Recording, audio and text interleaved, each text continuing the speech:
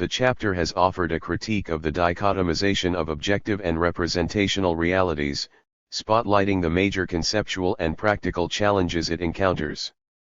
One challenge is that the dichotomy presupposes an objective reality that exists out there. It is contended in this chapter that no such reality exists independently of the volition of analysts or social actors who describe, explain, and give meaning to reality. It demonstrates conceptually and empirically that class and class struggle in the CCP's shifting metadiscourse of the Chinese Revolution were neither objective nor representational realities but something the CCP articulated into existence for particular purposes. For the party, classes meant primarily its friends and enemies or subjects and objects of the revolution, while class struggle was, first and foremost, an operational strategy by which the goals of the revolution were to be achieved. Its friends and enemies as well as its strategy were then articulated with Marxist terminology and embedded in the framework of historical materialism. Yet, the classes that its party workers identified in the villages could not be squared with the leaders' class maps or schemes. The discrepancy did not matter much to the party not just because its leaders were not social scientists who aimed to do a good job with class analysis but also because it did not prevent the party from securing sufficient support from its friends, taking enough land and materials from its enemies to reward its friends, or extracting adequate resources for its armed struggle. Nor did the classes and class struggle as articulated by the CCP agree with Marxist conceptions. The mismatch was no major consequence for the same reason, but it cast doubt on the party's stated faith in Marxism, its commitment to the Chinese Revolution, and the prospect of China's revolutionary transformation. After all, the CCP-made classes were not equipped to make history in the way that pioneering communists imagined, while the CCP-orchestrated class struggle could not act as the motor of history propelling China forward incessantly from semi-feudalism to socialism and communism. 4.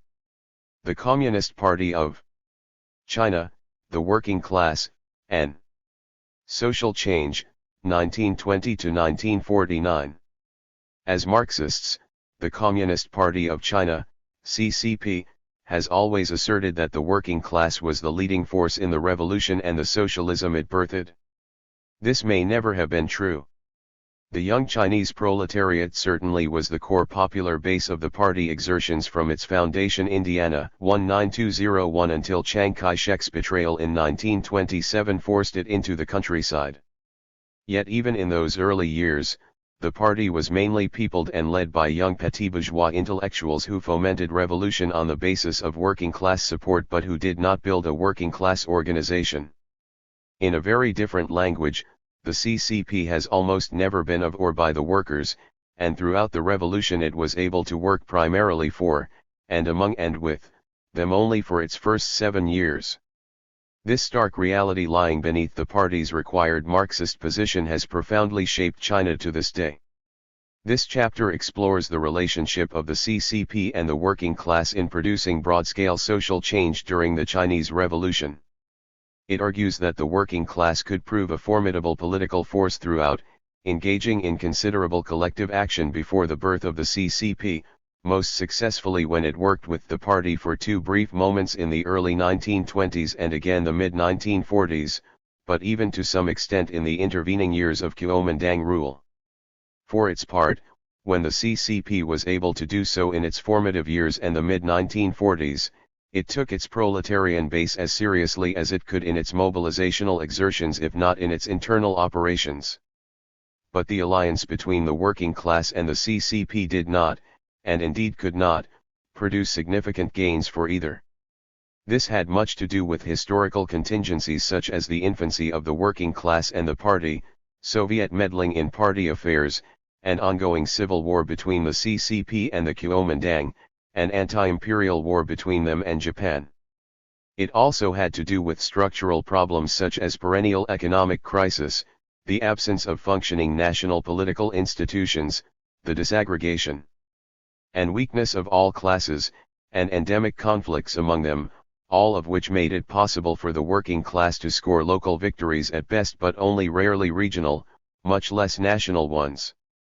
Thus, for almost 2 decades the working class continued to suffer under despotic, chaotic Chinese, and, for a time, Japanese, capital, while the CCP achieved its triumphs in the countryside. The attenuated relationship between the party and its class base, and the failure of the working class to achieve significant social change, had profound implications for politics and social change in the Maoist and structural reform decades. 2. This chapter is organized into two main parts. The first considers three aspects of broad-scale social change: the economic, the more specifically social, and the ideational. The second analyses the roles and interactions of the working class and the party in shaping those social changes.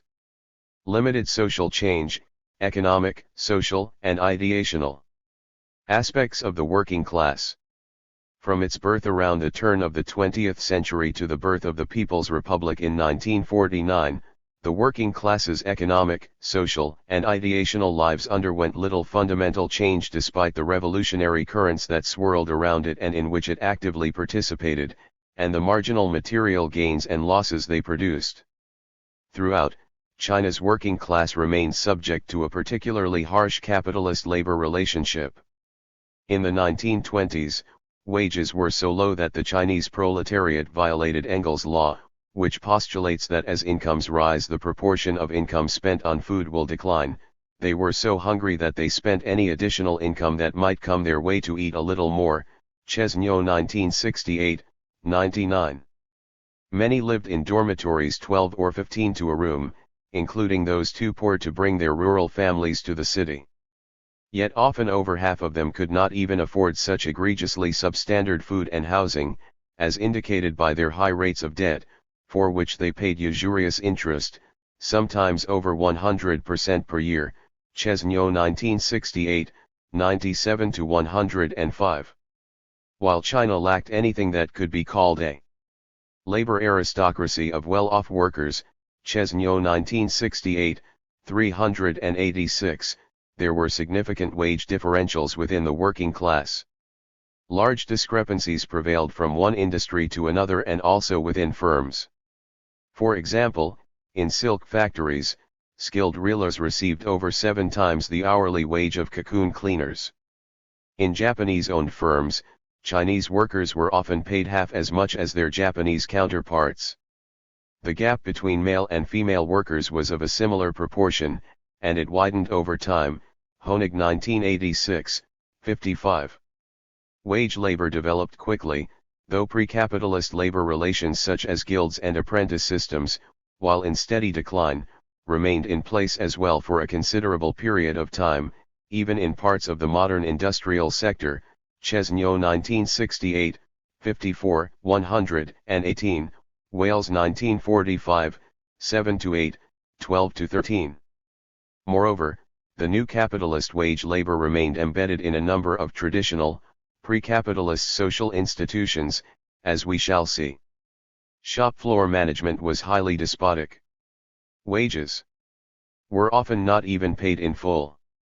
Deductions for all manner of fines, for absenteeism, smoking, poor quality work, or damage, were common.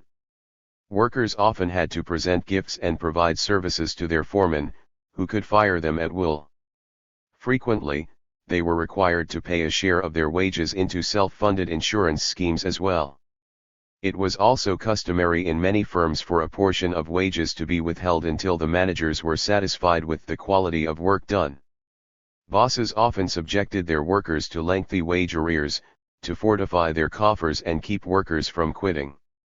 Bonuses, a not-so-hidden form of wage arrears, were commonly used to enforce discipline. Workers were often subjected to forced overtime, in many cases with no pay increment.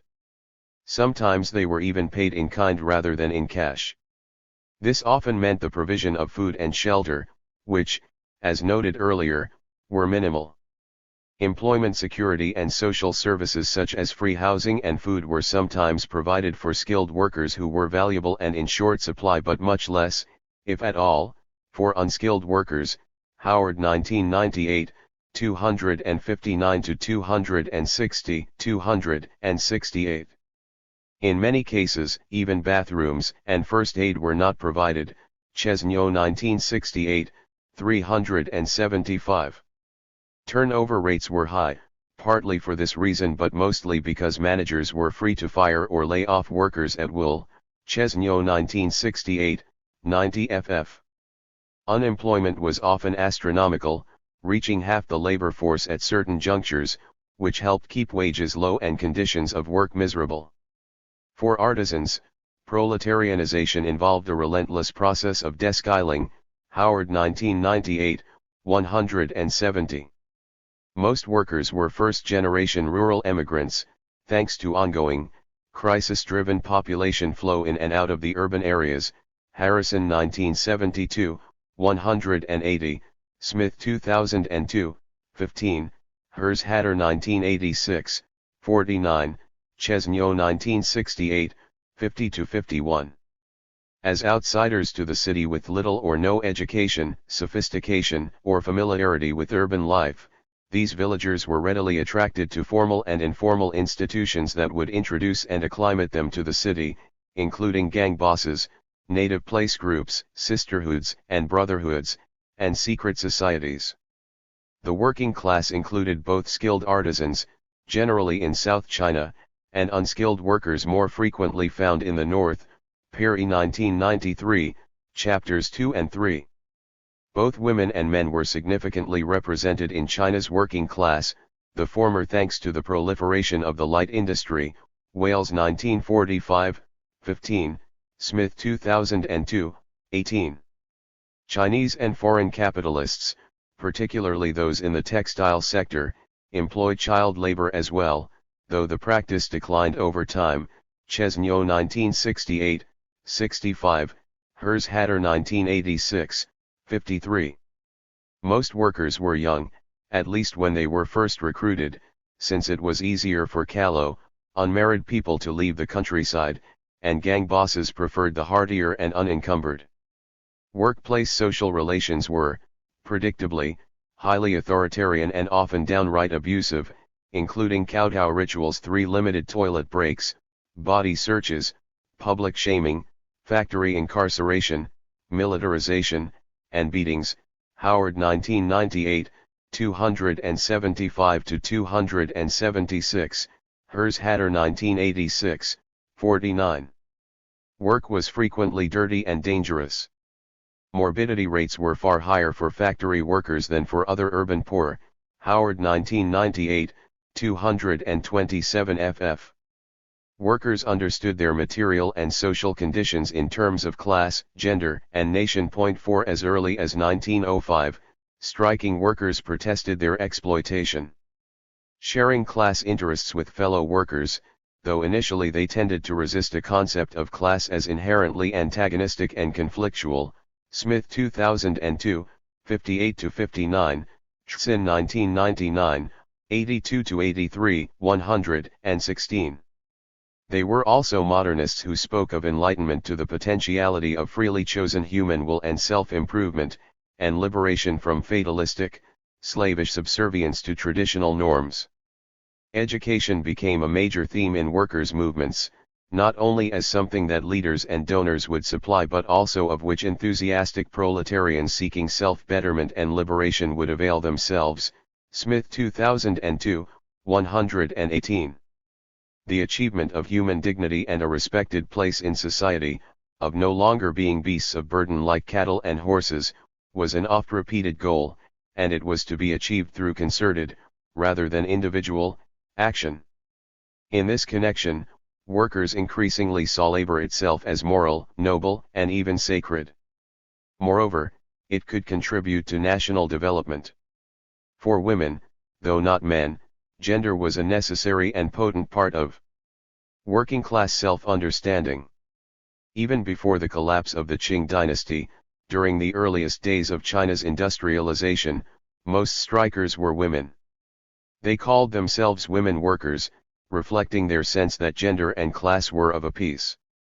They organized their own unions and strikes, though as much if not more due to the gendered division of labor than any specifically feminist consciousness. When they did so, they often singled out issues such as sexual harassment or child care. Yet women seem to have understood the indignities inflicted upon them as a particularly egregious effect of imperialism and capitalism more than of patriarchy per se. Smith concludes that the gendered marking of nationalist discourse was not especially prominent, Smith 2002, 54-59, 206-207. Workers also grasped the novel and active principle of nationalism. They often conceptualized themselves and their class as creators of the nation's wealth, as the key to its economic modernization that was necessary to triumph over the foreigners, and as selfless fighters against imperialism. 5. Smith has developed the concept of class-inflected nationalism to convey the idea that class and national consciousness were not opposed but complementary, Smith 2002, 190 and Passim. In short, the Chinese working class that formed in the first half of the 20th century suffered profoundly and in multifarious ways from the economic effects of capitalist industrialization. Socially, they were, by and large, recent rural emigrants, men and women, adults and children, who suffered workplace despotism and were enmeshed in a range of particularistic networks that not only situated and protected but also oppressed them. They understood their brave new world in terms of an admixture of class, gender, and nation. Over 3 decades of revolution, all this remained relatively constant even amidst the fairly radical political dynamics.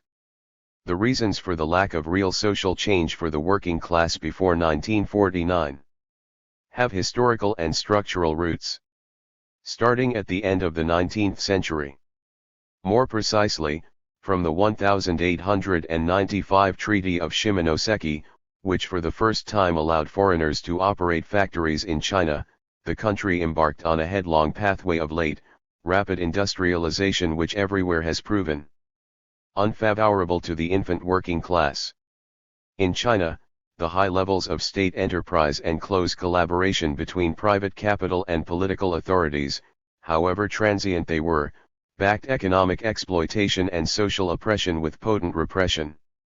Persistent pre-capitalist labor relations in traditional, paternalistic workshops set the abysmal norms for the new wage labor in factories, but without the benefits of in-kind pay such as food and shelter. This included apprenticeships under which workers received no pay at all. The gang boss system of labor recruitment provided a particularly strong obstacle to social change. So did the predominance of even more exploitable female labor in China's large light industrial sector. The ongoing crisis in the vast rural economy ensured a steady supply of highly exploitable new workers, Wales 1945, 7-14. But proletarian social stagnation also had political roots. Labor politics. Here 3 big questions arise. What was the relationship between the working class and the party, both over time and in terms of labor's capacity to assert itself locally and on wider regional or national levels, and what accounts for them? What were the political roots of the lack of significant social change for the working class before 1949? And what are the implications of all this for labor politics under the People's Republic, both in its Maoist and structural reform periods? The working class and the Communist Party. Starting with the onset of industrialization in the later 19th century, China's working class engaged in a great deal of contentious collective action that took many forms, extended even under periods of coercive politics, and came about autonomously as well as in concert with political parties including anarchists, the nationalists, and the communists. Workers struck, sometimes in a spontaneous, unorganized, wildcat fashion, and sometimes in planned walkouts that were even concerted across enterprises, localities, and regions.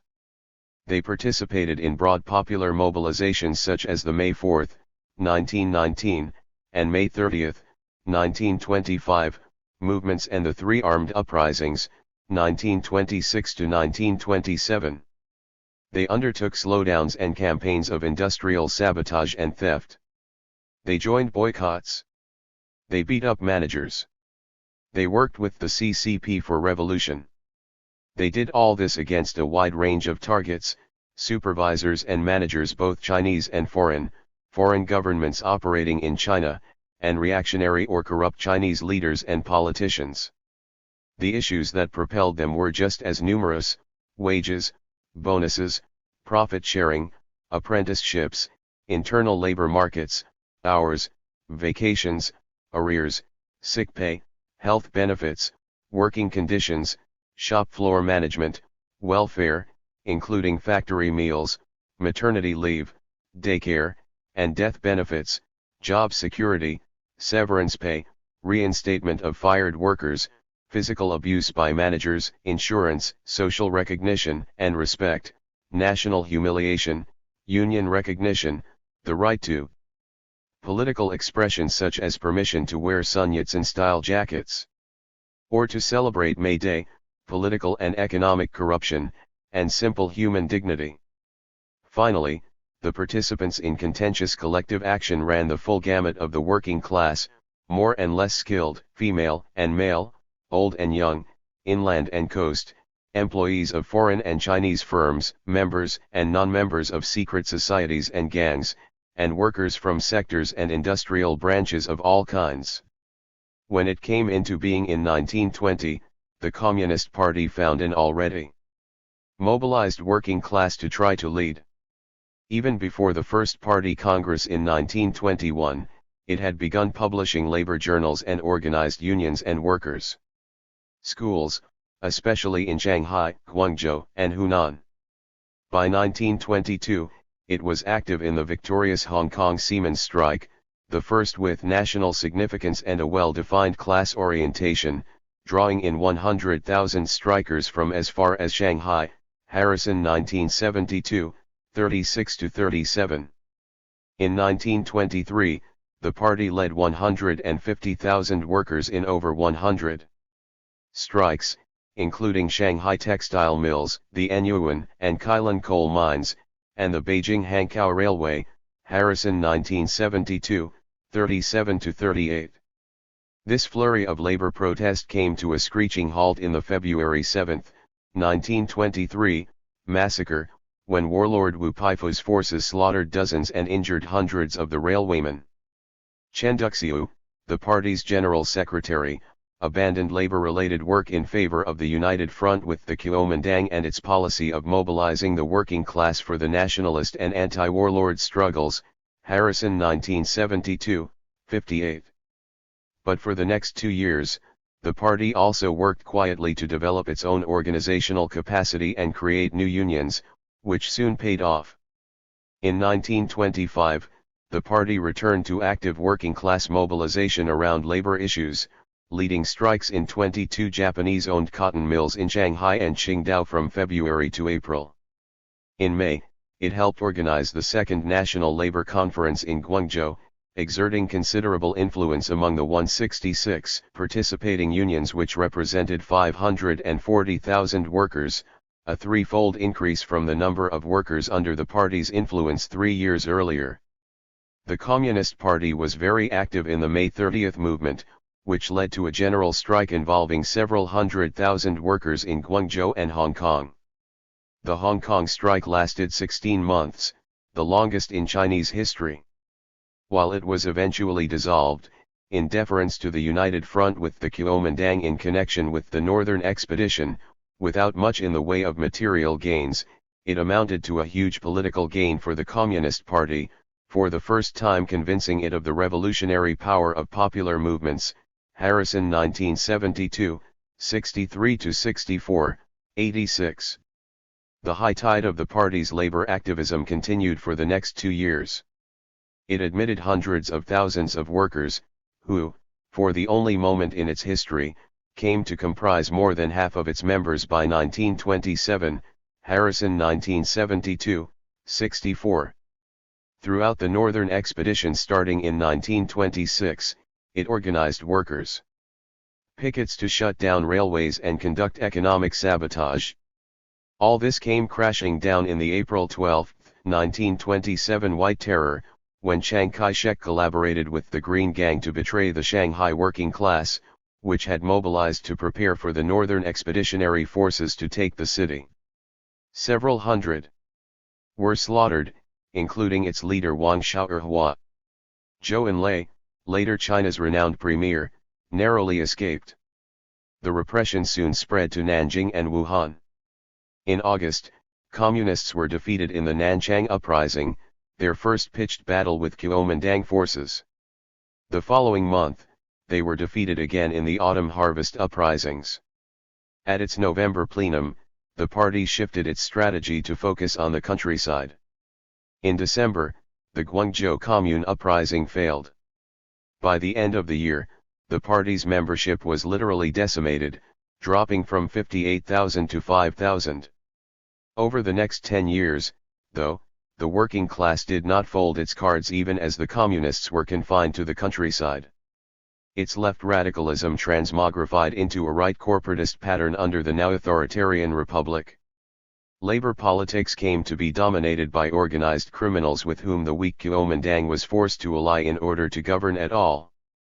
Workers still struck from time to time, occasionally in a spectacular fashion, as when a 1932 postal strike for higher wages spread from Shanghai to Beiping, as Beijing was then known, Tianjin, and Nanjing, Paris 1993, 97 and Passim. Working class politics were transformed again after 1937, as the Kuomintang and the Communists formed a second united front against Japan.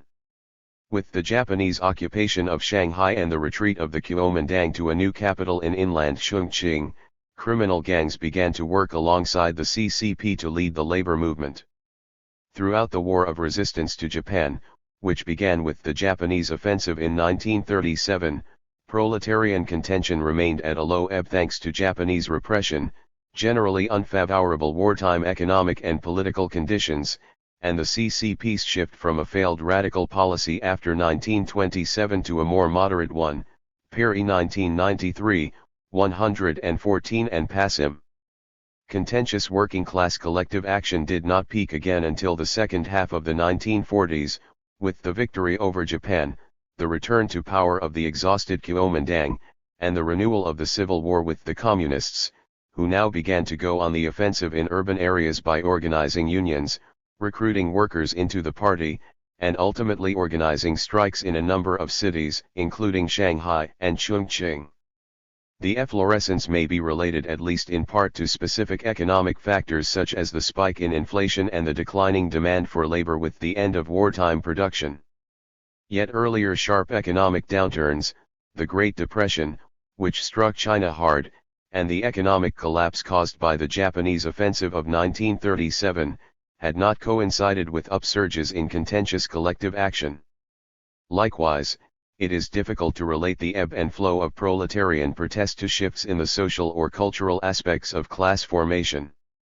What did move in beat to the ebb and flow of labor activism was the country's politics. In the mid-1920s, the Nationalist Party was a vibrant, progressive, populistic young movement-based organization that had acquired a strong political base in Guangzhou, a military force capable of advancing its aspirations to unify the country under its reformist program, a social base in the progressive middle class, and an alliance with the energetic, up-and-coming Communist Party. It was, in short, a credible hegemonic project in a country that lacked any other, and one grounded in a potent hegemonic bloc. Starting in 1926, its northern expedition liberated city after city, and region after region, from rule by gentry and warlord satraps. In the late 1940s, the country was again in a time of political flux. The nationalists were trying to re-establish political control but lacked the capacity or legitimacy to do so. By contrast, the CCP's counter-hegemonic project, with its own hegemonic bloc comprised of most of the peasantry at its core and growing alliances among the working and middle classes, was on the move, ramping up its political and military struggles with the nationalists now that the Japanese had been defeated. What, however, was the precise relationship of these political openings to the development of labor contention? Of the many strands in social movement theory, the one most centered on politics and the state has been developed by Sidney Tarrow around political opportunity structure.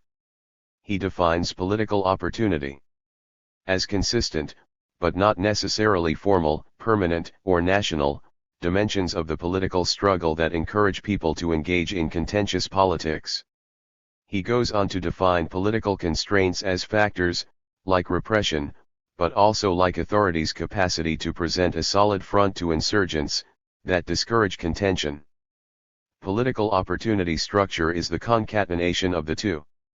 His argument is that contentious politics, which occurs when ordinary people, often in league with more influential citizens, join forces in confrontations with elites, authorities, and opponents, is more likely to happen when ordinary citizens, sometimes encouraged by counter-elites or leaders, respond to opportunities that lower the costs of contentious collective action, reveal potential allies, show where elites and authorities are most vulnerable, and trigger social networks and collective identities into action around common themes. Tarot 2011, 2, 19-20. It is tempting to see the peak periods of contentious working-class collective action as corresponding to these openings in China's political opportunity structure. After all, from 1919 to 1927, and again in the latter half of the 1940s, China lacked a coherent, capacious national government, and was starting to generate credible revolutionary movements. On closer inspection, though, many aspects of the political opportunity structure were also decidedly unfavorable for working-class contentious collective action during much of these periods. China may have undergone a great deal of development of new political ideas, organization, and general ferment starting in May 1919, but the costs and risks of contentious collective action remained strong in the ensuing years. Striking Hunan workers and their leaders learned as much, to their deadly cost, when provincial warlords suppressed their movement, killing 35 strikers in the infamous February 7, 1923, incident and the subsequent destruction in December of the Shuakoshan Workers' Club, which had led the last of the major strikes. The May 30 movement occurred not at a moment of short-term political opening, but precisely in response to a violent fusillade against the labor movement. It and the three armed uprisings were not so many results of a political opening as attempts to create the conditions for the Northern Expedition to establish one, an attempt that was ultimately betrayed in the White Terror, the bloodiest suppression ever encountered by China's working class. In the years following the end of the War of Resistance to Japan, workers mobilized in cities that were still under the control of the proto-fascist Kuomintang-run republic, a state that could still muster the capacity, however unevenly and fleetingly, to smash unions linked to the CCP and arrest their leaders. What these moments of enthusiasm, the early and middle 1920s and the late 1940s, shared, however, was not just a potential tipping point in the class structure and struggle but also a rising level of activism and boldness by radical leadership associated with the Communist Party. The young, energetic, committed activists of the CCP were involved in all of the Hunan strikes of 1922, where they provided crucial leadership and coordination, both directly and through the Hunan Labor Secretariat. They were conspicuous in organizing the May 30 movement through the Shanghai General Labor Union. They played a key role in mobilizing workers for the three armed uprisings. From 1945 to 1949, the CCP, no longer preoccupied with the anti-Japanese war and from the constraints imposed by its Second United Front with the Kuomintang, began to divert some of its energies into revolutionary struggles in the cities. It was behind the revival of the labor movements in Shanghai, Chongqing, and other cities. The effects of CCP resurgence on working-class contentious collective action were not only direct but also structural and indirect. For example, in explaining the 1946 Chongqing strike wave, Howard writes that ongoing negotiations between the nationalists and communists opened up political space for social movements, since the government did not want to appear too heavy-handed. Howard 1998, 486. Yet it would obviously be too simplistic to argue that the CCP produced the Chinese labor movement or its most contentious moments of collective action. As already noted, Chinese workers began to undertake meaningful contentious collective action long before the formation of the CCP. And even after the party's formation, they often organized strikes and demonstrations without its help.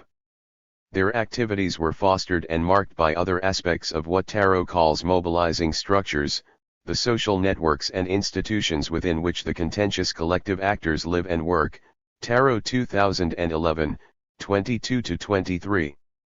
The life of the Chinese proletariat may have been miserable, but it was anything but atomistic. Workers were knitted together in all manner of networks and institutions. A core argument of Elizabeth Perry's path-breaking book on Shanghai is that, far from undermining their capacity for contentious collective action, the particularistic cleavages within the Chinese working class actually promoted it. Perry 1993. Both there and in other cities, secret societies, gangs, and even labor bosses and foremen often helped organize strikes. Moreover, workers' rural roots meant that they had a ready escape route in the event that the protest went badly, which it often did. Political opportunity structure should, then, be conceptualized not just in relation to the overall political context at the national and elite levels, but as having micro as well as macro levels. At the macro level, China's political institutions did not offer particularly favorable conditions for the development of contentious collective action by the working class. Political fragmentation, warlord repression, imperialism, and civil war were serious obstacles to the regional and national organization and mobilization. This was true even at moments, such as the early and mid-1920s and the late 1940s, of detectable flux and destabilization of those institutions. By contrast, at the micro level, in factories and cities, a more favorable political opportunity structure for contentious collective action often prevailed. Mobilizing structures were advantageous, workers came to the cities already bound up in corporate groups, they formed new ones while there, and they had communities to which they could return when the going got too rough. Moreover, political opportunities were also more propitious. Counter-elites such as the CCP were often more organized and effective locally than nationally, and local political authorities often lacked either the capacity or the will to repress workers' attacks against themselves or employers. That is, the weakness of political institutions had opposite effects at the local level and the regional and national ones, creating favorable conditions for proletarian contention in the former but undermining it in the latter. Moreover, this articulation of contradictory macro and micro-level forces and structures helps explain China's pattern of proletarian politics before 1949, which consisted of significant localized activity over a protracted period that was nonetheless difficult to knit into a coherent and effective regional, much less national, movement. Finally, the contradiction between micro and macro-level political opportunity structures helps explain the peaks in contentious collective action in the 1920s and 1940s and the role of the Communist Party in those processes. Workers suffering at the level of economic and social aspects of class formation could organize localized contention on their own, even, though at a reduced level, when the macro-political opportunity structure was unfavorable, between 1927 and 1945. However, even at the high tides of 1923 to 1927 and 1945 to 1949, it took the special resources provided by the Communists, their drive, organizational theory and acumen, and extensive organizational network across the country, to overcome the macro-level obstacles and project local strikes onto regional or national canvases. The fact that this could happen in the 1920s and again in the late 1940s but not in between was determined both by the generally unfavorable macro-level political opportunity structures throughout and by specific political conjunctures such as the rise of the Kuomintang as a progressive force in the early 1920s, its rightward turn in 1927, the long rural exile of the CCP, the invasion and subsequent defeat of Japan, and the return of political competition after the end of the World War II. Smith's conclusion about the pre-1927 decades applies equally well for the next 22 years. Politics was essentially a contingent process of mobilization rather than one rooted in the social, and labor politics are best understood as the result of competing political forces, overdetermined by the wider conjuncture, Smith 2002, 266 to 267. In a different, more Gramscian conceptual lexicon, The absence of political hegemony in China created different effects at the national and local or regional levels. Where local authorities were weak, the political lacuna enabled workers to mobilize, sometimes spectacularly, in their own cities and occasionally link up regionally. Where municipal or provincial governments were strong enough and sufficiently anti-labor, the working class could be crushed. At the national level, the lack of any unified government made it very difficult for the working class to coordinate politically across regions, and the only times it could do so were when the Communist Party's hegemonic project was able to provide effective leadership. Politics and working class social stagnation. At first blush, the political roots of the failure of the working class to achieve significant social change, in addition to the historical and structural ones discussed earlier, seem perfectly obvious. Until 1927, the political turmoil of the day made successful political action by the working class, the party, or both in concert, difficult. Both were young and not yet well institutionalized. After 1927, the cities were governed variously by right-wing, militarist warlord, Kuomintang, and Japanese autocrats. There was no national government which working class could target or to which it could appeal. Short of a revolution, how could working-class social change possibly have taken place? Yet questions remain about why labor could not achieve smaller, more incremental gains. Actually, in their early strikes, not only before the party came into being but also after it got involved in labor struggles in 1922 and 1923, workers did win some concessions. The 1921 strike at British American Tobacco won a modest victory, Smith 2002, 137. In 1922, the Hong Kong Seamen's strike achieved union recognition and substantial wage increases, and the Anyuan coal miners achieved all their demands, Harrison 1972, 36, Perry 2012, Chapter 2. That an immature, weakly organized working class and an inexperienced young political party could do so has much to do with political agency and contingency. The Anyuan victory can be chalked up to skillful party leadership and the availability of a range of local allies, intellectuals, local gentry, military officers, merchants, Red Gang dragon heads, and church clergy, Perry 2012, Chapter 2. Temporality also helped, as these early large-scale strikes caught employers off guard. One might argue that the anarchic political opportunity structure also helped, in that there was no authoritative state that employers and political conservatives could deploy to restrain the workers and the party. But that analysis can't explain why that same structural lacuna could, just months later, provide the conditions for warlord Wu Peifu to carry out the February 7, 1923, massacre of striking railway workers, as well as the White Terror 4 years later. Like the explanation of their ebbs and flows, the reasons labor politics could not prove more victorious and contribute to significant social change for the working class need to be sought in the vagaries of politics rather than the economic, social, ideational, or even political structures of power. Having witnessed labor victories in 1922, Wu Peifu decided to take the threat seriously and was ruthless enough to do so.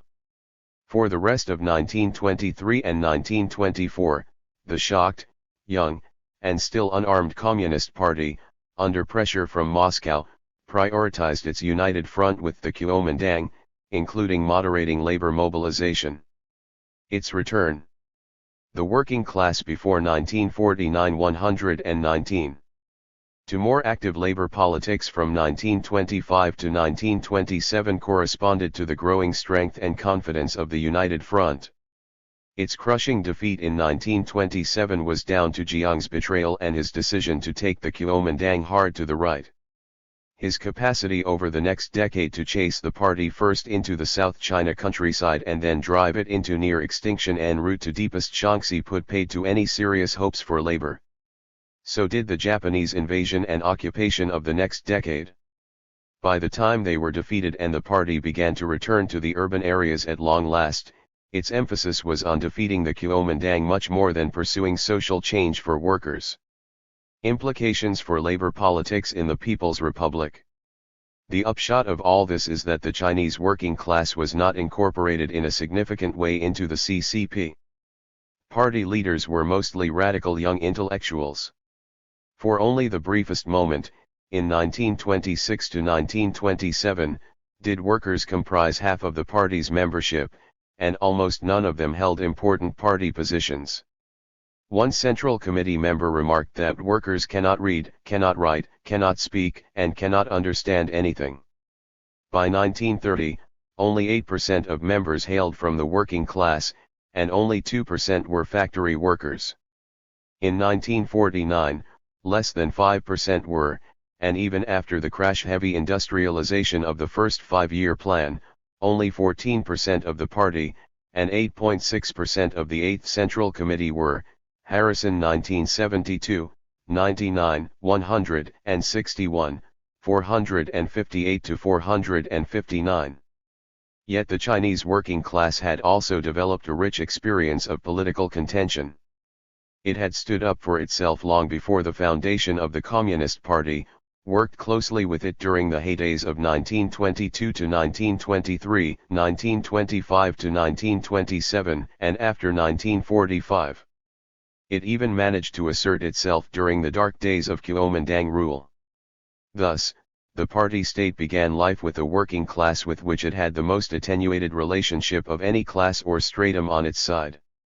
This would not stop it from engineering the rapid, stunning social change for the proletariat that had not come during the long revolution. On the contrary, China's workers were the greatest popular beneficiaries of the new society, far more so even than the farmers who had participated so actively and worked so closely with the party for over 2 decades. But, in both the Maoist and structural reform eras, this gap helped severely limit their political influence, not to mention power or hegemony, even as, at several crucial moments, they continued to flex their muscles in active participation and resistance. And from 1992 onward, it enabled the party state to dethrone the working class from its position of economic and social preeminence, a necessary precondition for undertaking its extraordinary, transformative structural reform. Point 6. The party and the working class. Since its birth at the outset of China's industrialization, decades before the formation of the Communist Party, the working class actively and repeatedly stood up for itself, even at moments of capitalist, imperial, and reactionary repression. Locally, it experienced great successes and devastating failures. And even though its organization and resistance were not creatures of the party, it did benefit from communist leadership, especially when it came to extending its action regionally or nationally. Yet none of this enabled it significantly to claw back its economic exploitation, overcome its social subordination and oppression, transform in fundamental ways its ideas about itself and its place in the world, or gain a real foothold in the Communist Party. And for its part, the CCP never itself became a proletarian party. These shortcomings on both sides had profound implications for labor politics, and politics more widely, in the Maoist and structural reform periods. Indeed, they ultimately proved a crucial precondition for China's stunning, phoenix-like rise half a century on. 5. Class as a political tool. In rural China, the middle peasant in the War of Resistance to Japan. Class has been and remains an important part of the CCP's toolbox for social and political change, but the identification of specific classes and even to some extent the general definition of class, as well as particularly the uses for mobilization, have been contingent on the immediate context. In the years before the establishment of the PRC, the need for the CCP was to mobilize support in order to establish itself politically. The period of the War of Resistance to Japan, 1937 to 1945, is widely acknowledged as the pivotal moment when the CCP established its position so successfully in rural China that it was able to defeat the Nationalist Party and government in the ensuing Civil War, 1947 to 1949. One of the still widely held beliefs about that victory is that it was achieved as the direct result of policies mobilizing behind the banner of nationalism and avoiding class conflict during 1937 to 1945, especially in the base areas and border regions of North China. Central to that argument is the identification of the middle peasant as the key agent of social change led by the CCP, the apparently safe middle ground for a broad-based consensus. Wao 1994, Keating 2000, Wei 2000, Tian 2000. The evidence from the Taihang base area, the center of the eventual Shaanxi-Hebei Shandong Henan border region, Jinji Luyu, and one of the major centers of CCP operations behind Japanese lines, provides an alternative explanation. Far from absent during this period, there was intense and often violent class conflict, led by the CCP.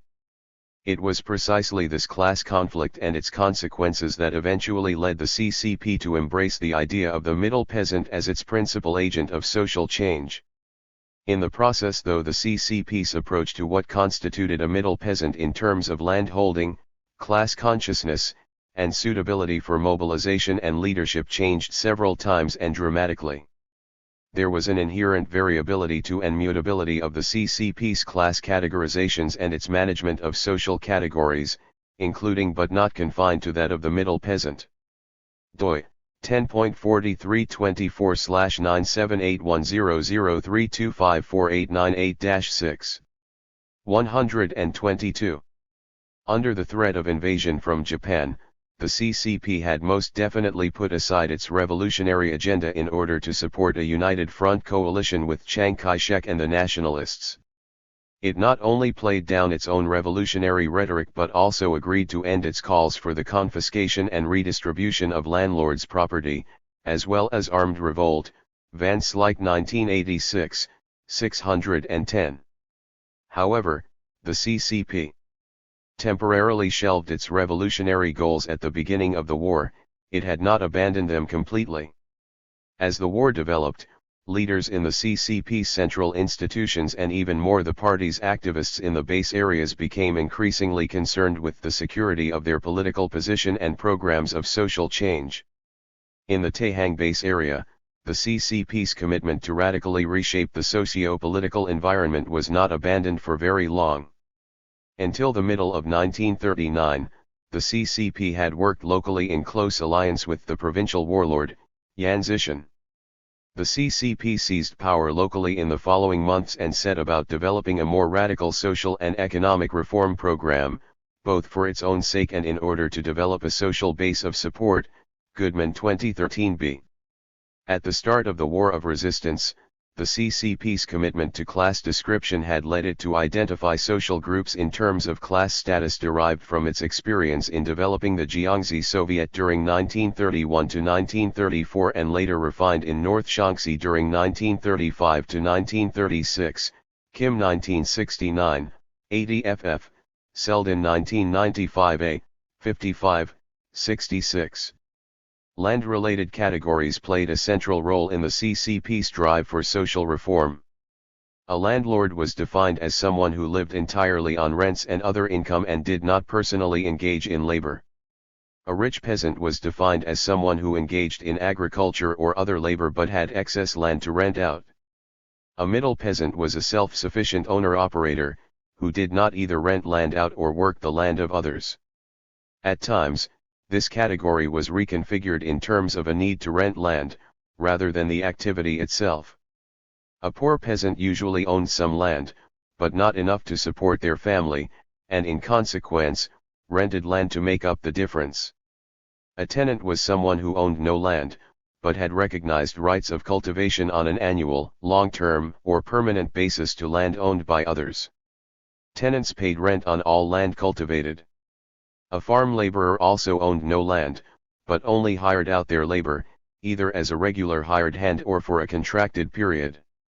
To these land-related categories were added several that were more self-explanatory and described occupations, though even these categories were often flexibly operationalized. The category of worker, for example, which had a certain political mission within the communist movement, was applied not only to industrial workers but also to artisans, handicraft workers, shepherds, and farm laborers, though sometimes those individual social categories were also used. Occupational categories also included merchants and traders, vagrants, often a euphemism for bandit, cotters and officials, and soldiers. It is not hard to see how the changes of 1937 to 1945 might be interpreted as witnessing the replacement of the influence of landlords by middle peasants in rural China, even in the Taihang base area. Table 5.1 summarizes CCP survey data for 1936 and 1944, identifying households and land ownership by class. The Taihang class as a political tool in rural China. 123 villages across 39 counties, Taihang Social and Economic Survey 2, 1429. Others include tenants, artisans, traders, vagrants, soldiers, and cotters. Region saw a decline in the numbers of landlord and poor peasant households, and a dramatic increase in the number of middle peasant households, a dramatic decrease in the amount of land owned by landlords, and an equally as dramatic increase in land ownership by middle peasant households. On the other hand, such a simple equation seems to mask more complex processes. In the first place, early attempts at social engineering had been extremely problematic. Attempts to radicalize workers, landless laborers, and poor peasants failed to achieve their goals and resulted in, sometimes extreme, rural class conflict and the alienation of parts of the CCP's rural base of support. The CCP's attempts to adapt to the challenges of its environment led to a major debate within the party on class and revolution, and specifically the role of the middle peasant. Adaptation and then further adaptation by the CCP eventually resulted in both a changed social environment and a social base of support for the CCP which centered on a newly defined middle peasantry. The process of social change was uneven, even in those secure parts of the base area firmly under CCP control. It was also often chaotic, uncoordinated, and violent. There were problems between the CCP, in its many different organizational forms, and the wider society, but there were also social tensions that emerged within the peasantry as expectations became frustrated. Equally, there were difficulties that emerged in the relationships within the CCP, particularly between levels and most particularly between the leadership of the base area and those of the local party committees. The middle peasant strategy that emerged from these events and that was to prove eventually successful in mobilizing support, came to focus on a highly variable middle peasant, differentiated by their earlier class status and political behavior, sometimes assumed, during the war years. Moreover, as Table 5.2 details, on average the middle peasant who emerged was considerably less wealthy than the middle peasant of the pre-war years, more a peasant smallholder than a self-sufficient owner-occupier, in a process of class leveling. Urban intellectuals and peasants. The Taihang region as a whole had been predominantly rural on the eve of the War of Resistance, though far from a subsistence economy. Across the region, landlords and middle peasants sold half their total product at the market, even poor peasants sold on average about a fifth of their output. Taihang Social and Economic Survey 1, 1348. Moreover, few of its counties had remained untouched by more contemporary forms of socio-economic development. Liaoxian had become a rapidly expanding commercial center during the 1920s, based on coal and sheep. Wuxiang had established a rural-based small-scale industrial sector with textiles, iron works, and coal mines. Even Lycan, which had no industry and little commerce but was agriculturally wealthy, had reflected that prosperity in high levels of education. Lycan County 1994, 499. In terms of the CCP socio-political classification, there were fewer poor peasants and more middle peasants in the Taihang region than elsewhere. There were few absentee landlords, except in the immediate Chenzi area where living in the city and having other business interests whilst owning land in the surrounding counties was a local landlord characteristic. Outline of National Wealth 1944, 1334, General Description 1945, 534. there were few managerial landlords in the region and in general a decreasing number of rich peasants.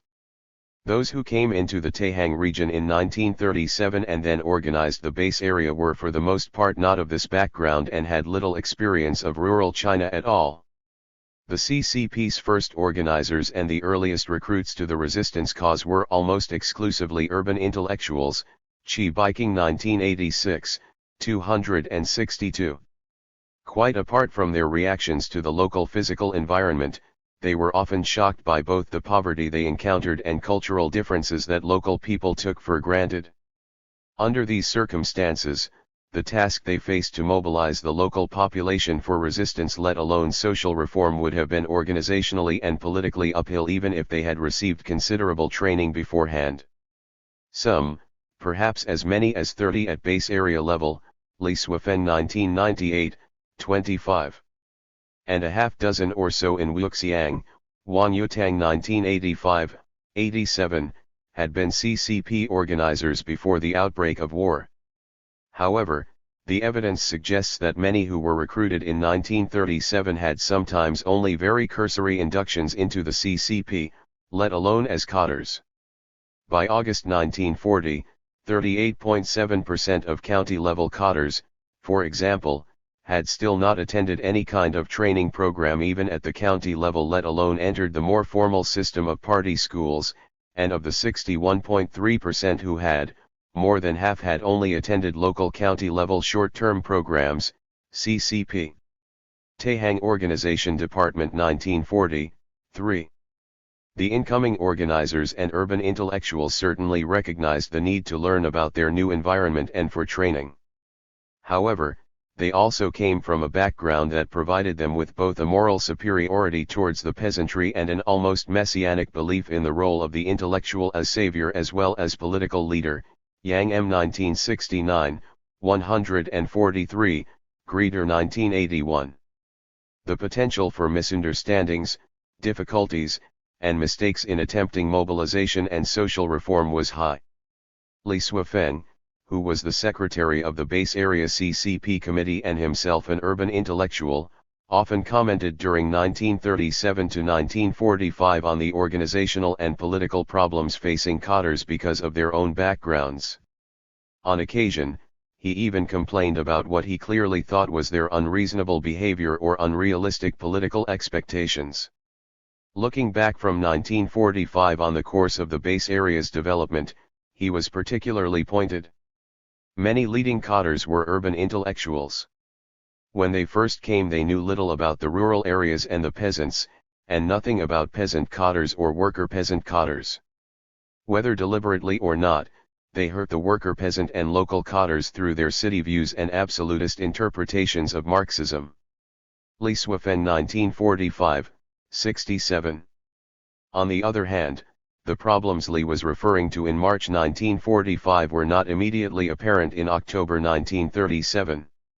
Until the second half of 1939, base area activities concentrated on dealing with the military threat, working within the United Front, particularly with Yan Zishan, and on building a CCP organization.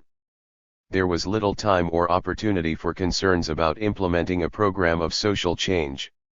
Indeed, to have done so might readily have jeopardized other activities and particularly the development of the United Front.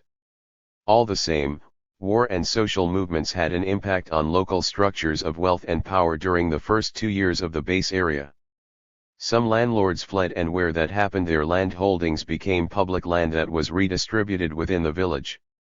On the other hand, landlords and rich peasants for the most part stayed in place, though the depression of the 1930s followed by the Japanese invasion and political uncertainty had left some of them economically exposed. During 1938 to 1939 across the Taihang region as a whole, landlords and rich peasants started to sell the less profitable parts of their land. One of the pressures in this direction came from local government, which particularly during 1939 encouraged both landlords and rich peasants to shoulder a disproportionate amount of the tax burden from their savings, roughly 2/3 of the total. The land they sold was for the most part bought by middle peasants who were more able to afford it, not least because they were largely exempt from tax as local governments turned to donations from those who had savings. Poor peasants, tenants, and landless laborers, however, found themselves becoming markedly poorer at this time, largely as the wage economy which they had come to depend on before the war started to contract. Tahang Social and Economic Survey 1, 1364–1367. In the first 2 years of the war, the CCP grew dramatically. Recruitment patterns varied greatly with location, though in general, it recruited heavily amongst teachers and the educated, as well as amongst the young. Middle peasants joined in large numbers, as did the homeless and bandits. Landlords and rich peasants also joined, but on the whole, not the old, people over 40, poor peasants or rural tenants. These last two categories were always difficult to mobilize during the war, but at this time, they were particularly inactive. Suziron 1942b, 239. All the same, the result was that the social basis of the CCP started to change as these new recruits began to take on additional responsibilities. At a base area CCP meeting to discuss party branch development during July 1942, someone pointed out that those who joined the party early were middle peasants, vagrants, and landlords, and most of them have become and remained cadres. CCP Tahang Organisation Department 1942, 7. The first attempts to introduce a program of social change came towards the end of 1939 in the form of a campaign to reduce rents and interest payments on debts, which had been part of the CCP's national agenda since its abandonment of more radical land reform in 1937. It was markedly unsuccessful and created further problems for the base area CCP leadership, foundering on a mixture of cadre inexperience and peasant resistance. Its results were not only class conflict, violence, and social dislocation but also a major reassessment of the base area's strategy, which itself was to prove problematic. The essence of the campaign was a series of public meetings, struggle meetings, at which landowners were called to account. Earlier in 1939, this technique had been used very successfully in a number of places, notably Wuxiang in the middle of the year, to reach a more politically acceptable distribution of the tax burden. The exercise centered on a mediated conflict between landowners and peasants which had to be carefully managed if local situations were not to get out of hand. In this and subsequent campaigns, the focus moved particularly to peasants who had lost either land use rights or ownership of land through debt, who were now encouraged to request restitution, especially where the rent and interest rates charged were now considered excessive. In general, the peasant associations usually tried to negotiate agreements between landowner and renter, creditor and debtor, beforehand on the grounds of community solidarity, especially in wartime, and indeed most accumulated debts were cleared in this way. However, if an agreement could not be reached, then disputes would be publicly aired. In general, at the end of 1939 and into 1940, the politics of rural social change were extremely impatient. The peasants' associations and their activities were organized from the top down, by the CCP committees and local governments at various levels, rather than as would later be the case by cadres who emerged from within the land redistribution movement. They were often inexperienced, untrained, and anxious for political success. Landless tenants and poor peasants had been and remained resistant to change and hard to mobilize. Whilst it was clear they were more concerned about the availability of work, land taxes, and land rents than land ownership, once the landless tenants and poor peasants became involved in political action, the cadres found them unpredictable and hard to control. One result was that local situations did rapidly get out of hand and turn to violence. Those with land and property were sometimes surrounded, beaten up, and even killed by those without. Tahang Peasants Association 1941, Vol 4.386. Another consequence was that local cadres sometimes just went ahead and either directed or ensured that land was first confiscated, and then redistributed from not only landlords but also rich peasants. Liaoxian Investigation Report 1942, 42. In addition, there were calls from county level as well as village cadres for the poor and the landless to get organized for immediate land reform, the confiscation of land and property and their redistribution. In October 1939, the Liaosian CCP committee called for the organization of a peasant association with 2/3 landless tenants and 1/3 poor peasants to implement a thoroughgoing land reform and to completely exterminate the landlords and rich peasants, CCP. Liaosian 1939b, 666. In Wuxiang, there were calls for a proletarian uprising and the abolition of private property, Wenji Unping 1940, 266. Across the base area, it was later acknowledged that more than 80 landlords and rich peasants had been physically assaulted, of whom most had died, in the course of more than 700 struggle meetings which continued into the spring plowing period, Pengtao 1942, 130. As Pengtao, the director of the CCP Mobilization Department for the base area admitted, we made mistakes and there was chaos in our handling of the transformation of class relations, Pengtao 1943, 229.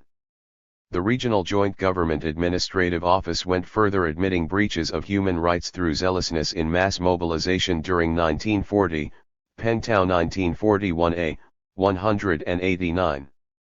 The potential economic and political consequences of this attempt at social reform were great and a major threat to the base area. In the short term, where those who felt threatened could leave, they did.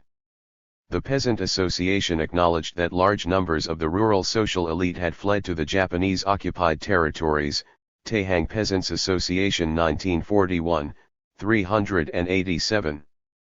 Quite apart from the threat to continued CCP attempts to maintain a broad coalition of political support in the wake of their split from Yanzhishan, these dislocations also threatened an already precarious economic situation. The theory of the unique influence of class status. At the beginning of 1940, the base area faced its first major crisis. The united front with Yanzhishan had collapsed in civil war, Japanese pressure was increasing, and economic problems loomed largely. A review of party membership, a party consolidation, had long been on the agenda, after the rapid expansion of 1937 to 1939. Now it was needed additionally to remove any remnant sympathetic attitudes to Yanzhishan, and to ensure greater political reliability in the wake of the unsuccessful rent and interest reduction campaign. In general, it needed a new mobilizatory strategy, to build on the support already gained through the United Front but to assist with the new political environment. The response was to turn to more orthodox class analysis and to consolidate the CCP, as had been originally suggested when the topic was first discussed in November 1939, by developing its proletariat membership. The practical problem even at that date had been that the base area had already evacuated the urban centers of southeast Shaanxi and southwest Hebei for the Taihang Mountains. There had been industrial workers, mainly miners, in the base area. About 2,565 were in CCP-led unions before 1940, Keihan 1938, 4. However, by late 1939, most were either in the 8th Route Army or in guerrilla teams. By 1940, for example, Wuxiang had 35 former Unionists, Liaosian 10, and Liken 20, Yangzhou 1941, 283. In CCP usage, the European concept of proletariat was not unreasonably rendered as the class without property.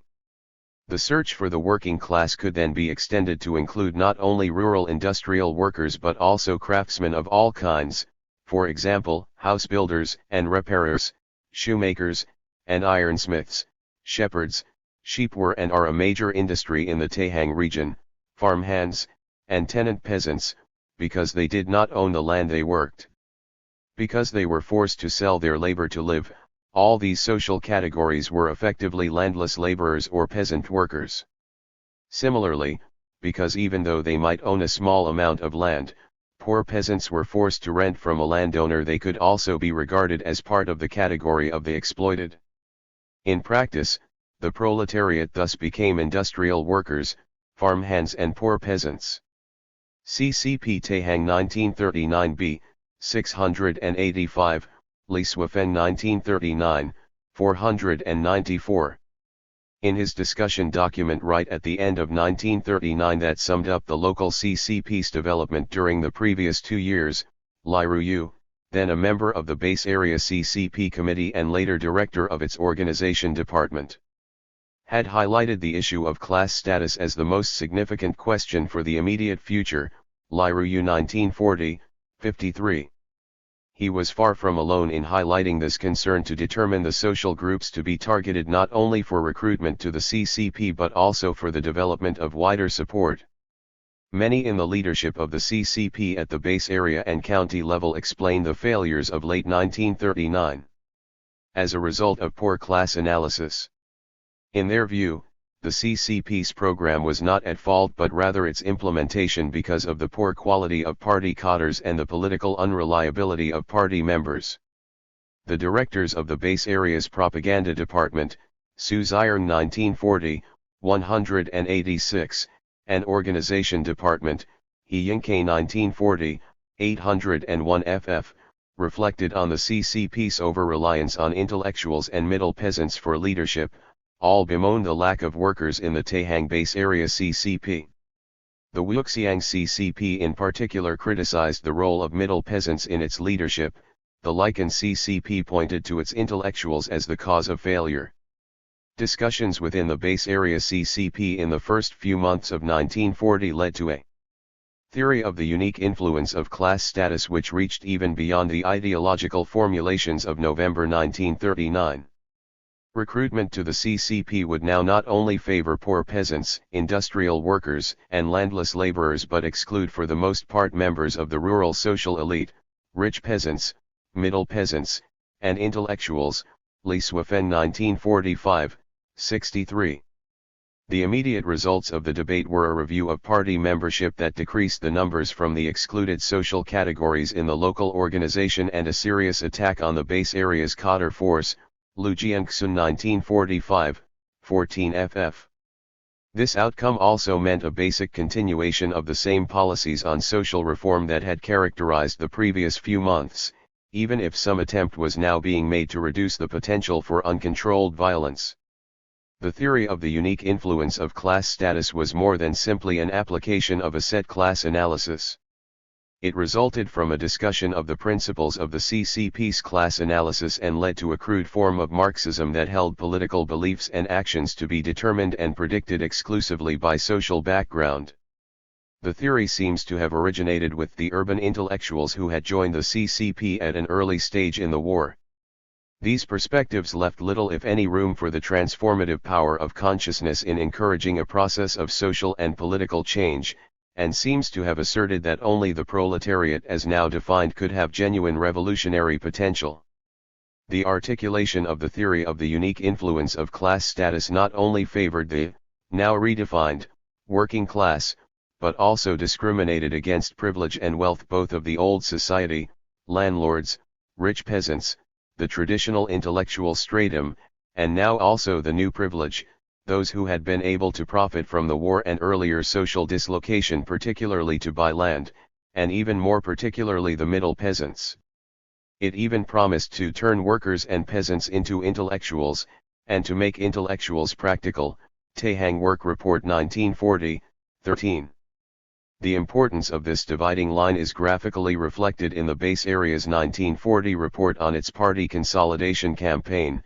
This presented its results by demonstrating the increase in the ratio between CCP members who were workers and poor peasants, on the one hand, as against those who were middle peasants or higher status, on the other hand, district by district, Organization Department Report 1940, 557.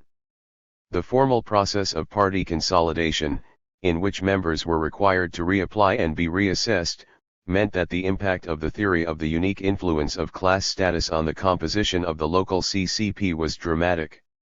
A minimum 30% quota for workers to be new recruits to all CCP branches had been introduced in 1939, Work Agenda 1939, 122. Various kinds of workers were subsequently recruited to the CCP.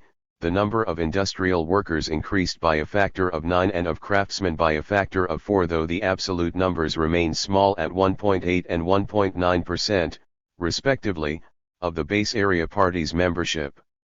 The proportion of CCP members who were middle peasants decreased considerably. By the middle of 1940, 72% of the county-level cadres under the Taihang Base Area CCP Committee were still intellectuals. However, only 23.7% of cadres at the sub-district level were now middle peasants, whereas the proportion of workers had risen to 17.1% and of poor peasants to 37.3%. Organization Department Report 1940, 570 ff. The consolidation campaign was used to exclude many of those landlords, rich peasants, middle peasants, and intellectuals who were not also established cadres from party membership.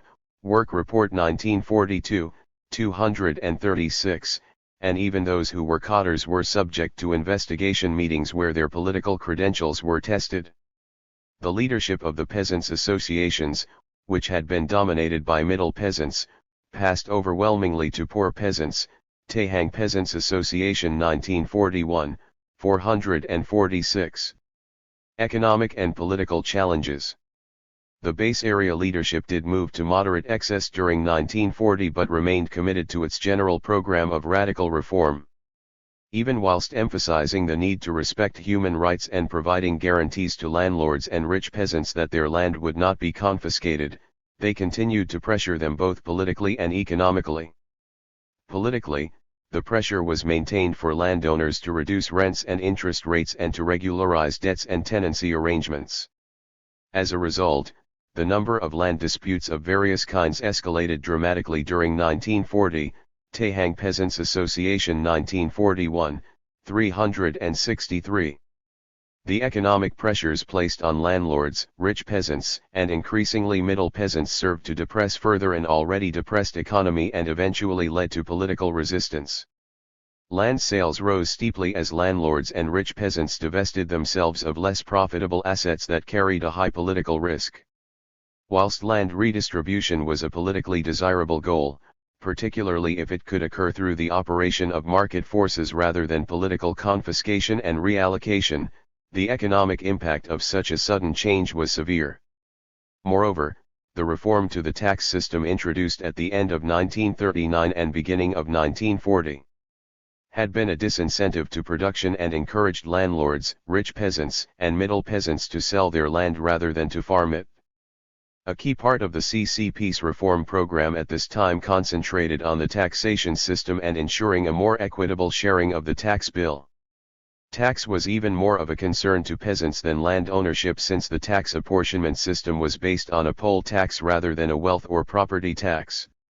The CCP was committed to a more progressive income tax but could not immediately introduce a new system, not least because it lacked the administrative infrastructure. Rongzai 1943, 152. In 1940, the base area economy nosedived and inflation increased dramatically. Rural labor wages fell to about 40% of what they had been before 1937, Zhenyuan 1940, 589, and the increasing shortage of economic opportunity for both poor peasants and landless rural laborers was effectively worsened, rather than ameliorated, by pushing them into positions of political leadership. In consequence, tensions between poor and middle peasants increased, to be added to the potential class as a political tool in rural China 131. Conflict between landlords and rich peasants, on the one hand, and middle and poor peasants on the other hand. The potential for further disaster was great. The rural social elite who had fled earlier were now being followed by others much less privileged. The economic depression made it difficult often for tenants to find the resources to meet their rents, even under the new system. As Lai Ruyu acknowledged, when tenant peasants can't cope with the rent problems, they just go to the enemy for shelter. We will lose our mass power for guerrilla war if we're not careful, Lai Ruyu 1941, 980. Even intellectuals and cadres were feeling the pinch and opting out politically. a discussant at the Taihang Base Area's organizational conference in 1941, complained that some of the primary school teachers have given up teaching to go to work in coal mines or to go back to their villages to work farmland. Cadres have developed get-rich ideas, Lu Hongan 1941, 59. These economic and political problems led to wider political resistance, including later on one occasion a full-scale anti-government uprising, in Lycan during October 1941, Goodman 1997. Towards the end of 1940 and into early 1941, as the base area CCP leadership realized the extent of the emerging difficulties, it tried to remedy the situation. An attempt was made in February 1941 to reorganize the peasants' associations, and indeed all mass organizations, so that they operated more from within society than as state or political agencies. CCP Taihang on Mass Work 1941, 151, Li Suifeng 1940, 787. Intellectuals were allowed back into the CCP once again, and by mid-1941 soon outnumbered the workers. The proportion of middle peasants who were party members, however, continued to fall. By June 1941, the Taihang Base Area's membership was 2.4% intellectuals and 1.8% workers. A year earlier, intellectuals had only accounted for 0.02% of the base area CCP membership. Over the same year, the proportion of CCP members who were middle peasants decreased from 39.4% to 34.3%. CCP Taihang on Party Development 1941, 828. The tax system was modified so that the burden on all social categories but particularly middle peasants was lightened. Debt, rent, and interest reduction procedures were regularized. Land could now only be reclaimed by peasants from landlords where the amount they owed in interest on a loan was more than double the original principal borrowed. Where the amount of the interest and the principal were roughly the same, then the accumulated interest might be completely discounted, but the peasant was still required to repay the original loan to the lender. Landlords and rich peasants did return, and inevitably there were reactions to the excesses of 1940. Some of the land confiscated in 1940 was returned. When approached about rent and interest reduction, landlords might well accept a measure of change but were cautious and less open than they had generally been earlier. It seems likely that they tried to maintain some of the political initiatives individually. A fairly common complaint from poor peasants, and a reason given for their lack of activism at this time, was that they believed any arrangements struck now would only be temporary. Pengtao 1941b, 479. Moreover, a two-rent system rapidly developed. There was the real rent, a sum the landlord required them to pay. Then there was the nominal rent, the original amount of the rent that the landlord required them to declare during the rent reduction movement, Liru 1941, 980. For their part, local cadres were excessively careful and tended to go to the other extreme of not exercising political direction at all rather than getting involved in an uncertain political movement. Rent and interest reduction. For the leadership of the base area, and presumably, even more for lower-level cadres, the readjustments of 1941 had represented a compromise between their longer-term revolutionary goals and what was immediately achievable. All the same, even the readjustments of 1941 led to the Taihang CCP being criticized by the CCP Central Committee. In the words of the letter from the CCP Central Committee to Li Suifeng, as secretary of the Base Area CCP Committee, we feel that it is possible your land policies are a bit too far to the left. The CCP Central Committee was particularly critical of the Taihang CCP's attempts to regularize the arrangements for discounting, abolishing, and maintaining rent and interest payments, both because it felt these were not consistent with activities elsewhere in North China, notably the Shaanxi-Shahar-Hebei border region, and because it felt they continued discrimination against landlords and rich peasants, which prevented development of a capitalist economy. CCP Central Committee 1941, 919. Li Suifeng's response was to prepare the base area CCP to relaunch a campaign centered on achieving rent and interest reductions, Li Suifen 1998, 133. The Taihang CCP's Guidelines on the Implementation of Land Policy for 1942 highlighted some new departures for the base area. The most important were its approach to united front tactics, the recognition of regional differences within the base area, and the role proposed for the middle peasant in the implementation of rent and interest reduction, Li Suifen 1998, 135. The guidelines unequivocally accepted the CCP Central Committee's criticisms. Landlords and rich peasants were now not only to be treated as suppliers of agricultural output, but in the war situation, they could become correctly politicized. If the peasants were to be allowed land, so then too should the landlords and rich peasants be allowed to own land. The aim, according to the guidelines, was to weaken but not to eliminate the feudal forces. To this end, it was crucial that any struggle stayed within the law. Crucially, the base area's new analysis also moved to concentrate on middle peasants as the principal agent of social change. Poor peasants and laborers were not abandoned as part of the revolutionary coalition, but it was now the middle peasants to whom the base area CCP looked for local leadership, and it would be changes in their socio-economic status that would be used to judge the success of the campaign.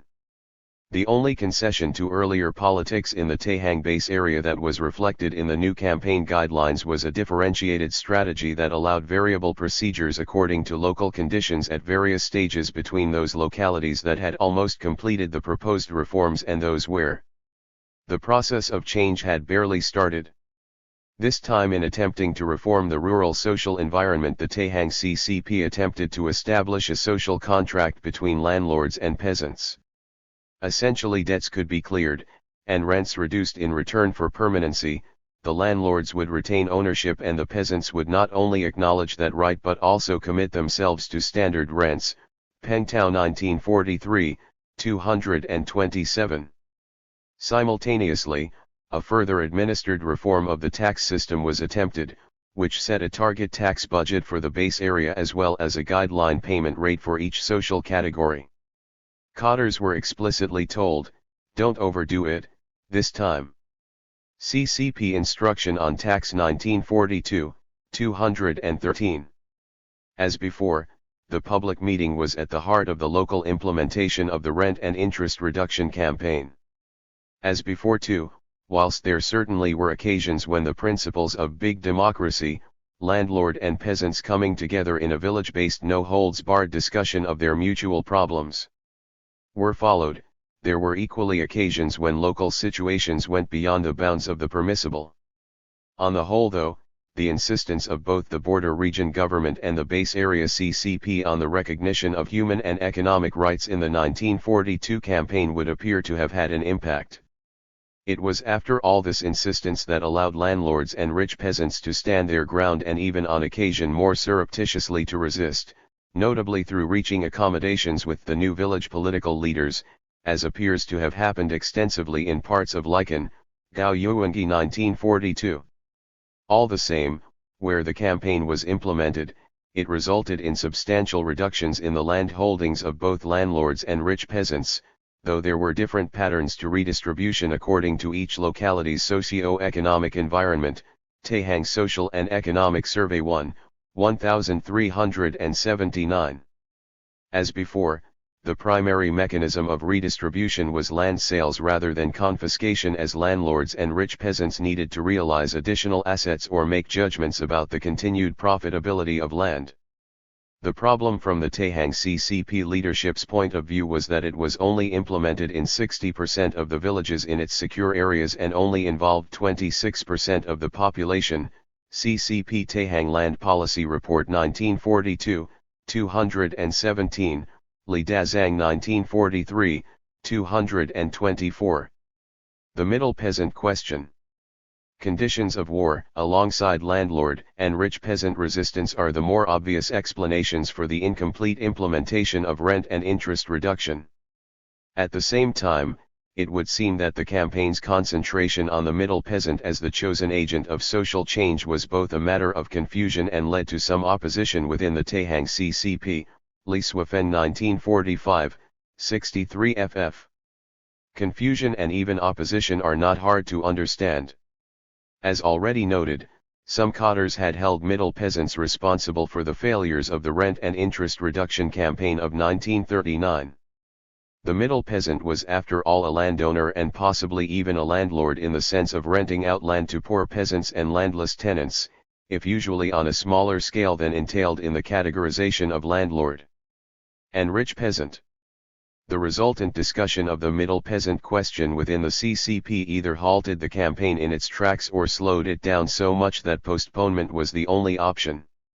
In general, there would seem to be a difference between a base area CCP leadership trying at the very least to come to terms with the restrictions from above and to sell the idea of the middle peasant as an agent of change to some within the local party who could not understand what was going on, and some more local leaders who were presented, and to some extent presented themselves, as wanting to be more principled and revolutionary.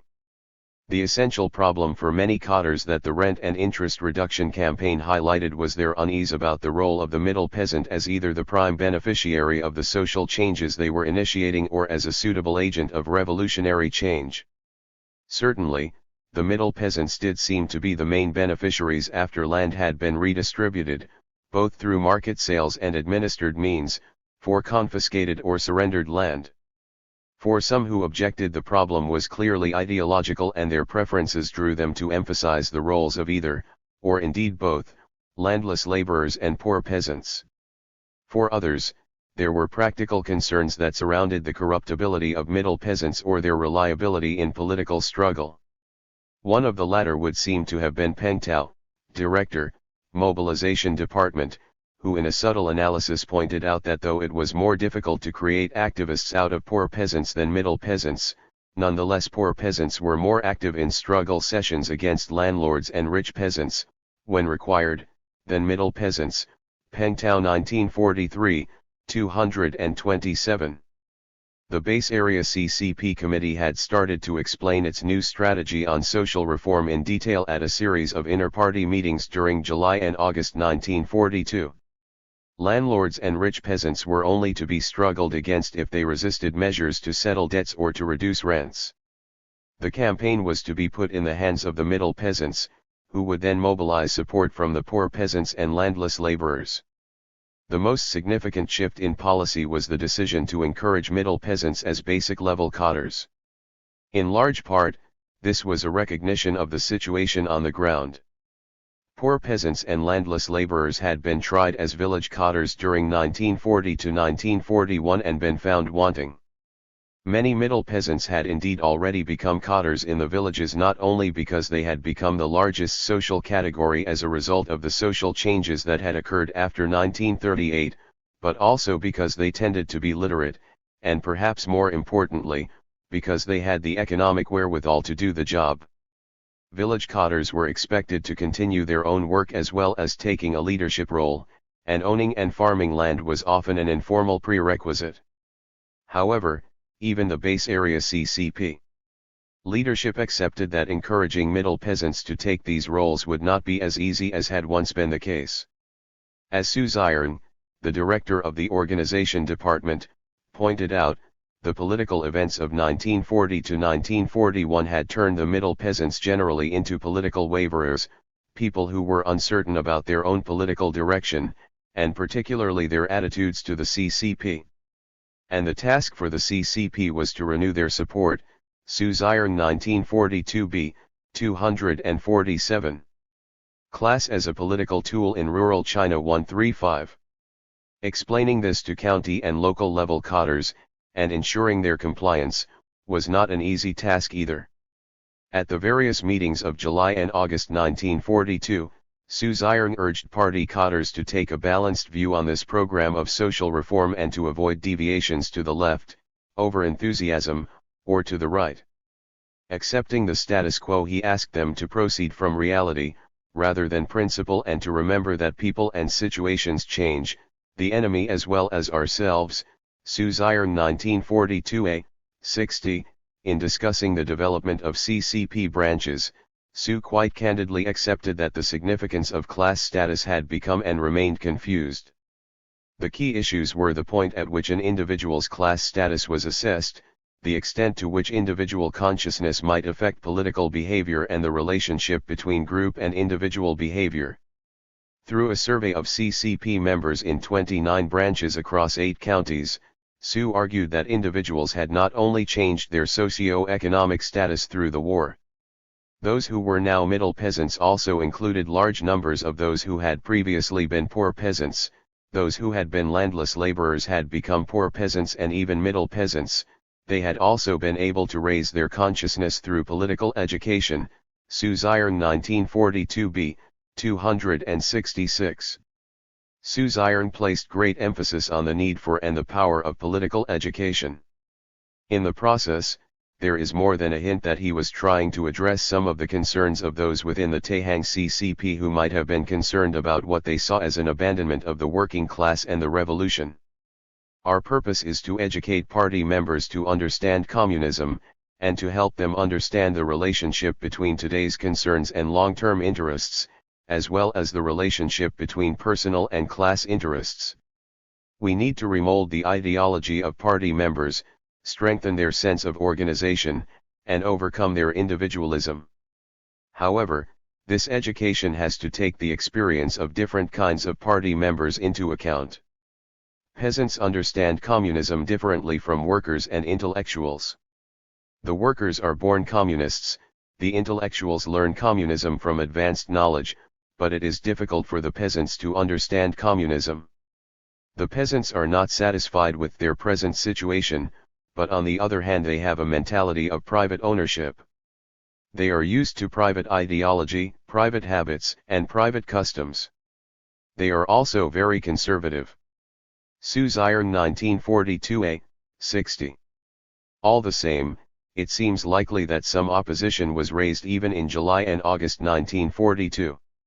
The survey Su had used to develop his arguments was published together with a commentary that explicitly discussed the question, what is this revolution for? Research on 39 branches 1942, 288. Discussion of the middle peasant question continued for over a year. During 1940 to 1941, the base area CCP had a membership dominated by poor peasants, and a village-level leadership of poor peasants and workers. By the end of 1942, the membership was comprised of poor and middle peasants in roughly equal proportions, but its cadre force in the villages was now largely one of the middle peasants. However, the change had been achieved at the cost of not only delay in the rent and interest reduction campaign but also an attack on many village-level middle peasant cadres from their superiors. County and local cadres, and many can be assumed to have been poor peasant and worker cadres promoted earlier, objected to the way the rent and interest reduction campaigns were being implemented. They took the middle peasant village cadres to task for their class status, which they held to be degenerate, and accused middle peasants of being more interested in making money than revolution, taking advantage of the rent and interest campaign to buy land themselves, and having too much personally to lose by engaging in reform. Once again the blanket critique of privilege was applied, as it had been during 1940, though this time to middle peasant behavior.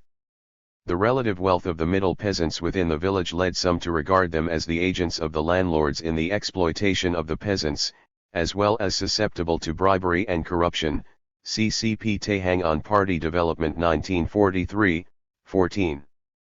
In consequence, at least in some locations county and local cadres declared the rent and interest reduction campaign to have been invalid, sought to have the campaign completely restarted, and effectively brought it to a premature halt.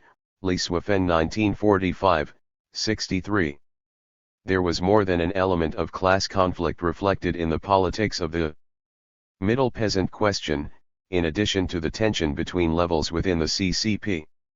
For example, at one meeting where the middle peasant question was discussed in detail, one cadre was minuted as having described some of the difficulties, in villages where middle peasants dominate. Relations between middle peasants and poor peasants are bad. Middle peasants think that poor peasants are poor just because they don't work, and that they are doomed to be ruled. The poor peasants and the landless laborers, on the other hand, have lived a miserable life for a long time. This has resulted in antagonism between middle and poor peasants. In such villages, it is not easy for us to carry out our policies. The poor peasants are neglected and oppressed. They can only gamble and visit prostitutes. CCP Taihang on Party Development 1943, 22. Meng Xianguang was even more pointed. Why can't the initiative of poor peasants and farmhands be brought into full play? It's because village leaders are mostly middle peasants, and selfish. They look down on ordinary people and pay little attention to encouraging poor peasants and workers. CCP Taihang on Party Development 1943, 31. Class as a political tool in rural China 137. Even given that this was a discussion meeting of county and local cadres, few were prepared to speak up strongly for the middle peasant. On the whole, the most that was said in their defense was that class status was a complicated issue and that the real problem facing the CCP was one of political affiliation rather than a problem of class status. According to Cai Ling Cheng, middle peasants could become revolutionary because they too had been exploited in the past, but because they were interested in status and wealth they had to be intellectually remolded by the CCP. CCP Taihang on Party Development 1943, 77. One county leader, however, Luan, begged to differ, and instead of agreeing with his peer group, he agreed with the senior leadership of the base area. In his view, middle peasants can serve as a bridge in mobilizing the masses in the countryside. They are capable and can play an important role in changing rural class relations. In Wuhan there are more middle peasants than poor peasants and workers. It is easier for party members who are middle peasants to build a broad coalition of support than for those who are poor peasants and workers. Middle peasants are also able to bring intellectuals into that broad coalition. Middle peasants can carry out the United Front policy efficiently, while poor peasants and farmhands tend to be more radical. Middle peasants can assist in the education of workers. Therefore, middle peasants should become an essential part of the party. CCP Taihang on Party Development 1943, 13. In part, these differences reflected the division in the CCP strategy between the need for economic production and the need for political control. Middle peasants were presented by many as the entrepreneurs who wanted to develop the local economy, whilst poor peasants were seen as having the moral authority for revolution. As Guo Zhong put it, expressing the problem in the villages somewhat ironically, middle peasants are selfish, demanding further economic development, but many people within the party take poverty as an honor. CCP Taihang on Party Development 1943, 23. Whilst there were clearly ideological, social, and organizational differences behind the discussion of the middle peasant question, nonetheless the Taihang CCP had moved towards resolution by September 1943. Lai Ruyu, by this stage director of the organization department under the Taihang Region CCP Committee, outlined the base area leadership's position on the middle peasant question in a speech at that time. In this view, people did change their class status as their socio-economic status changed. Moreover, the socio-economic status of many middle peasants had altered considerably since 1937. However, as part of that process, there were now in any case different kinds of middle peasants with different kinds of socio-economic status, different experiences, and most likely different and new types of class status that needed to be recognized, not the least of which were those who were upwardly mobile poor peasants and landless laborers. For Lai and the regional party leadership, middle peasants were activists, and therefore even if they had problems, they could nonetheless be properly educated. Indeed, Lai even went so far as to suggest that at that time and in that place, it was his hope that it would be possible for the middle peasants to assist in the proletarianization of the workers. Lai Ruyu 1943, 298 ff. The CCP and the peasant smallholder. Resolution of the inter-party discussion on class and revolution in the Taihang region came with the CCP's rectification movement, during late 1943 and 1944. Li Suifen 1998, 196. On this occasion, The rectification of the CCP went much further than earlier party consolidations, particularly in its attention to ideological education, enabling the base area leadership to control its own organization more effectively. The warnings that local cadres would be expected to conform had been issued quite clearly in discussions of party development during 1943. Base area leaders were continually warning that cadres needed further training and education, and these views were even echoed by some county and local cadres who were, presumably, having difficulties with their subordinates. The Tahang rectification movement itself started in October 1943, and tranche by tranche cadres were required to attend party school for re-education and reassessment. CCP Tahang Party Committee 1943, 658. The process was designed to ensure that cadres either changed their views or were marked for no further responsibilities. In his 1945 report on rectification, Zhang Panchi, Director, Propaganda Department, himself originally also an urban intellectual, and one who was educated in Japan, made frequent references to the inappropriate background influences of cadres and their unrelated perspectives. Indeed, ensuring no further leftist excess was clearly one of the more important goals of the exercise, though somewhat paradoxically this was said to have been achieved by ensuring that individuals changed their essential nature. The emphasis was on learning from local situations, though of course under the direction of CCP authorities. Zhang Panchi 1945, 396 ff. Some of the difficulties the rectification movement encountered in trying to convince local cadres of the need to change are clear from Li Suifeng's remarks at various stages of the movement in 1943 and 1944. One particular difficulty seems to have been in persuading local cadres that revolutions not only needed revolutionary organizations but that sometimes those revolutionary organizations had to be more pragmatic than revolutionary manifestos sometimes suggested. Another was a degree of intransigence on the relationship between group and individual interests. Li Suifeng 1944, 358.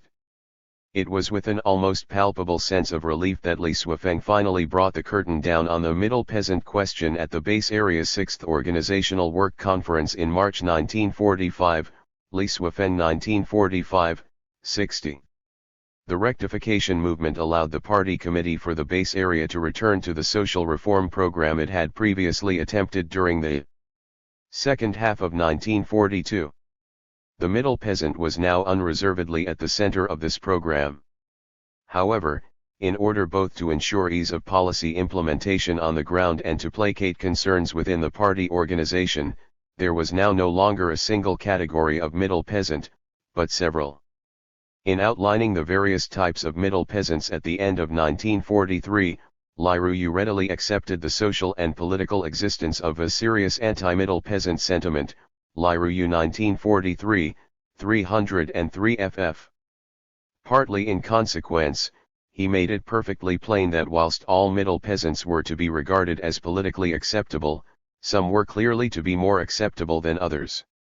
There were those who had been middle peasants before the war and remained middle peasants. These were the so-called old middle peasants. Lai regarded the old middle peasants as politically reliable because they had no political status before the war and were economically exploited.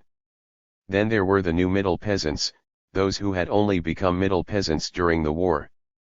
They were inherently politically suspect, according to Lai, and needed ideological remolding either after economic improvement which made them easy prey for bourgeois tendencies, or because they had previously been wealthier.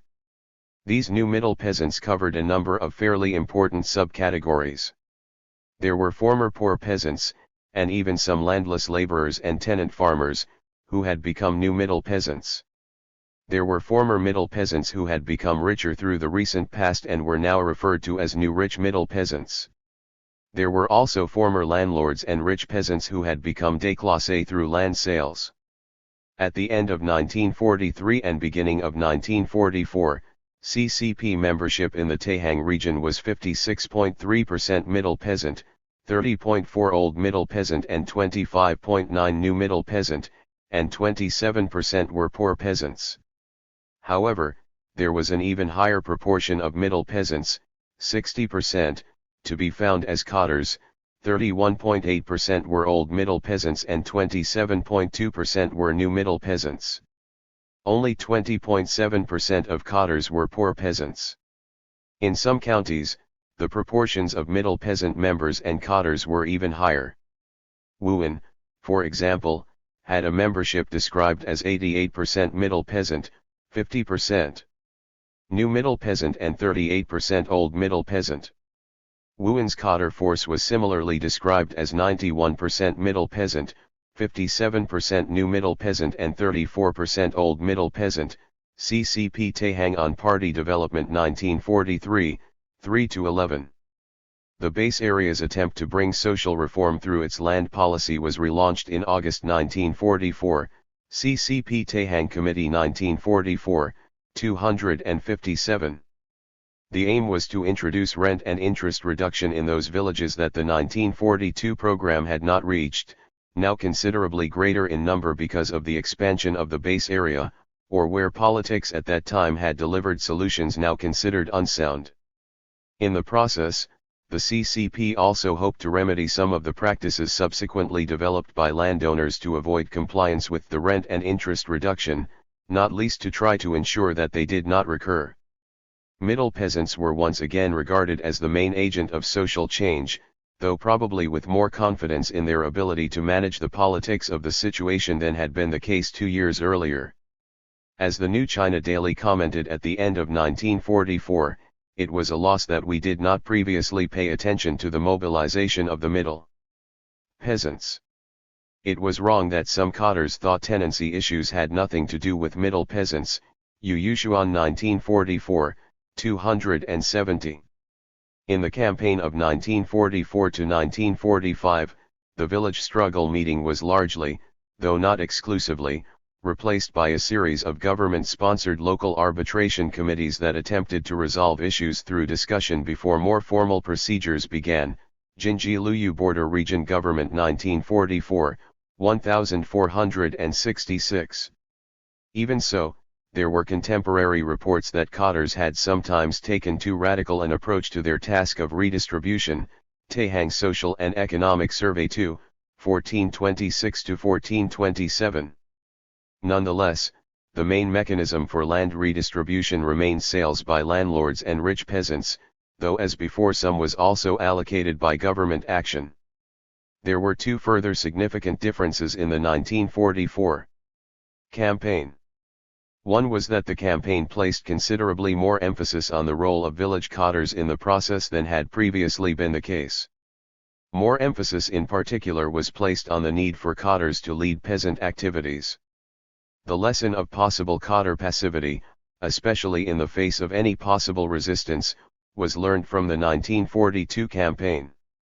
At the same time, in an attempt to offset any tendency to commandism inherent in that emphasis, criticism of cottar weakness, or even dissatisfaction with cottar performance was also encouraged, though critics were reminded to make allowances for difficulties in the daily lives and work of cottars. Rent Reduction 1944, 274.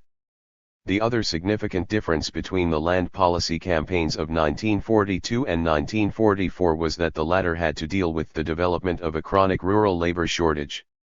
Even allowing for regional differences, which remained acute, by 1945, it was clear that across the base area as a whole, fewer peasants were exclusively dependent on wages as the number of peasant smallholders increased.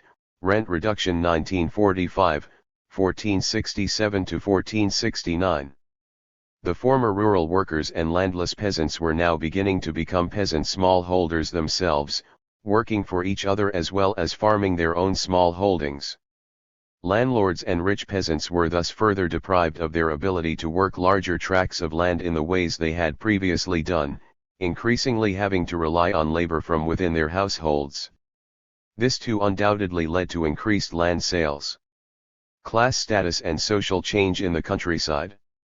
By the end of the war, the CCP not only controlled government and politics in the Taihang base area, but its middle peasant strategy also had instigated a process of substantial class leveling. In the CCP's terms, neither land ownership nor local politics was dominated by landlords. 2/3 of all land-holding households were now those of middle peasants, who owned about 2/3 of the land. Middle peasants had come to dominate the membership of the CCP and provided more than 2/3 of all village-level cottars. A quarter of the land-holding households were those of poor peasants who owned about 1/7 of the land. Poor peasants provided just under a quarter of the CCP's membership and about a fifth of the cottars. At the village level, almost everyone now lived in a peasant smallholder household, regardless of their class status. As Table 5.2 indicates, average land holdings for each social category had decreased and had become more equal. There were now very few landless laborers, and particularly in the most secure parts of the base area those landlords who had stayed in place and wanted to maintain their social position had basically traded in wealth for security. In socio-economic terms, landlords and rich peasants had essentially become rich peasant smallholders. The category of middle peasant now included about 2/3 who were old middle peasants, about 30% who were former poor peasants and landless peasants, and about 5% who were former landlords and rich peasants. Tahang Social and Economic Survey 2, 1415. Class status had proved itself a considerable political tool in the CCP's drive for social reform, a convenient piece of political fiction skillfully manipulated by the CCP to achieve its goals of mobilizing support for resistance government at the same time as the party organization itself developed a social base of support. In very broad terms, by concentrating its social reform program on the middle peasant, the CCP had been able not only to meet the social and economic aspirations of those who had previously been middle peasants and to encourage poor peasants, tenants, and landless laborers with the prospect of becoming peasant smallholders themselves, but it had also been able to some considerable extent to reassure those who had previously been landlords and rich peasants. In addition, the concept of the middle peasant played no small role in uniting party cottars anxious, and sometimes over-anxious, for social change. Ultimately, the strategy was judged so successful that when the unfinished social revolution was continued in the local land reform campaign of 1946, almost everyone became a middle peasant, though there were now further gradations of wealth, earlier class background, and social status. Despite the still further decreasing value of land holdings, CCP Tahang 1947. 6. Radical Politics and the Apotheosis of the Working Class, 1949 to 1978. With the foundation of the PRC, the new party state undertook crash industrialization, which induced vastly to expand the working class, improve and stabilize its material life, and elevate its social status to a level unimaginable just years earlier. It also promoted new cultural and political values and institutions that profoundly transformed the way workers conceived their world and battled for a bold new vision of it. Over 3 decades, workers demanded not just a better material life but also a much more participatory and egalitarian one in their workplaces. The broad social change they achieved was attributable not only to the policies of the party state but also to its own struggles. And the limits to that change had much to do with the fact that the working class had never achieved a leading role within the party, and that the party now faced a much widened set of problems that generated their own conflicts. This first part of this chapter 3 aspects of broad-scale social change, the economic, the more specifically social, and the ideational. The second analyses the roles and interactions of the working class and the party in shaping those social changes. Radical social change. The economic. The 3 Maoist decades saw vast improvements in workers' economic life. Wages rose and benefits even more. Rapid improvement through 1958 was followed by scarcity and hunger during the Great Leap Forward and then stabilization around decent but stagnant standards of living thereafter. For urban resident workers, but not rural contract workers, employment stabilized. All workers found themselves employed by state or collectively owned enterprises, in which shop floor relations. 143. And payment systems cleaved, controversially and unevenly, towards more socialist forms. The revolutionary victory of 1949 took place in an atmosphere of profound economic crisis for China's working class, including shuttered factories, unemployment, and hyperinflation. The new government got straight to work. The nearly 3,000 firms that had been owned by the nationalist government, which employed 250,000 workers, were nationalized immediately. So were those abandoned by owners who fled to Taiwan. New regulations covering workers in both state and private firms enforced widely ignored laws restricting managers' power to fire workers. The new government also issued policies of its own limiting overtime and entitling workers who had left their factories in the closing days of the Republican regime to reclaim their jobs. Many companies were forced to convert part-time workers to full-time work. In 1952, with inflation brought under control and daily commodities less scarce, the government standardized wages in state-owned firms, linking them to regional differences in the cost of living. Starting in 1951, it also developed a labor insurance scheme that provided medical and disability benefits and pensions. On average, real wages rose 17% from 1950 to 1952, Fraser 2002, Chapters 4 and 5.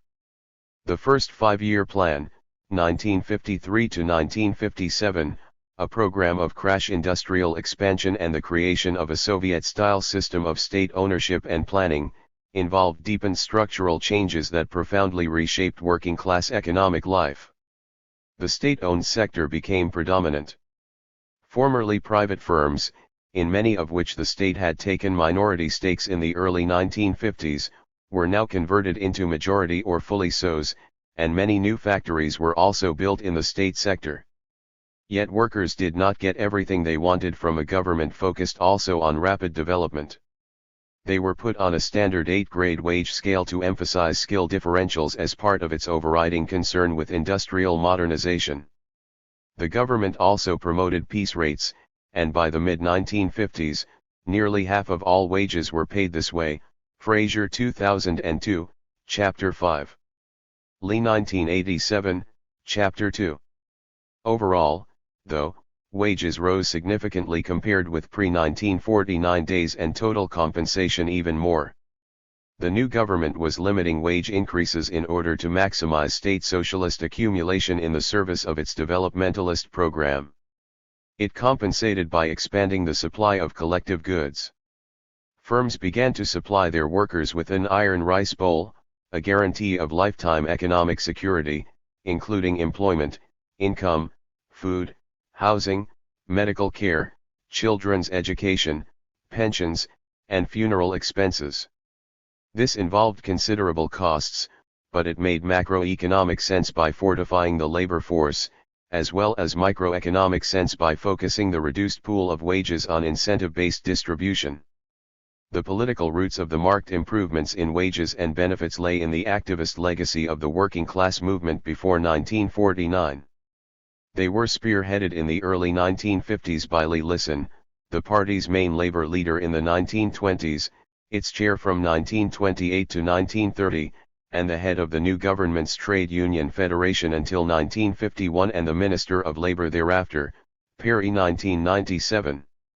Thus, the vast improvements in workers' livelihoods were not just gifts from the revolutionary government, they were very much the products of working-class activism over many decades, which could now be realized at last through that government. During the Great Leap Forward, workers scored gains in how they were paid but losses in how much they were paid and what they did for their pay. Workers who had been disadvantaged by piece rates were emboldened by Maoist attacks under the broad theme of politics in command. Together radical leaders and workers managed to stop the practice almost completely. This was costly, though, as workers' incomes dropped as much as 30%. Real wages in state enterprises plummeted to 1.5% below their 1952 levels. Moreover, workers were subjected to Stakhanovite demands for superhuman exertion just at the time that the economy began to collapse. Malnourished and overworked, they began to develop tuberculosis, hepatitis, and hypertension to name just a few. Managers tried to relieve the situation with expanded social welfare spending, various temporary payments, and offers of employment to family members. But their resources were too meager to be able to make a dent in the working classes suffering too. Fraser 2002, Chapter 7, Lee 1987. Chapter 3.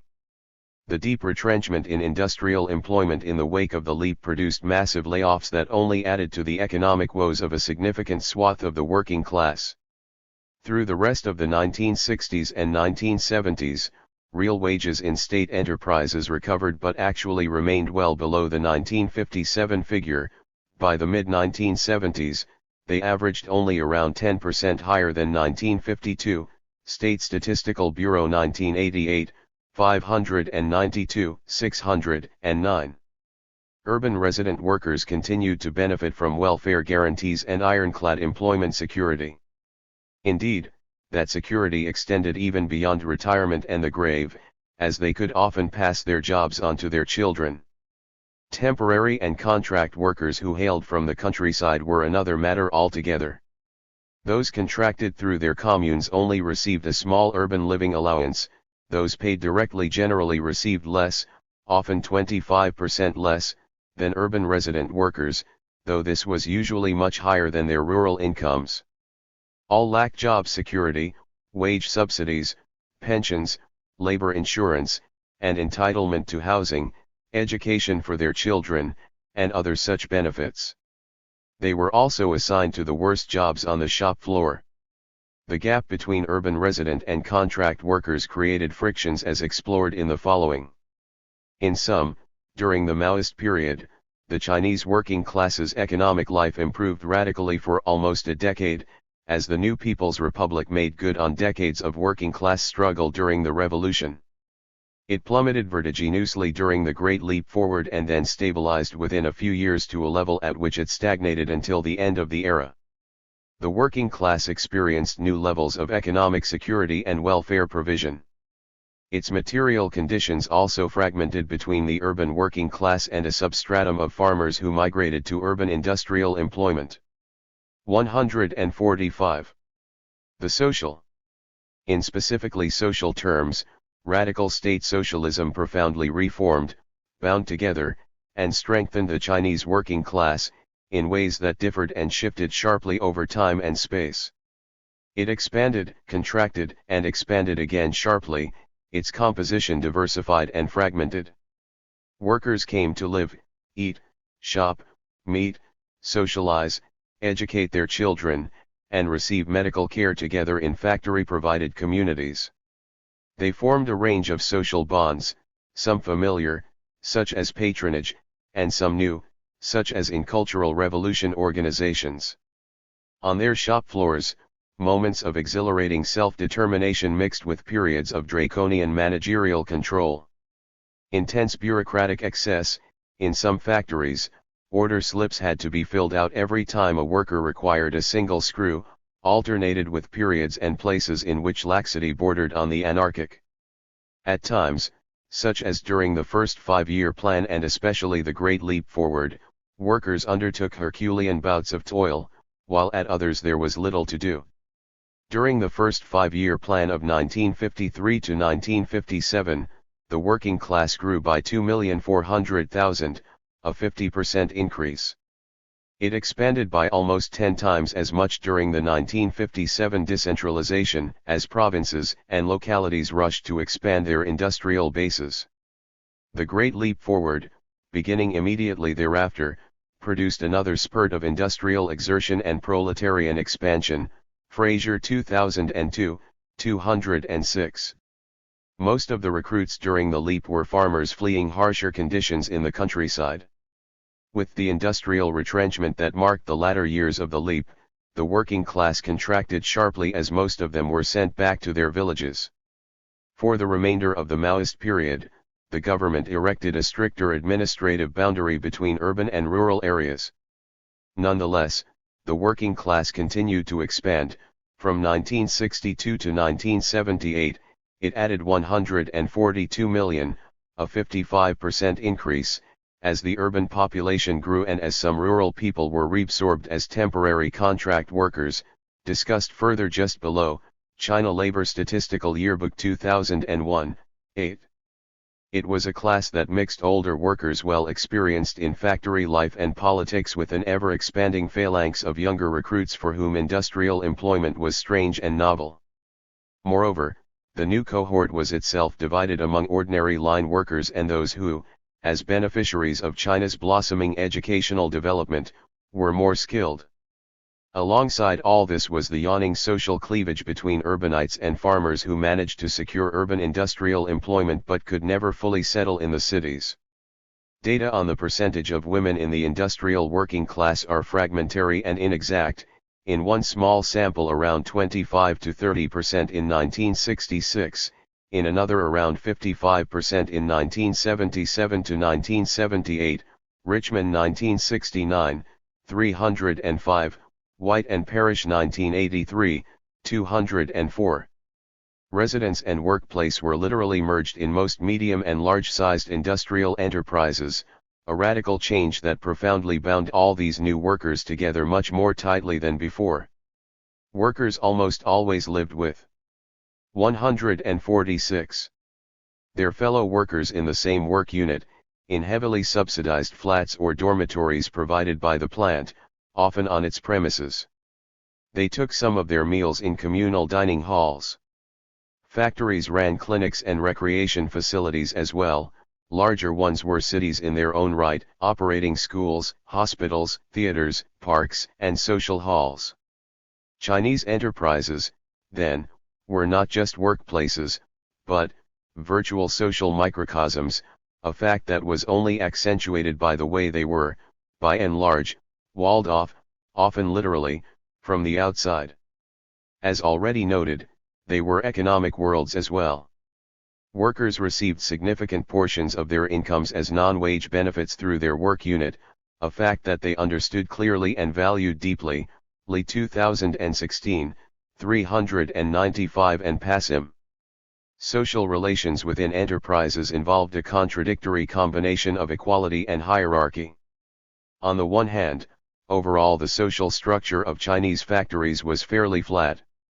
Differentials in wages, income, and standard of living were small. There is no particular evidence that a clear status hierarchy developed around seniority or skill, due in part to ongoing political debates about their relative value. Moreover, the socio-economic gap between workers and factory officials, and not just those on the shop floor, was relatively small. 1995, 42. They lived in similar quarters, and dressed and ate similarly as well. Interviews, 8 and 29. June 1996. During the food shortages of the Great Leap Forward, factory cotters took smaller grain quotas and worked longer hours. 3. Interview, June 8, 1996. Yet the social disparity between urban resident workers and temporary contract workers with rural household registrations was as significant as the economic one. To be sure, these rural workers, especially women fleeing patriarchal households, experienced definite advantages over their fellow farmers. However, contract workers tended to compare themselves to the urban resident workers alongside whom they toiled day in day out. They were paid less, had less job security, and suffered in the division of labor. In status terms, they were looked down upon by managers and fellow workers as country bumpkins. This social cleavage would become deeply politicized during the Cultural Revolution. Radical new workplace social relations were introduced.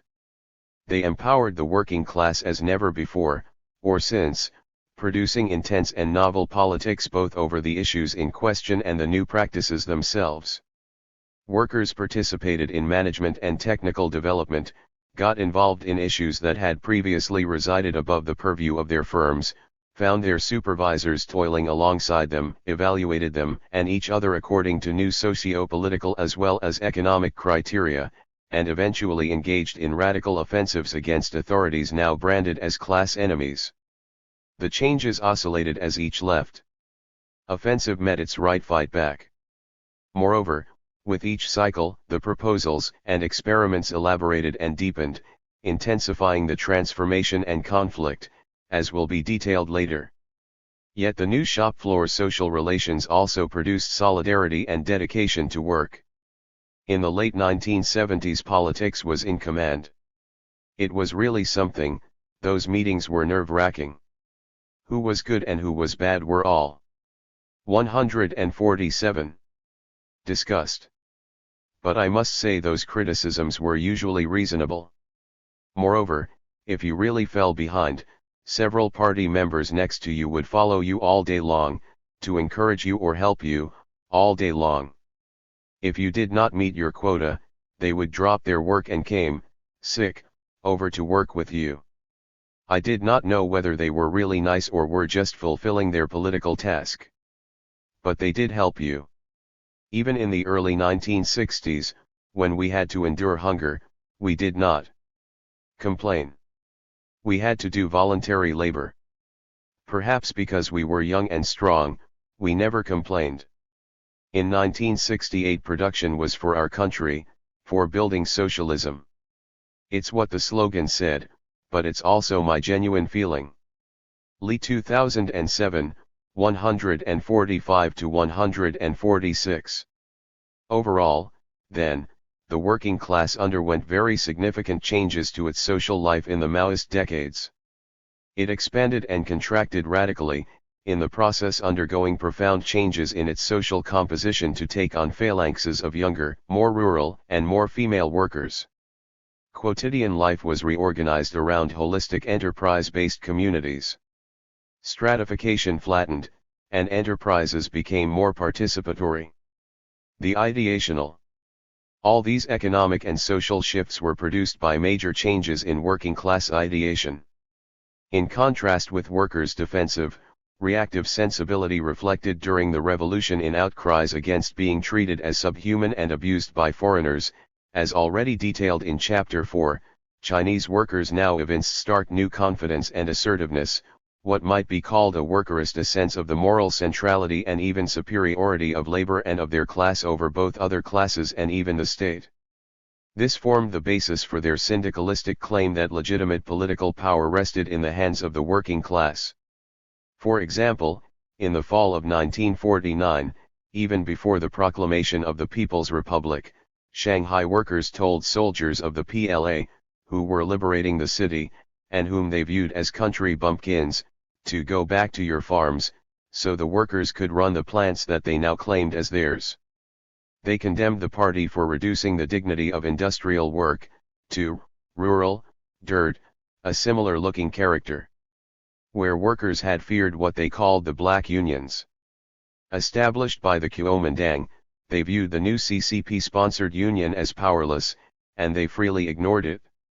They booed Mao and Army Commander Zhu De, declaring in good communist language that their factories belonged to the working class, clearly implying that they were truer Marxists than the party leadership. Fraser 2002, 101 to 112. Workerist sentiments continued to percolate during the period of the first five-year plan. Sensing the new government's strong developmentalism, they 148. Actually, and presciently, feared wage cuts and a stepped-up pace of work, consistently opposed incentive pay schemes, regarding them as not just contrary to their economic interests but also as an insult to the working class and a threat to its unity.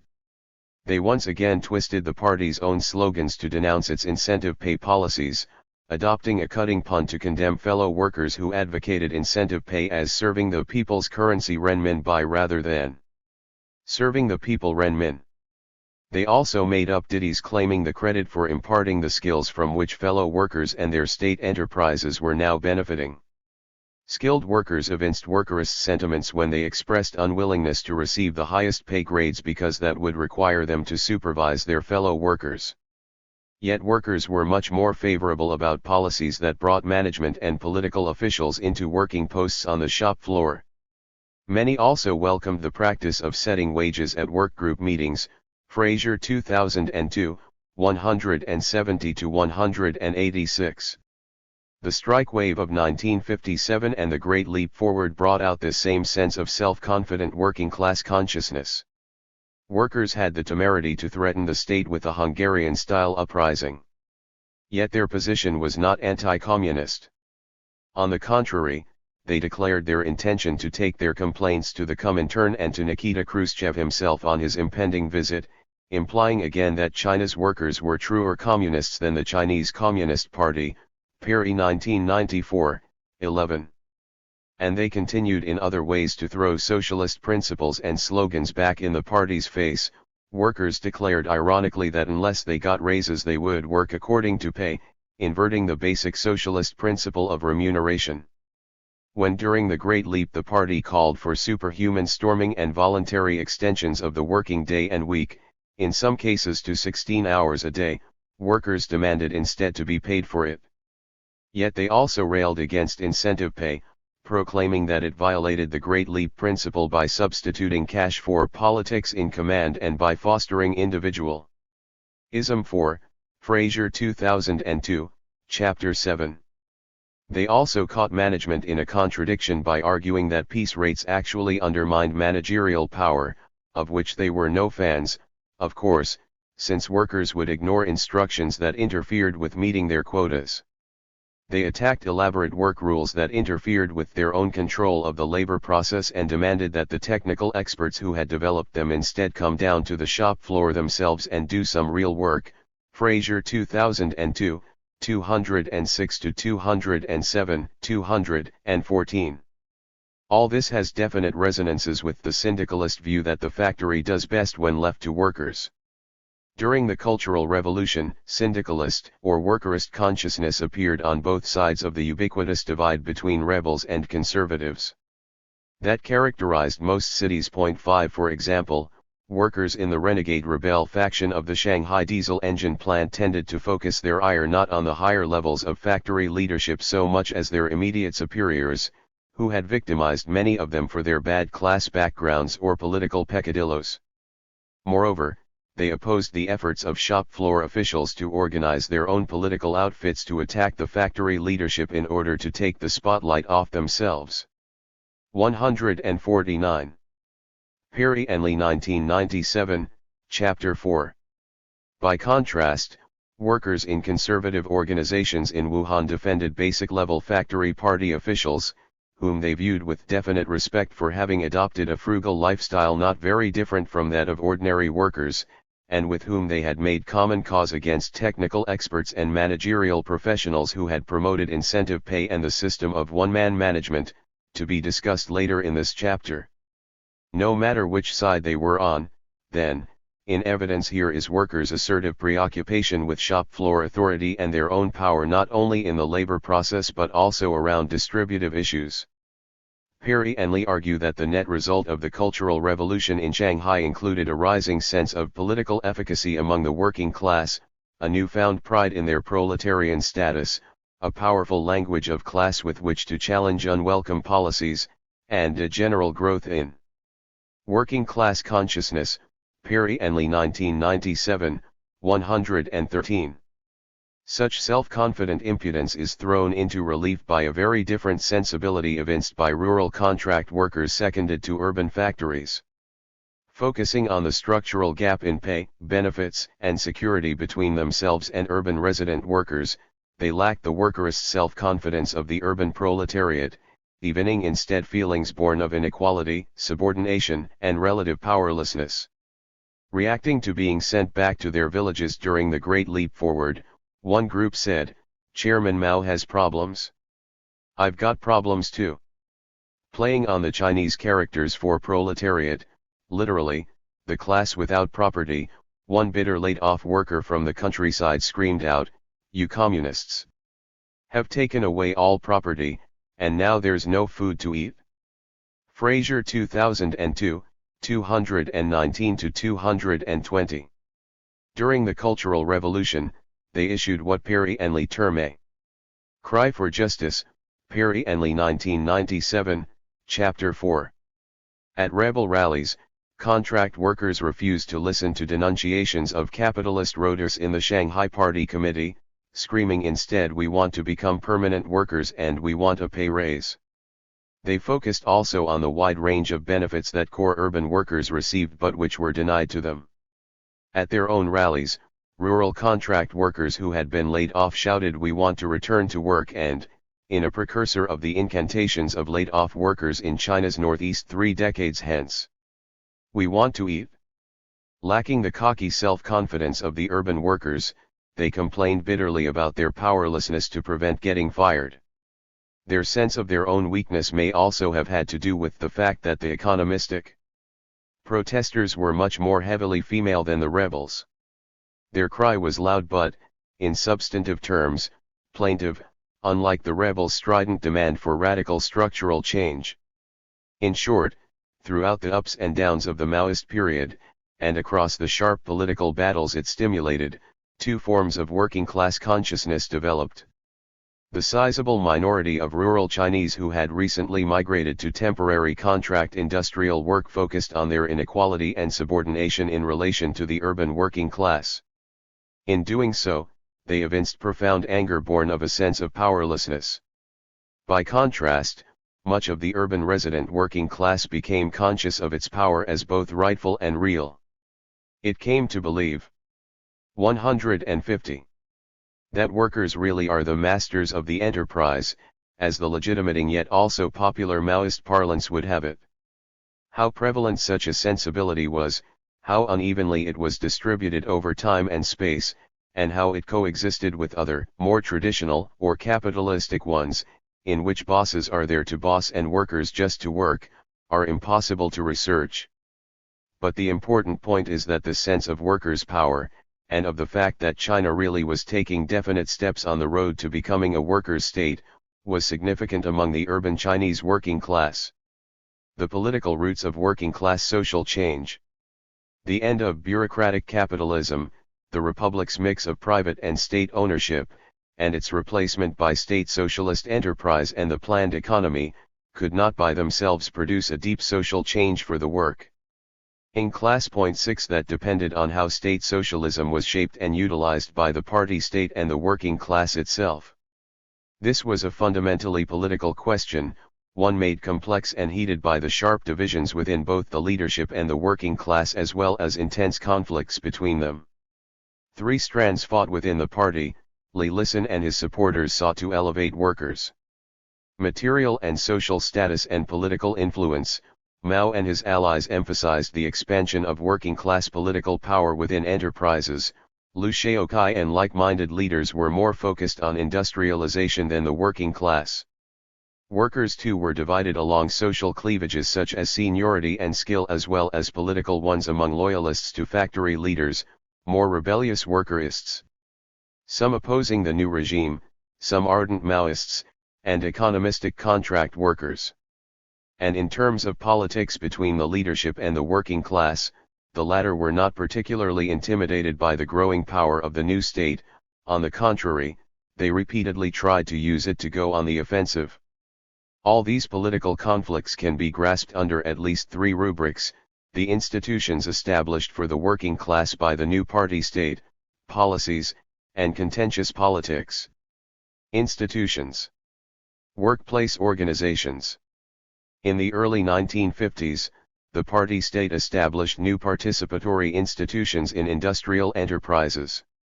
In private firms, it created labor capital consultative conferences to discuss topics related to labor, including production, worker training and safety, workers' wages and promotion, and administrative rules affecting employees. But labor was represented by the party secretary and leading trade union cadres, all officials rather than workers. In state-owned firms, the party state established factory management committees, FMCs, comprised of the factory director, the deputy director, the chief engineer, the party secretary, the union chair, and a number of worker representatives who were elected by employees for 151 6-month terms. They were charged with deciding major questions relating to production and management such as administrative regulations, the organization of production, personnel assignments, as well as wages and welfare policies. In both, it organized staff and workers' congresses, SWCs, responsible for supervising the FMC and the factory leadership, which meant that factory leaders were to present reports to the Congress, accounting for their activities and offering self-criticisms for problems, and then invite discussion and criticism. Andreas 2019, 29-30. Triple combination teams brought together workers, managers, and technicians to handle technical issues. While these outfits were creatures of the party state, complex, often highly contentious politics developed within them and around both the substantive issues and the roles they would play. Though the politics varied tremendously over time and place, what is clear is that they did provide many workers with genuine influence in their workplaces. In some places, party members could comprise no more than 1/3 of SWC delegates, and 60% of delegates and half of their presidia had to be frontline workers.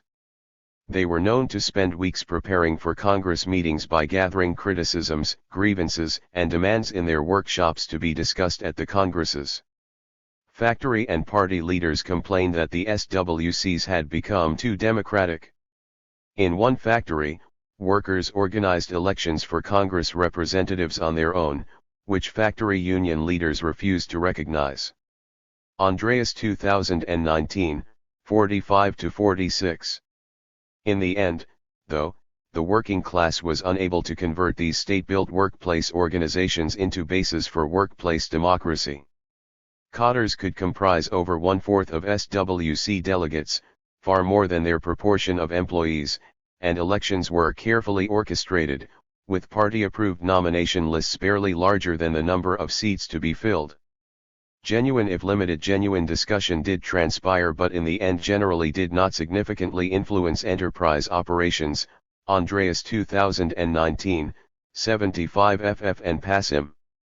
All this is consistent with the fact that during the revolution the party had been for the working class but never of it, as detailed in Chapter 4. Unions. With the collapse of the Republic, union organizations began to flourish anew. Some were put together by the workers themselves and some by the Communist Party. Howard 2004, 330 ff, Lee 1986, 82, Lieberthal 1980, 38-39. For the first few years of the People's Republic, even the unions that had been put together by the party retained a considerable degree of operational and political autonomy both locally and at the centers of power. The All-China Federation of Trade Unions, ECFTU, established by the CCP in 1925, was now charged with overseeing and developing China's organized labor movement. While this was of course to take place under the party's supervision, the ECFTU leader and veteran communist Li Lisan strove to carve out a definite sphere of autonomy for the federation within the new party and state. Sensing the workers' hesitation about the party, he argued that the unions rather than the party should be the main institution linking the 152 working class and the new state. The 1951 trade union law, with which Li was closely identified, did not mention rallying workers to support the party as one of the ECFTU's responsibilities. Li 1986, 80-81. Tension between the unions and the party soon grew more pointed.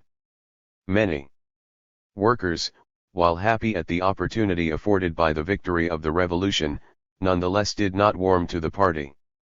Some had had their fill of political parties from their experience with the Kuomintang. And most knew little or nothing about the CCP, which had generally been unable to operate in Chinese cities.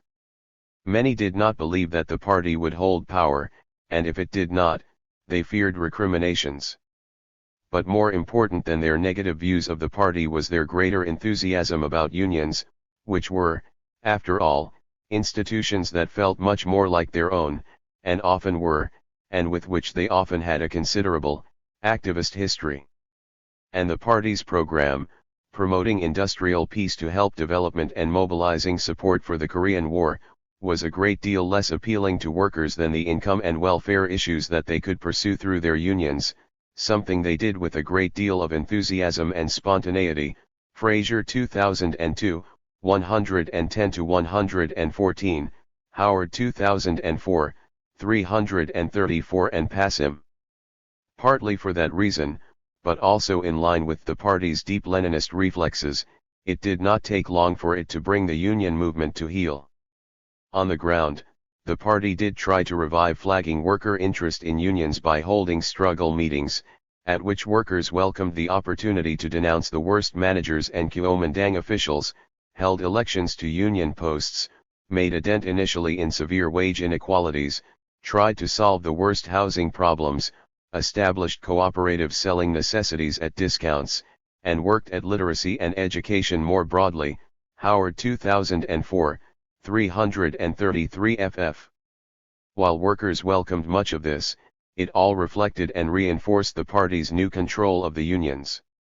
At the national level, the ICFTU's pro-worker chair Lee Listen was removed in 1951. The ICFTU constitution was amended in 1953 to stress party leadership, Lee 1986, 81-82. After a brief flirtation with a bit of operational, though not political, autonomy during the 100 Flowers movement in 1956 to increase the union's credibility of the union, its advocates lost out in the 1957 anti-rightist campaign and the 1958 Great Leap. Until the onset of the Cultural Revolution, in factories, the ICFTU became essentially an arm of management, and politically, it was now a powerless mass organization in the Leninist mold, under the full control of the Communist Party, Lee 1987, Chapter 4, NG and Warner 1998. When the party state came under radical attack during the Cultural Revolution, the ICFTU was not spared. In January 1967, Premier Zhou Enlai denounced its bureaucratism, its headquarters were seized by the left, and it became defunct, Lee 1986, 113. Militias. Before 1949, workers had organized their own militias while also being recruited into those organized by the Communist and Nationalist parties. But with the coming of the People's Republic, they became arms of the ICFTU, the party, and the 153 Army. Complex politics developed among them over the militia's role and control, with workers themselves serving only as recruits mobilized into service rather than as the organizers themselves. But even so, some continued to act on their own initiative, for example, by resisting orders to disarm. If anything, the wider working class's own political role in 1949 and the early 1950s was to resist these state-run militias, which often proved ineffective in their assigned role of bringing working-class radicalism under control. But workers did organize their own patrols during the strike wave of 1956. 1957 they not only enforced participation in the strike but also had the temerity to put up resistance to cadres of the party and the labor union who tried to quell the protests. This frightened the state enough to help provoke a stern crackdown in the lead-up to the harsh anti-rightist campaign, Perry 2006, 180-181. For the next 10 years, militias were a strictly and closely supervised state-run affair. During the Cultural Revolution decade, militias flowered on both the rebel and conservative sides, and they were responsible for some of the worst factional violence. While workers were recruited into them, and many participated with great enthusiasm, these outfits were very much creatures of various organizations. Leaderships rather than the spontaneous creations of the working class. Cultural Revolution Red Guard groups. Even less were the main Red Guard organizations that emerged during the Cultural Revolution the working class's own creations. On both the rebel and conservative sides, most of the leaders were officials and cadres. Even those who had originally hailed from working class backgrounds were no longer recognizable as workers, having switched to political careers many years earlier. The workers among them were that tiny minority who had been officially dubbed activists, backbones, or labor models, or who had in quieter ways become clients of their patrons in the factory leadership. Most of these people were viewed with suspicion by the bulk of their fellow workers. The most authentically working-class organizations during the Cultural Revolution were the so-called, though not self-defined, economistic outfits. They were formed, apparently, by workers themselves, not cadres seeking political support. Their leaders were not known political figures before or after the Cultural Revolution. While the rebel and conservative groups focused on the question of political power from the shop floor to the halls of power in Beijing and were implicated heavily in national, regional, and local level political battles within the state, the economistic organizations directed their ire at the structural inequalities between their members and constituencies on the one hand and the urban resident workers on the other. They did attract support for a brief month in December 1966 from rebel groups, including top leaders in the Cultural Revolution small group, who saw in them a bludgeon with which to attack the party leaders they were seeking to topple. But when orders by their elite supporters that factories should compensate them and give them their jobs back caused a financial crisis, the rebels had to back. 154. Off. At the start of January, just weeks after these groups had appeared, the party center attacked economism as individualistic and therefore reactionary, and the economistic organizations representing the most vulnerable strata of the working class were summarily criticized and shut down. Another wave of economistic demands came to the fore in July, but this time, they were put forward, almost anarchistically, not even by ad hoc groups, but by unorganized mobs. Perry and Lee 1997, Chapter 4, 1 1995, 168-169. The party. The Communist Party was, by any measure, not a working-class organization in terms of its membership, even though it claimed to be. In 1949, fewer than 5% of members were workers. It did make a major effort to expand proletarian representation, roughly doubling that to 7.2% in just 3 years, and doubling it again to 14% by 1957. Moreover, in that year, 18% of workers were party members. In 1956, 7 of the 81 members of the party Central Committee chosen at the 8th Congress were workers.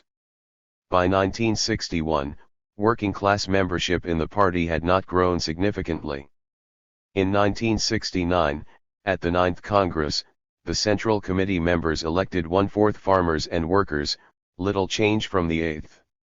By and large, throughout the Maoist period, the Communist Party was comprised predominantly of petty bourgeois intellectuals, and an astonishing 2/3 of the latter were party members. Harrison 1972, 458-459.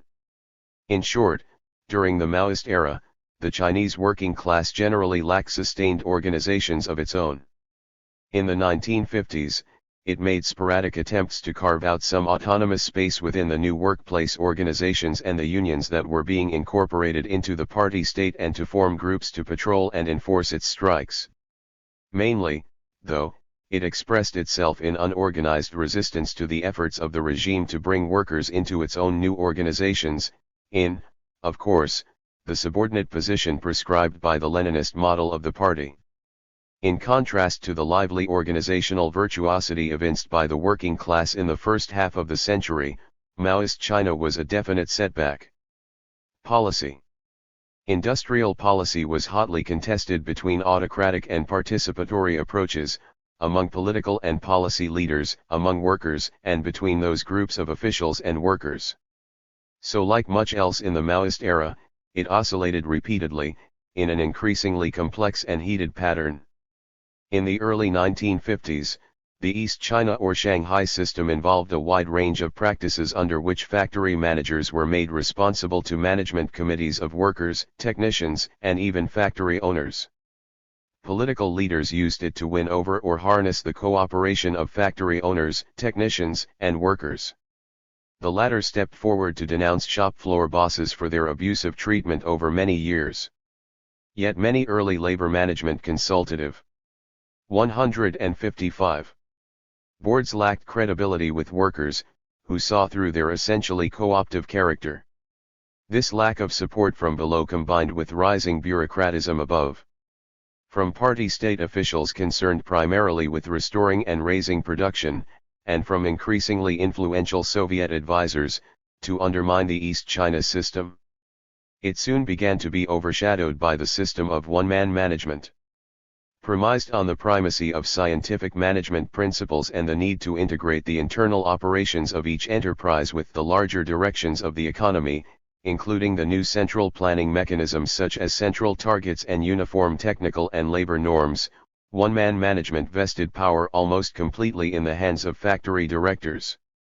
Skills were emphasized over assiduity or political commitment in daily shop floor life, and more widely by the government in, for example, its labor emulation campaigns.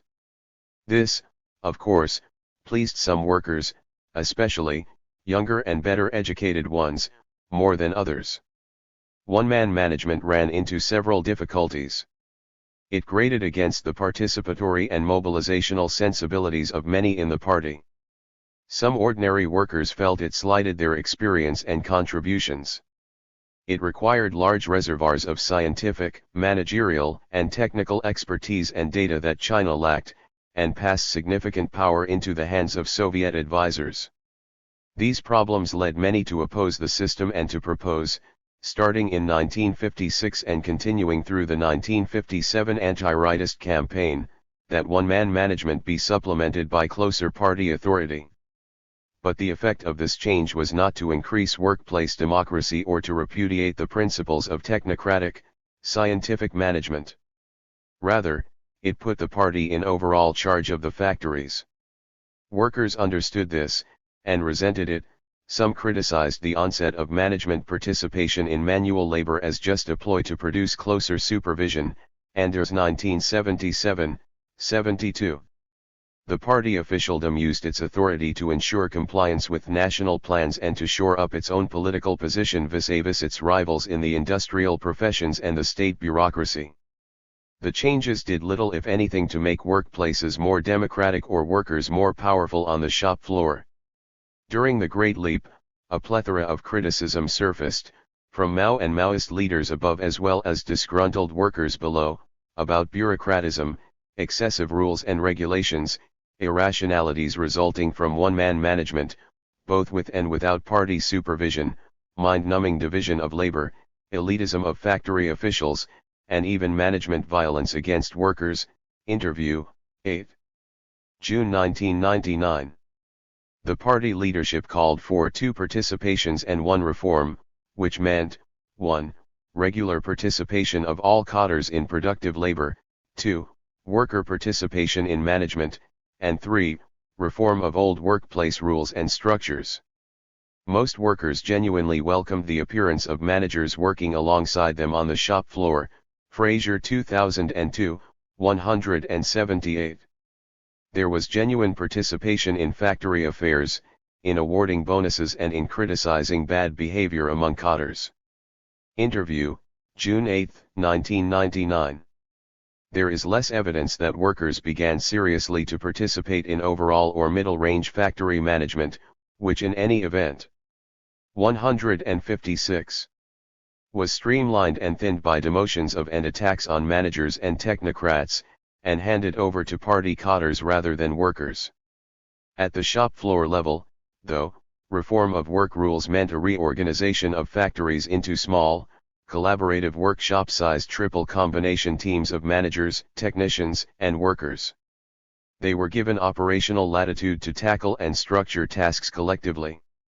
With the decline in industrial production in 1961 and 1962, managers, technical experts, and more orthodox party members called these management policies into question. The reassertion of central planning exerted definite pressure to change the 2 participations and 1 reform. But no clear alternative could be found or agreed upon within the party. A return to one-man management was even more difficult, since the required detailed data, strong managerial power, and technical resources were now more lacking than ever, and Soviet advocacy was gone. Extensive debates were carried on, among party leaders and workers, about the proper role of worker participation in management, the relationship of political to technical values, calculus, and authority, known as the problem of red versus expert, and the organization and division of labor in the workplace. The rationalizing 70 articles of December 1961 was soon met the following September by the left's invocation of the incendiary rhetoric of class struggle. Increasingly complex and sharp debates from 1964 to 1966 split the Communist Party and the whole industrial and communications system as well, Anders 1977, 159. The Cultural Revolution saw these debates turn into, and in turn become inundated by, a radical mass movement whose scope included but transcended the issue of enterprise management. For a time in many factories, there was little or no management in which to participate, as production was interrupted, slowed, or occasionally stopped altogether. Rebel leaders and workers made spontaneous attempts to institutionalize new forms of management based on some of the principles enunciated and tried during the Great Leap. But these were integrated into broader and more radical efforts to politicize workplaces more generally, for example, over issues such as political study, ideological campaigns, recruitment and training of workers to become managers and technicians, and demands that managers participate in labor on the shop floor. Once the initial radical thrusts of the Cultural Revolution in 1966 and 1967 began to burn out, beginning around 1968, these experiments in broad democracy in workplace political communities conflicted with counter-trends towards rationalization of power and management in the hands of managers and technicians under the supervision of the new revolutionary committees established to restore order, which in many places came to be dominated by former party and government leaders or their working-class sympathizers. The situation resembled that of the post-Leap period, in which there was a contradiction between the participatory and democratic elements embodied in the Great Leap innovations, 2 participations and 1 reform, and the needs of an increasingly complex modern industry for efficiency, predictability, and standardization. Efforts to reconcile the two were generally unsuccessful, and the Maoist period ended in a conflictual stalemate on 157. The question of enterprise management. With the general triumph of the conservative side in the early and mid-1970s, some managers tried to assert their authority. But with the fresh memory of activated, angry workers defying authority during the Cultural Revolution, intrepid managers tended to do so only with the greatest care, while most bemoaned their inability to get workers to do anything the latter did not want to do. Meanwhile, many workers felt free to defy work rules. This situation, which frustrated managers, economists, and development-minded political leaders, faced Deng Xiaoping and his supporters as they ascended to power after 1976. In short, the Maoist-era working class, mainly the urban resident workers rather than rural contract workers, developed definite experience of their own potential power vis-a-vis management and in the labor process. Of course, they also felt the power of management to frustrate their efforts to advance workers' shop floor power and influence. Yet over the 3 decades of the Maoist period, working-class self-assertion within their factories only grew, which suggests that the reversals they experienced seemed to have spurred them on rather than cowed them into submission. Yet the ultimate triumph of party authority over worker initiative surely had much to do with the fact that the party was never itself a creature of the working class. Contentious collective action. Working-class contentious politics went from wildcat opposition against managerial rationalization in the early 1950s, to a sustained critique of any sort of incentive pay in the mid and late 1950s, to radical attacks on managers during the height of the Cultural Revolution, followed by workers' ongoing capacity to intimidate management from undermining their position and privileges even several years into the structural reforms. Early socialist transition, 1949 to 1958. The fall of the nationalist government, the concomitant decampment of much of the industrial bourgeoisie, and their replacement by the communists amounted, of course, to a massive transformation of the political opportunity structure for the Chinese proletariat. Workers began very quickly to take matters into their own hands. They organized industrial cooperatives, encircled and taunted capitalists and managers, struck, gorged themselves at the homes of factory directors, ostentatiously napped on the job, and even went so far as to attack the new state itself, denouncing and battling soldiers and officers. Dozens were killed, and jeering the central leadership including Chairman Mao, Brugger 1976, 73, Fraser 2002, 96 to 108. When in 1951 the government began to arrest counter-revolutionaries among shop floor officials and the workers, the latter responded with demands that the line bosses be investigated and the perpetrators fired. Some even demanded radical management reforms to eliminate supervisory positions altogether. Women. 158. Workers were particularly forceful in demanding that these petty despots be brought to account for their various depredations. Many workers responded to party-led calls to speak bitterness about the past.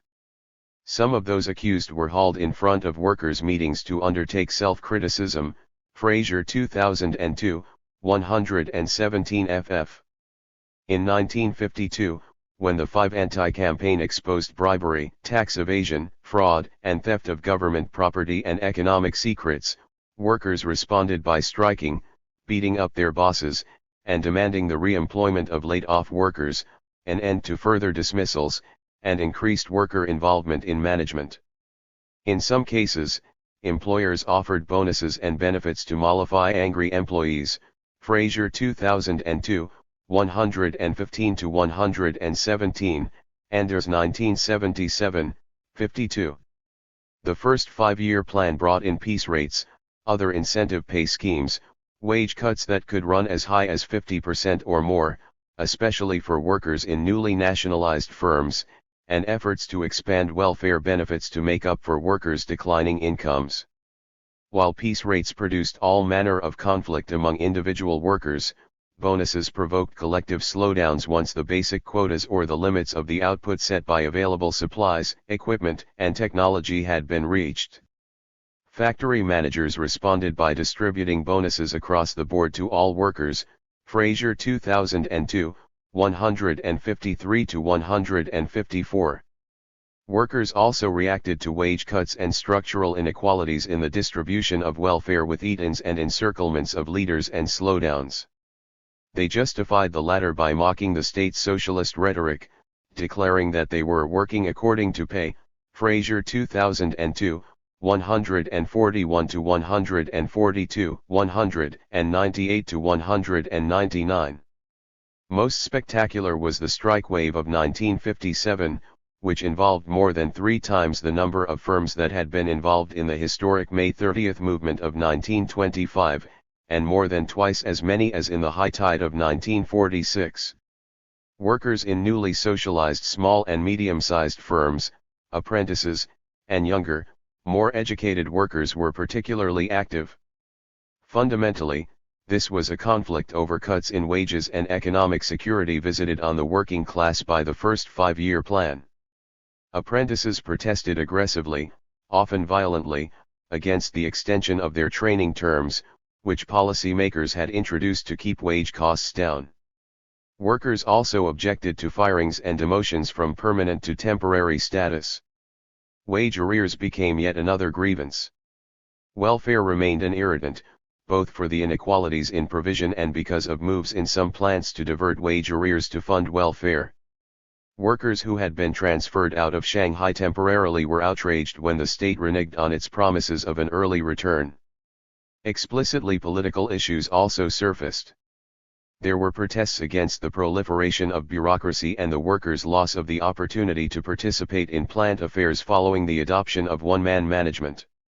Recent rural migrants expressed prescient fears that the emerging household registration system would permanently relegate them to a lower status of welfare entitlement, Fraser 2002, 198, Perry 1994, 8-16.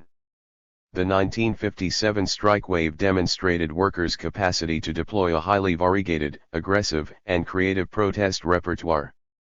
Continuing the culinary theme that ran through earlier outbursts, they not only staged hunger strikes but also 159. Held eat-ins at factory refectories and had the audacity to order festival meals from restaurants, which they billed to their factory. Workers encircled, seized, and even tortured factory managers. When their allotments of free toilet paper were cut, they used factory letterhead to clean themselves and send a contemptuous message in the same gesture. All this accompanied more prosaic forms of protest such as legal appeals, big character posters, handbills, marches, sit-ins, petitions, and pickets. Workers also evinced impressive organizational virtuosity, despite the virtual absence of leadership by intellectuals who are often thought necessary to transform spontaneous into concerted action. They organized strike committees, liaisons, and United Command headquarters to coordinate protests among different plants, and formed autonomous unions and a democratic party.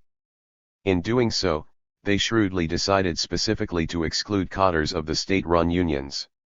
Their rhetoric went so far as to invoke, ominously, the 1956 Hungarian protests, Peri 1994, 8-15.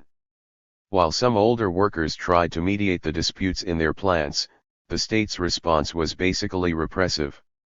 During the anti-rightist campaign of 1957, strikers and other protesters were either arrested, sent to the countryside, or, if they were in staff positions, relegated to the production lines. Fraser 2002, 199-200. The workers won a partial victory in bringing one-man management to an end. But as already noted, the real winner was the party, which replaced the system with increased power for its workplace committees. The Great Leap Forward and its aftermath. Stern measures such as these did not silence the workers, though.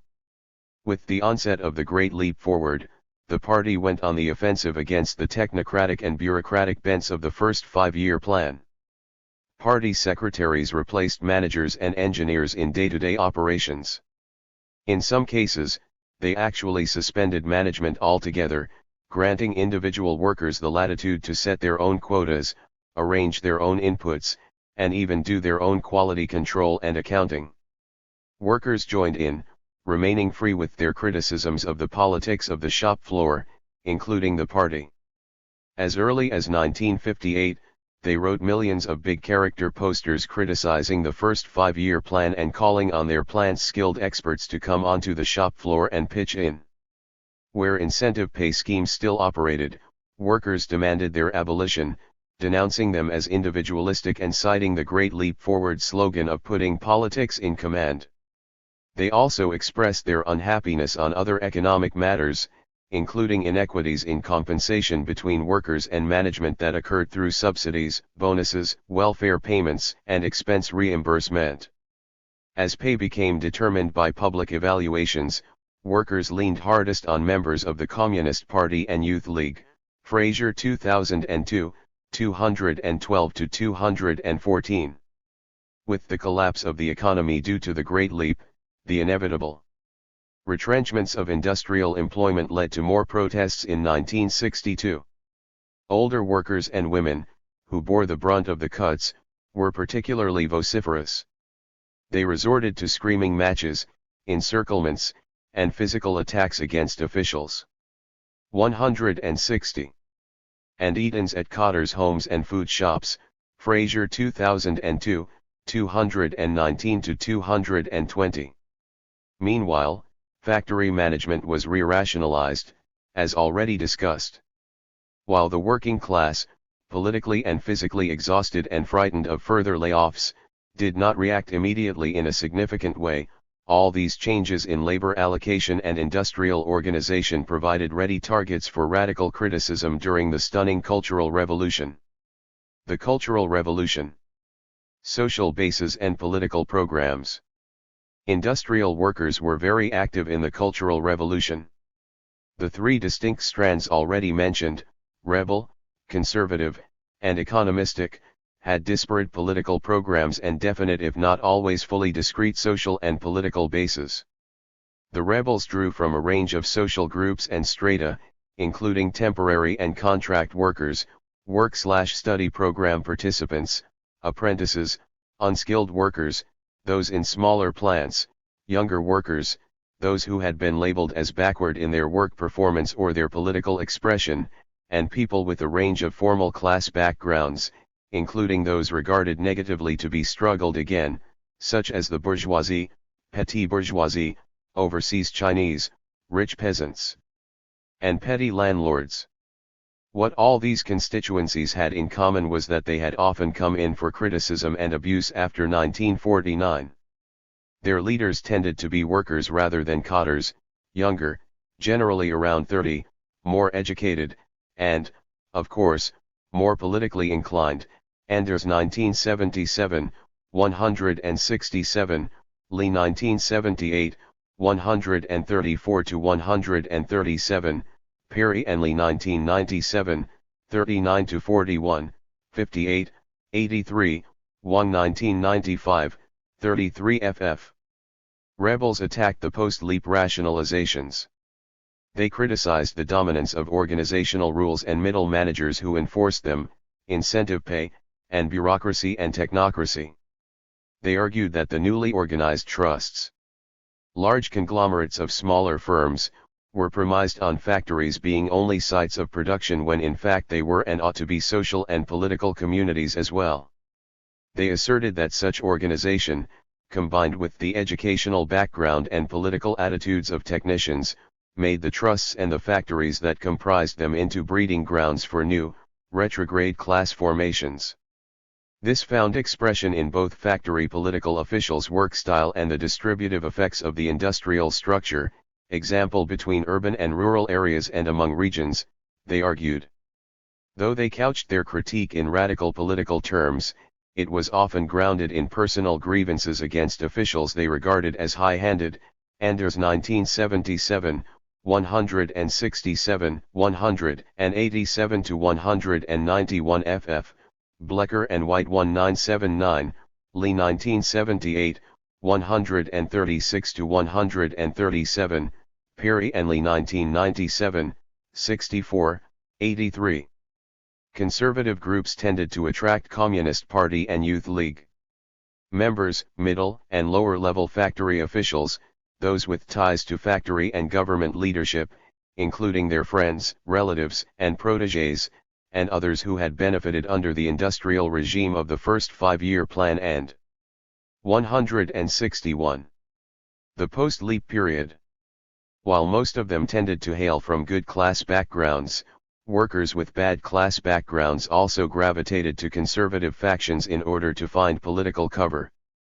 Leaders hailed from among party and youth league members, model workers, activists, and lower and mid-level factory staff, since higher-level plant officials were more frequently under attack. Perry and Lee 1997, 39 to 41, 58, 83. The conservatives were, naturally enough, concerned with defending the status quo. They did believe in the values of shop floor autonomy and even power for the working class. They also feared the corrosive effect of economic, social, and political inequalities on workers' morale, industrial production, and factory infrastructure, which was in danger of being run down under peace rates. Many conservatives were revolutionary cadres who had put their lives on the line to build a better world on the ruins of China's experience with imperialism and capitalist authoritarianism. They thought of themselves as a new and different breed of political officials who served the people, and they could not imagine themselves as having anything in common with the exploitive, oppressive elites whom they had dispatched. They were also loyal communists who believed in Leninist discipline. The conservatives were also motivated, of course, by personal factors such as loyalty to party leaders and their own material and political interests in the status quo. The third strand of protest focused on economic grievances, in particular, those of temporary and contract workers, most hailing from the countryside, who worked alongside core industrial workers, often in less desirable jobs, with less pay, benefits, and employment security. These protesters included a disproportionate number of women, apprentices, many workers who had been laid off during the post-Leap retrenchment, construction workers, youth who had been sent down to the countryside, and even former individual entrepreneurs. Their demands focused on compensation, welfare, subsidies, the right to join the state labor union, a requirement for receiving welfare, housing, re-employment after dismissals that had been touted as temporary, labor insurance, and obtaining urban household registrations. Collective contention. The dramatic narrative of the working class's extraordinary political mobilization during the Cultural Revolution has been told elsewhere. Lee 1978, Perry and Lee 1997, 1995. Suffice it to say that it was broad, energetic, radical, and vociferous. The foci here are different.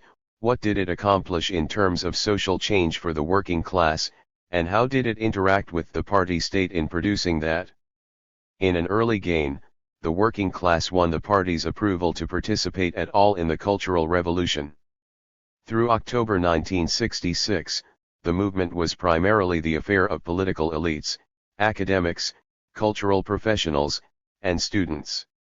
The party did not yet permit workers to join in, urging them instead to attend to production. Discontented workers began to make quiet contacts with radical students who had 162 suffered in similar ways, and who naturally welcomed and encouraged them.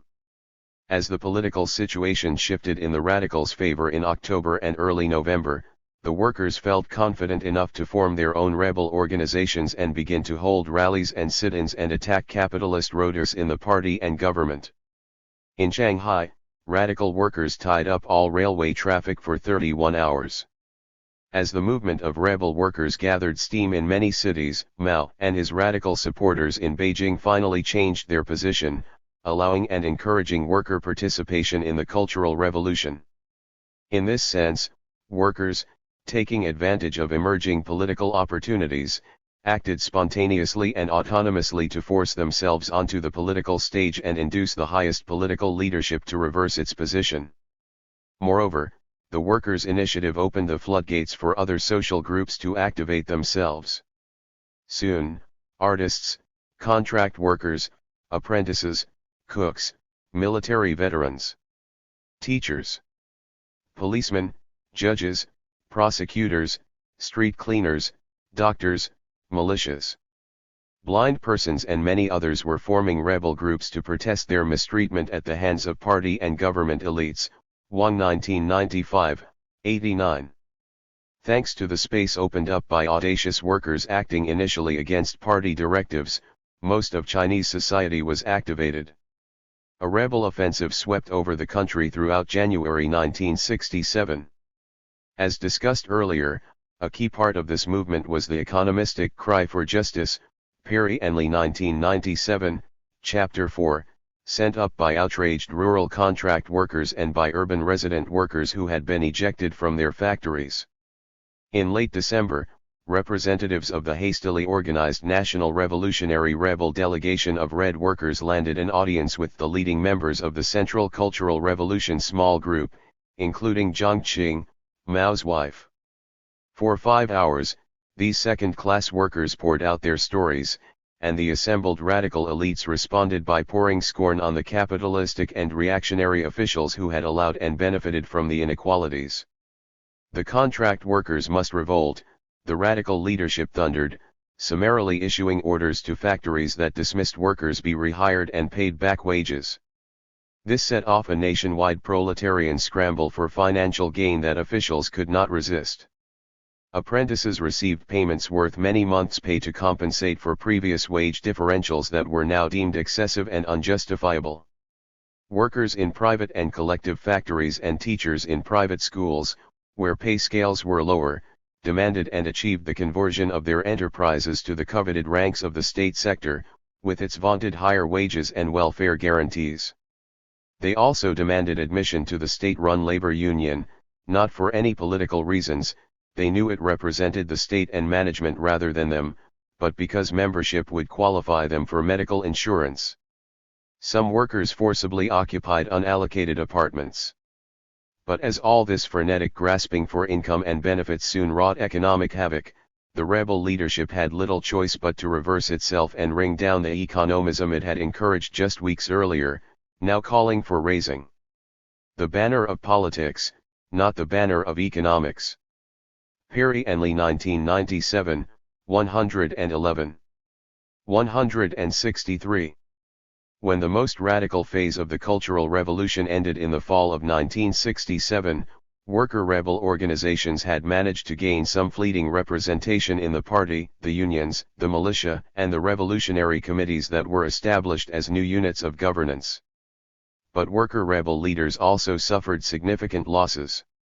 Many acts that would normally be considered crimes, murder, assault, theft, and the like, were committed by worker rebels and their leaders, and campaigns to clean class ranks and strike at one counter-revolutionaries and oppose three graft, profiteering and extravagance were intended to ferret out the perpetrators. In Shanghai alone, tens of thousands of worker rebels were punished, some with fines and public criticism, but many with beatings and imprisonment. The worker rebel organizations continued to function and, indeed, remained prominent. But what influence they had was directed at political rather than economic objectives.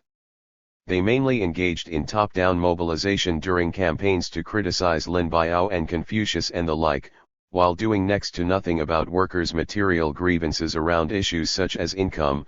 Workers had not had a raise since 1956, and the sorry condition of housing and social services. Little surprise, then, that most of the actual Chinese working class eventually tuned out. Politically, workers struggled actively for significant social change in various ways from 1949 to 1978. They took advantage of the new institutions, many of which were designed to co-opt workers and canalize their politics, to press their own agendas nonetheless, often attacking the party state from within its own institutional terrain. They also mobilized outside it, though, prosecuting the largest strike wave in Chinese history and, a decade later, plunging into the Cultural Revolution with extraordinary power and radical zest. They scored significant victories along the way. In the end, though, the working class's politics succumbed to the institutional and political hegemony of the party state and to the vociferousness within the working class which Maoist politics induced. Working class social change and the Chinese Communist Party. The victory of the revolution brought tremendous social change for the working class. In economic terms, urban resident workers saw large initial increases in pay, a range of benefits, and job security, and temporary contract workers surely became better off than they had been before 1949 or they would have been had they stayed in the countryside afterward. Socially, the working class expanded, contracted, and diversified. Urban resident workers' lives were reorganized around close-knit communities defined by factory housing and welfare provision, and contract workers achieved limited access to urban employment and life. Ideationally, urban resident workers came to evince a confident, assertive, almost syndicalistic self-understanding and set of values, while contract workers reacted defensively but no less stridently to militate for equity. Finally, in political terms, many workers, 164, acted strenuously, repeatedly, and often effectively to realize their values in the short and medium terms. All this social change was a product of agency by both the party state and the working class, whose political interrelationships were complex. The initial improvements in compensation, benefits, and the creation of residential work units derived from government policy, but Union Chairman and Minister of Labor Li Lisan sponsored them on the basis of his close involvement with the activism of the working class across the decades of revolution. And these changes may well have also had to do with the party state's desire to co-opt, monitor, and subdue a working class that objected so actively to many features of the first five-year plan. By the mid-1950s, workers found themselves enmeshed in various institutions created by the party state that had the same goal, though they occasionally managed to turn them briefly to their own advantage. The 1957 strike wave contributed to the demise of one-man management, though the real political victors were factory party committees rather than workers. During the Great Leap Forward, workers actively promoted radical transformations on the shop floor, changes that soon fell victim to the rationalizations undertaken by the party state leadership that took the reins from the Maoists due to the economic crisis. The early 1960s were not a time when urban resident workers could advance materially or socially, and rural contract workers actually lost out by being evicted from their enterprises and sent home. but the former did engage in increasingly probing debates over shop floor politics and authority. During the Cultural Revolution, both urban resident and contract workers gained tremendous political power to organize, mobilize, and attack their enemies among fellow workers and enterprise officials.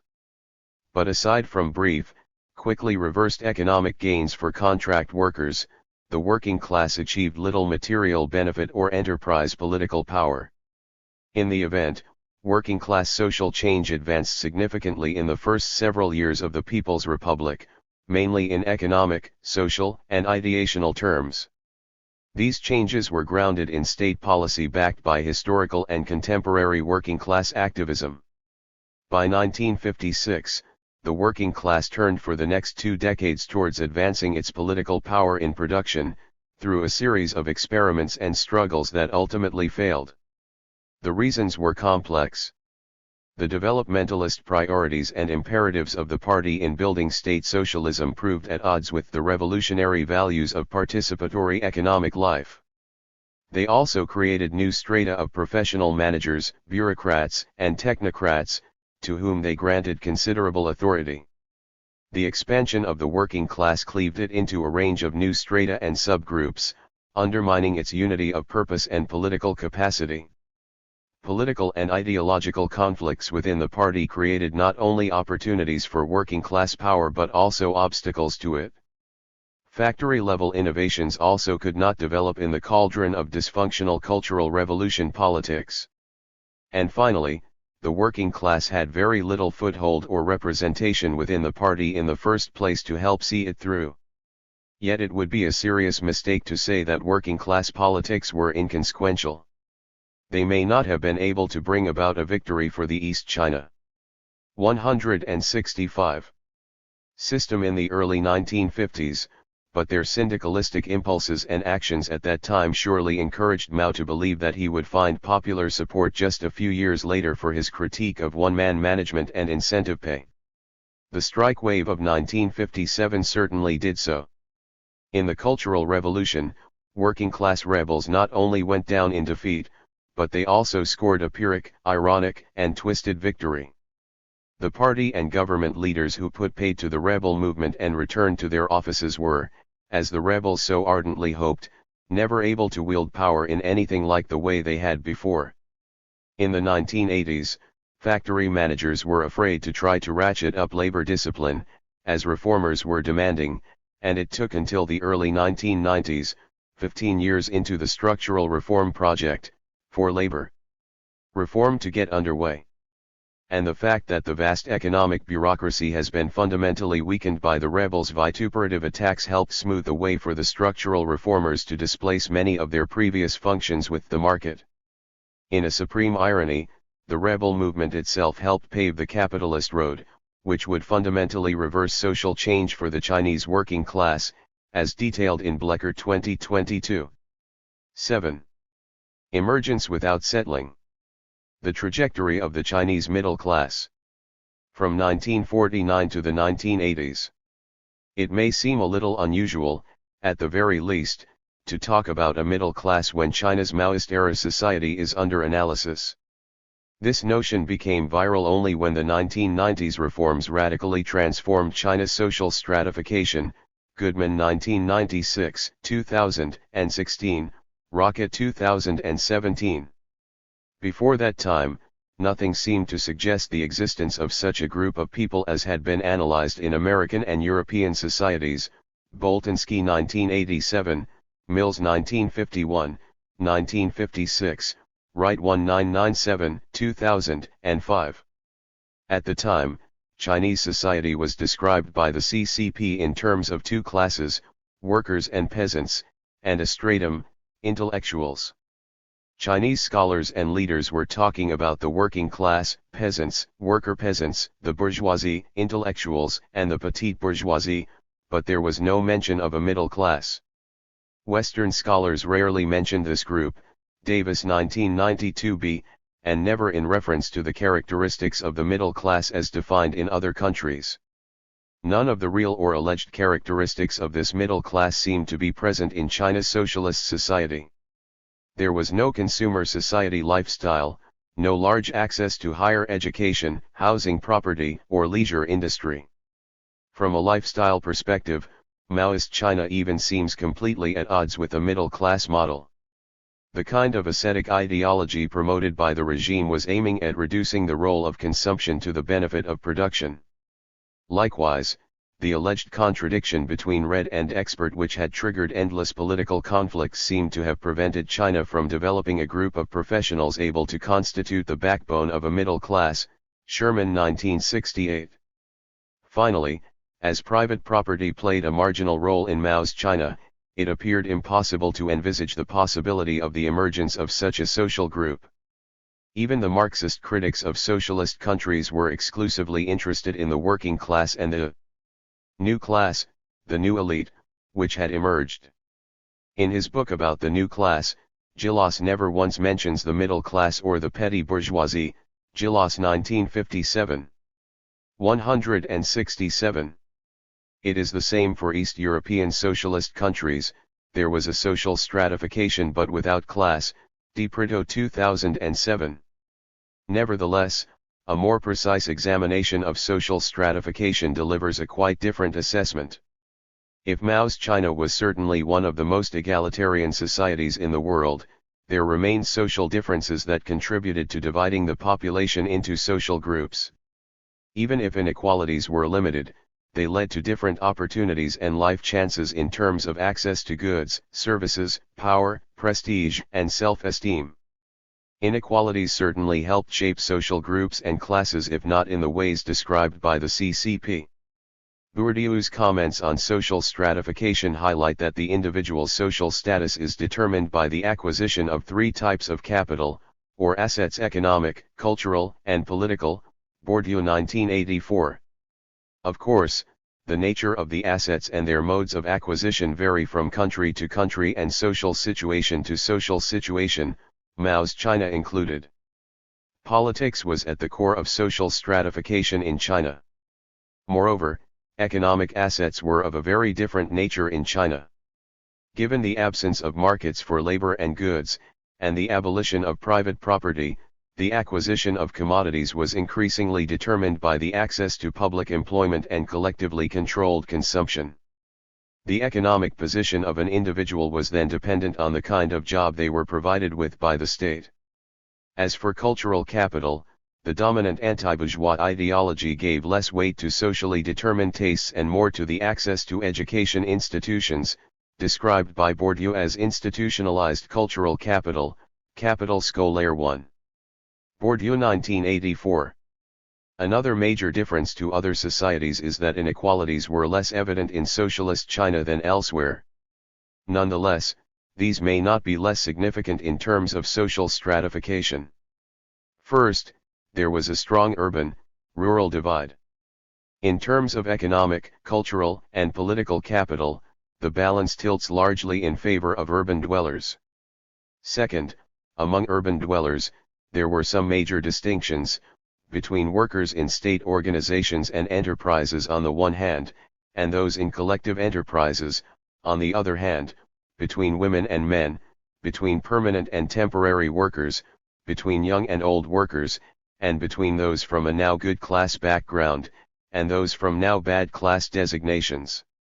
Each of these various categories corresponded to a certain standard of living, level of consumption, opportunities for access to education, degree of proximity to places of power, and power holders. Moreover, there was convergence in the fault lines that determined access to each of those assets. Those with the highest political positions were also those with the highest standards of living, the most educational opportunities, the highest levels of social capital. It is precisely that convergence which determined a collective position in the determination of social space and then the identification of social classes. More particularly, as far as the middle class is concerned, there was a group of people who belonged to neither the elite, the new class, nor to the lower classes.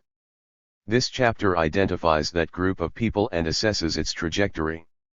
168. Inequalities must be measured subjectively as well as objectively, not least because they are regarded that way. A small difference in income can be perceived as very important by those who are at the bottom of the social ladder. More specifically, in the context of a shortage society, a small difference can trigger symbolic but very strong stratification or discrimination effects. Ka 2014, Adel 2007. For example, in China, bicycle ownership was a key marker of higher social status in the 1960s. In the 1980s, those who were able to buy a refrigerator or a television were gaining prestige. Early foreign visitors to China may recall bringing bottles of whiskey or wine as presents for Chinese friends, which instead of being consumed were offered on again to others as gifts because of their scarcity value. Likewise, even if access to secondary school or university did not radically change the social status of individuals, the impact on their life chances was far from negligible. Peasants or temporary workers were the victims of symbolic violence due to poor education. Finally, subjectivity should not be limited to self-perception. Position in any social space depends on the perception of the people with whom the individual is directly interacting. In a society in which social relationships were limited to a small circle of people, access to goods and services as well as the extent and the quality of personal networks were all determining elements and contributed to the classification of the individual. Yang 1994.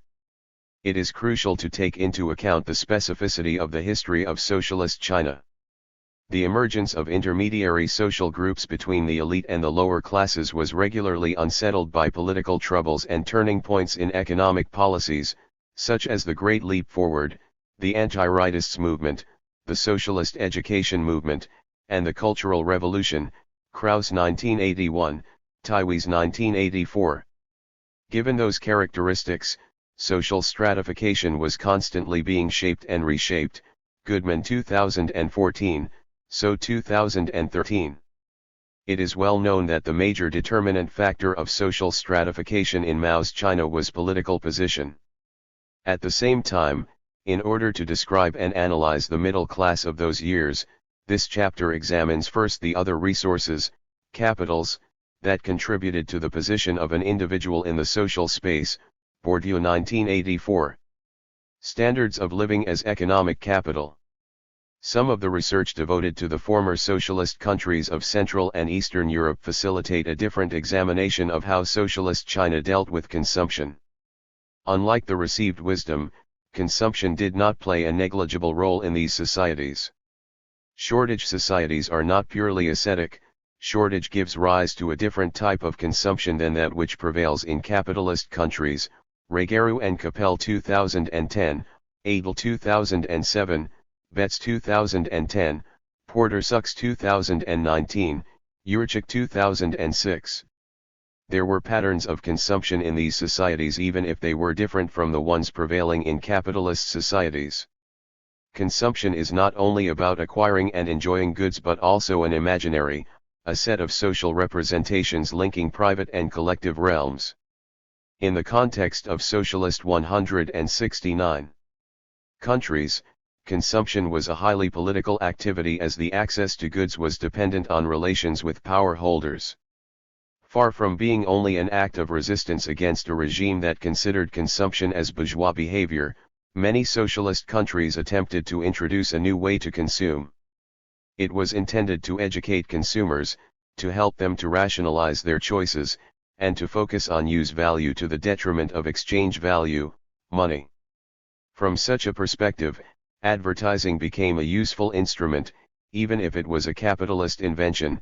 Girth 2013. In European socialist countries, the inflection towards a form of consumerism occurred in the 1960s and continued until the end of those regimes. In China, the trajectory of consumerism was more tortuous. The distribution of goods was more tense than elsewhere. Most commodities were rationed: grains, cotton cloth, oil, sugar, cigarettes, and at certain times and in certain places meat.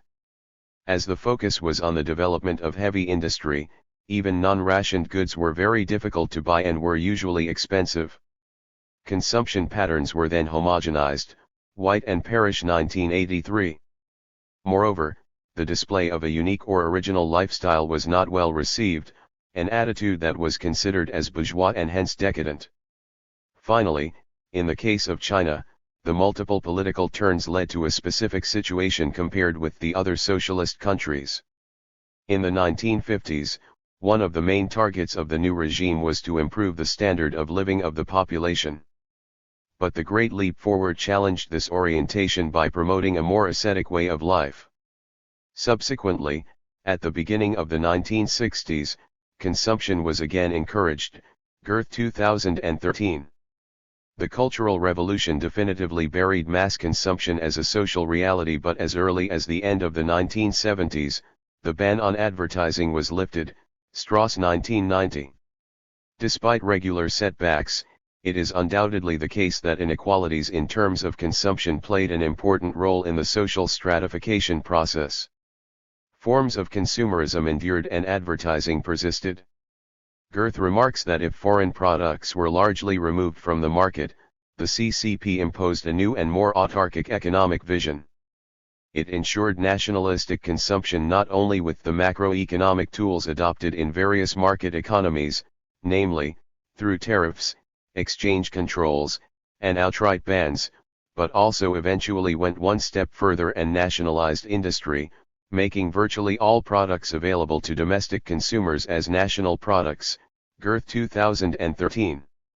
He concludes that in line with such scholarship, an examination of the persistence of markets and consumerism in China challenges the still pervasive assumption of Western Cold War scholarship that China under Maoism was a realm of pure asceticism without room for any consumer desire after 1949. Throughout the socialist period, the CCP was sending mixed signals concerning consumerism, sometimes denouncing the debauched lifestyle, sometimes encouraging people to consume in order to support the production-first objectives of the regime. It is just as interesting that rather than abolishing advertising, the new 170 regime introduced socialist advertising in order to educate the masses. The instructions were clear. For products in short supply, the emphasis within the advertisements should not be on stimulating desire for the products but rather on how to use and maintain them and thereby extend their lifespan. Advertisements for more widely available and commonplace goods should, as with capitalist advertising, expand the market and stimulate desire. Finally, advertisements for new products should emphasize the product's quality, uses, and special characteristics. Jia et al. 2002. Among the masses who were in positions to consume, those who had a good wage and had access to scarce goods and services. In other terms, the fact that almost every urban resident was assigned a work unit provided urban dwellers with considerable privilege, Li and Wang 1992, White and Parrish 1983. Work units supplied a wide range of goods and services. To a certain extent, the search for the middle class could follow the urban-rural dividing line. The standard of living was far higher, and goods were easier to obtain in urban areas. Work units provide urban employees with higher wages, bonuses, and subsidies, Lardy 1984. According to Korzek and White. We should also note that there are various kinds of other distributions, in cash or in kind, that are not dealt with in documents, at least not in any detail. For example, workers may be entitled to receive work uniforms, transport subsidies for travel to and from work, cool drinks, or a supplement for the same if they work in high-temperature conditions, special food distributions before holidays, as well as full or partly subsidized housing, nursery schools, and other facilities. They were also enjoying a large range of welfare benefits including free medical care and child care facilities, Korzek and White 1981. However, identifying the middle class with the urban class does not add much to a better understanding of social stratification under socialism. Actually, many of the fringe benefits referred to are not universally available, even in urban China. Korzek and White 1981. Three groups seem to enjoy a middle-range living standard and relatively easy access to rare goods: low-level cotters, professionals, and a certain number of workers and employees. All these people were permanent staff members of a state work unit and thereby enjoyed all the benefits of a non-agricultural job. If all the low-level cotters and professionals, including artists, were in this situation, it was not the case for other categories of people. Urban people working in the collective sector, for example in street factories, were not covered by all the benefits provided to permanent workers, Broads Gr. 2002.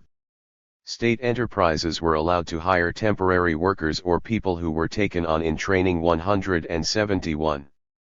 Or trial periods such as apprentices, Korzek and White 1981. Another category was people who were both worker and peasant, Lardy 1984.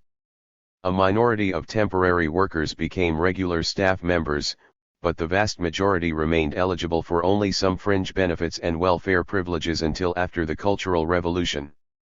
In 1971, a large proportion of this non-permanent workforce was allowed to become staff members, but the contractual system continued afterwards, Lardy 1984. In 1956, the system of wage grades for permanent staff was standardized. Official documents clearly stated that one of the main objectives of the reform was to deal with egalitarianism. Korzek and with compiled documents concerning more than 60 occupational categories, Table 7.1. Rank systems differentiated incomes and living standards among permanent staff. Officials and employees in the state bureaucracy were ranked from level 1. Top national leaders, to level 30, e.g. miscellaneous service personnel, and the differential between the highest and lowest levels was about 28:1. Industrial workers in state enterprises were ranked on scales of 8 to 10 levels, with gradations of roughly 3:1. White 1975. Besides basic wage differences, there were piece rate and bonus systems in some industries and during certain periods, Korzek and White 1981. On the other hand, at times, these systems were sometimes suppressed, especially during the Cultural Revolution, because they were seen as calling the regime's commitment to egalitarianism into question and even at times met worker resistance. Blecker. Chapter 6. By definition, the various benefits depended on the type of the work unit, seniority, the size of the family, and so forth. Even in some state enterprises, particularly the smaller ones, workers did not enjoy all the available welfare benefits. According to Korzek and with, because of these limits, we can begin to understand why until recently the number of people benefiting from some of the apparently generous benefits, such as retirement pensions, has remained rather small. State-owned work units had priority when acquiring resources from the government to provide housing and subsidized grain coupons to their employees, BN 2002, Lee and Wang 1992. Each work unit had a rank in the hierarchy, which could strengthen the work unit's ability to gain resources from the state. The higher the rank of a work unit, the more power it had in bargaining with its government supervisor. Wu 2002. Seniority played a very important role in promotion and wage increase campaigns. But other criteria, such as class labels and relations with powerful people, were also important. Valder 1986. The Great Leap Forward and the Cultural Revolution did not seem to have succeeded in reshaping social stratification in the direction of greater egalitarianism. As a symbol, Liu Shaokai's wife was criticized for her clothing, seen as too luxurious and ostentatious. Communist cotters were similarly criticized for any sign of potential decadence, giving in to the bourgeois lifestyle, consumption being equated with a debauched lifestyle. Piece rates and bonuses were abolished and replaced by more revolutionary systems. But the impact of these measures was temporary and limited and did not change the structurally determined position of individuals in the socialist hierarchy. Intellectuals continued to earn about 6 times the salary of the lowest paid instructors, Terrell 1972. Professional wages were maintained at their previously relatively high levels. There seems to have been a policy of not using financial sanctions to deal with political and ideological error, White 1975. Even people having political problems were not fired, Terrell 1979. Wu Xiaogang argued that the main agent of social stratification in contemporary China continued, and indeed continues, to be the work unit, Wu 2002. Certainly, the level of consumption was low in the 1970s, and there can be no doubt that China was not a consumer society at that time. At the beginning of the 1980s in Tianjin, food consumption still accounted for over 50% of total household expenditures, and real consumption had not increased, Hu et al. 1987. Likewise, per capita consumption only increased 1.3% a year from 1957 to the late 1970s. On the other hand, Lardy indicates that many factors tended to underestimate the expansion of consumption for certain categories of people. Collectively provided consumption goods were not taken into account, and the number of workers per household had increased over the period. While the per worker wage remained unchanged, the per capita income in families increased by 60%. Finally, subsidies and benefits represented 82% of the average wage. A large share of these benefits, such as those for retirement, long-term disability, maternity, death, and survivor benefits, are administered through the trade union system, which is financially underwritten by the state, Lardy 1984.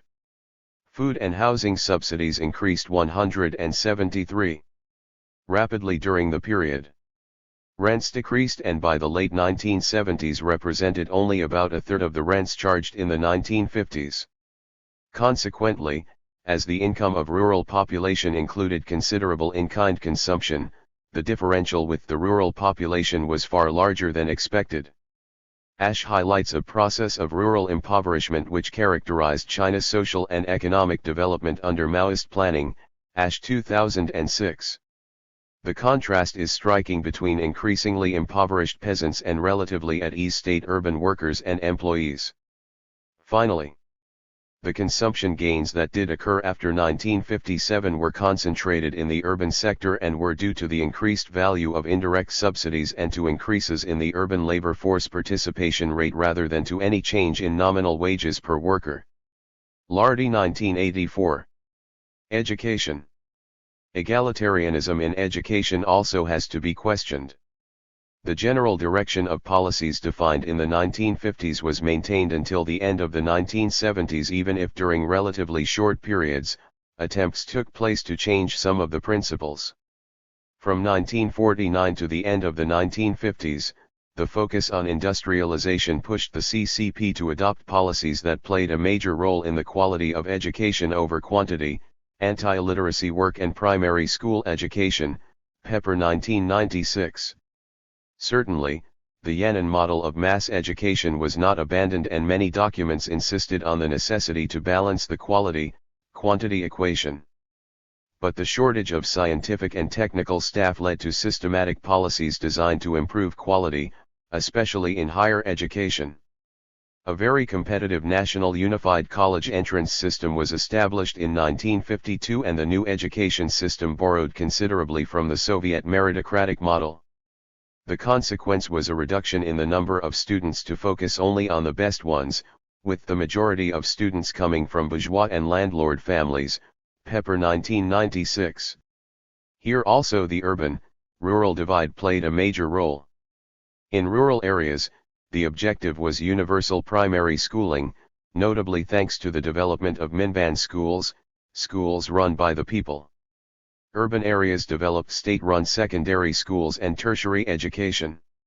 From the mid-1950s, keypoint schools were selecting the best students at every step, primary, secondary, and tertiary. At the beginning of the 1960s, this system of selection was systematized. Only 34.29% of all undergraduate students in institutions of higher learning as of September 1956 were of worker-peasant origin. The figures for graduate students in these institutions and at the National Academy of Sciences were 17.46% and 5.92%, respectively. Pepper 1996. 174.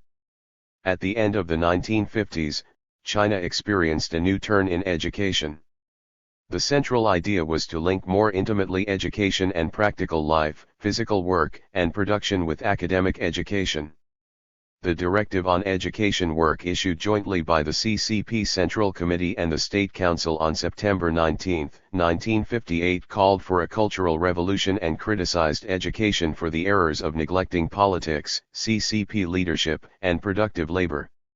It called for a determined struggle against such bourgeois ideas as education for education's sake, the separation of mental and manual labor, and education can only be led by experts. Pepper 1996. Students and teachers were required to participate in productive labor, and urban schools were supposed to run factories in order to support the work-study movement. Political criteria were used more extensively for admission to secondary and higher education. In 1958, workers and peasants, as well as cotters, were admitted to college without passing examinations, on the basis of recommendations alone. The percentage of students with worker-peasant backgrounds in higher learning institutions increased from 19% in 1951 to 36% in 1957, 48% in 1958, and 51% in 1959 to 1960, Pepper 1996, 282. With the first signs of the failure of the Great Leap Forward, the movement to give greater emphasis to manual labor declined. Again, party leaders emphasized the quality of teaching and studying. In 1959, the unified college entrance examinations were re-established. The Keypoint school system was definitively systematized at all levels of the education system, and the difference between these schools and others became amplified. In 1962, in Guangzhou, Canton, the Keypoint secondary schools had 70 to 90% of their pupils admitted to college. In these key schools, 11% of students were of worker-peasant background and 48% were the children of revolutionary cotters. This was the exact opposite of the situation in ordinary, non-Keypoint, middle schools. During 1962 to 1966, the offspring of cotters represented 27% of the students in key middle schools, and those from intellectual families 34%. Only 12% were of worker-peasant background, and those from the middle-range non-intellectual classes constituted 16%, Chan et al. 1980. In other words, the children of professionals, low-level cotters, and a proportion of children from a working-class origin had far greater access to education than those from other, and far larger, social groups. In Beijing University, college students from worker and peasant backgrounds declined from 67% to 38% between 1958 and 1962, Krauss 1981, 69. The situation was similar in the rest of the country, Pepper 1978. The Cultural Revolution did not fundamentally question the privileges of the urban middle class in terms of access to institutionalized cultural capital. Certainly, officials were accused of reintroducing bourgeois academic education practices, establishing an elitist education system that marginalized working-class children by placing them in second-class schools and violently opposing the work-study movement. Keypoint schools resulted in the concentration of the children of cotters and middle-class families because they were able to assimilate basic academic education more readily. Most obviously, it was easier for them to cope with the expectations of the entrance examination system. Because working-class children lacked the 175 finesse of any bourgeois culture, only a small proportion could be admitted to good schools and higher education institutions, and peasant children were almost completely excluded.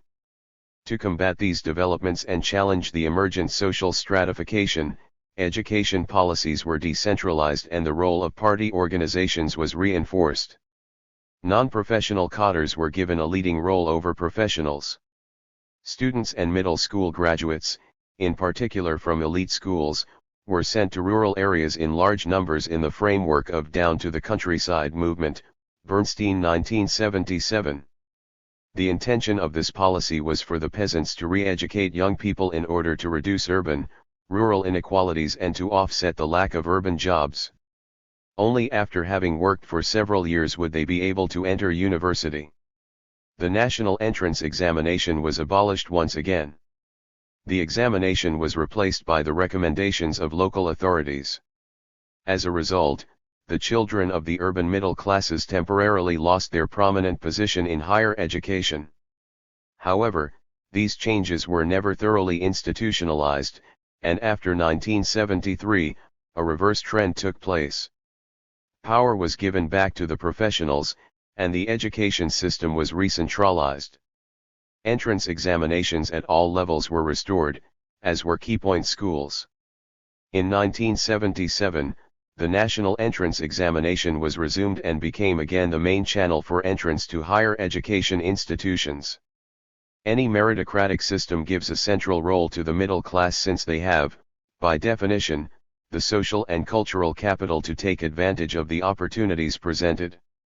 From 1949 to the end of the 1970s, regulations provided that the work unit had the obligation to take into account the level of education in hiring, promotion, tenure, and dismissals, Korzek and White 1981.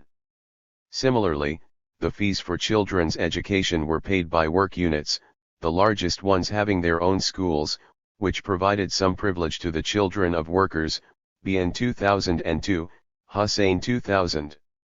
Political/social capital. The new class was the dominant class because it controlled political positions. By controlling political positions, it controlled economic positions and the access to education. But the notion of political capital is far from being an independent variable. In Bourdieu's framework, there is a circulation of capitals, a system of exchanges among different kinds of assets. Not only does political capital provide power holders with prestige, but it also enables them to extend personal networks, social capital, and opportunities for making money. Conversely, personal networks can be used to gain material benefits and political capital, Bourdieu 1984. In socialist China, cultural capital could be converted into economic capital, but, as educational institutions were state-controlled, it was not possible to transform economic capital into cultural capital by using legal means, for example, by registering children in a private school. However, it was possible to rely on political assets to have access to different kinds of benefits using legal or illegal and 176. Even sometimes just illegitimate means. For Cotters, each level of the administrative hierarchy corresponded to a certain standard of living in terms of access to housing, consumer goods, and means of transport. For workers and professionals, the standard of living was determined by individual characteristics and the place of their work unit in the socialist system. But individuals could have access to goods and services by using their own power or relying on people possessing political power. A first way was to bribe power holders in a one-shot manner. Another was to rely on personal connections, guangzai in Chinese, implying a special relationship of significance and reliability, Frolic 1980, Hooper 1979. This second means was the most commonly used in Mao's China for two reasons. First, the scope of personal interactions was limited to a very small space, basically work unit and neighborhood, where it was difficult to bribe people. Second, money and goods were not easy to obtain, and in any case, cash or goods transactions for narrow benefit ran significant political and personal risks that made them less attractive. It was more sensible, especially in terms of risk management, to establish relatively stable channels of exchange through personal relationships. That way opportunities could be approached in a more flexible and reliable manner. In such circumstances, the role of power holders is critical. As a planned economy, Chinese society operated according to redistributive principles that exacerbated inequalities, Zeleny 1978. The redistribution system was largely formal and followed precise regulation, but redistribution could also be informal. For most products and services, access to consumption depended on gatekeepers. People had to go through the back door to get what they needed or desired. Mayfair Yang quotes a situation in which people are divided into four groups. 1. Those for whom gifts are delivered to the door. 2. Those who have to go through the back door. 3. those who are spending a lot of time seeking out personal relations, and finally 4, those who do not possess connections, Yang 1994. Certainly, high-ranking cadres are the most powerful gatekeepers. At the same time, members of the new class did not usually need any special relationships to have access to consumption, Gillas 1957. They were more usually concerned with the accumulation of political power even if they generally did not refuse gifts. It was lower and middle-level cadres who were the frequent beneficiaries of the Guangxi system. Cadres from personnel and wage departments were particularly targeted, but a cadre was only able to take advantage of a leadership role to the extent that they controlled a resource. Professionals and workers might well have been gatekeepers. Teachers were able to raise marks or give private tuition. Doctors gave permission for leave, engineers provided access to materials. Similarly, drivers provided transport for people or goods. Construction or industrial workers used tools, materials, and skills under their own hand. As gatekeepers of commodities, supply shop clerks were particularly well placed to be at the center of a Guangxi network of special relationships, contacts, and connections. In a shortage society such as Mao's China, everything was a resource on the Guangxi market, Frolic 1980, Hooper 1979. Most commodities were in short supply from coal to household appliances, from cigarettes to television sets. But Guangxi 177 also enabled people to obtain available goods of better quality and at a lower price. Yang gives a long list of services people were keen on obtaining, enabling geographical mobility, maintaining good health, securing housing, promoting political security, facilitating transportation, obtaining better education, and enjoying recreational activities, Yang 1994, 93-99. When exchanges are based on personal ties, feelings play a major role. Guangxi can only be activated by employing or playing on the idiom of friendship and kinship as well as adopting the language and decorum of renking, sympathy, yuki, personal loyalty, and ganking, affection. The intersection of Guangxiu, the cultivation of personal relationships, with the discourses and practices of yuki, ganking, and renking are what makes it distinct from impersonal money and bribe, Yang 1994, 123. As relationships are stable, following the process of giving, receiving, and reciprocating, givers and receivers seem to be on an equal footing. This discourse on equality becomes explicit when Chinese people emphasize the role of tongxue, classmates, tongxiang, compatriots, and tongxi, colleagues, in Chinese culture. The character tong, meaning the same as, epitomizes the moral principle that between classmates, compatriots, and colleagues, there are no significant hierarchical relations. Actually, this discourse hides another reality. The two last categories in Yang's description, those who are spending a lot of time seeking out personal relations and those who do not possess connections, give more than those who receive. They spend more time and energy to find goods or services to exchange, and these goods and services are very costly for them, for example, in the case of sexual favors.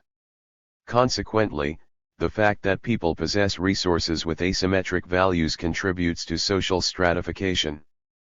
Political and social capital are thus both central elements in the reproduction of social inequalities between classes and the result of social stratification.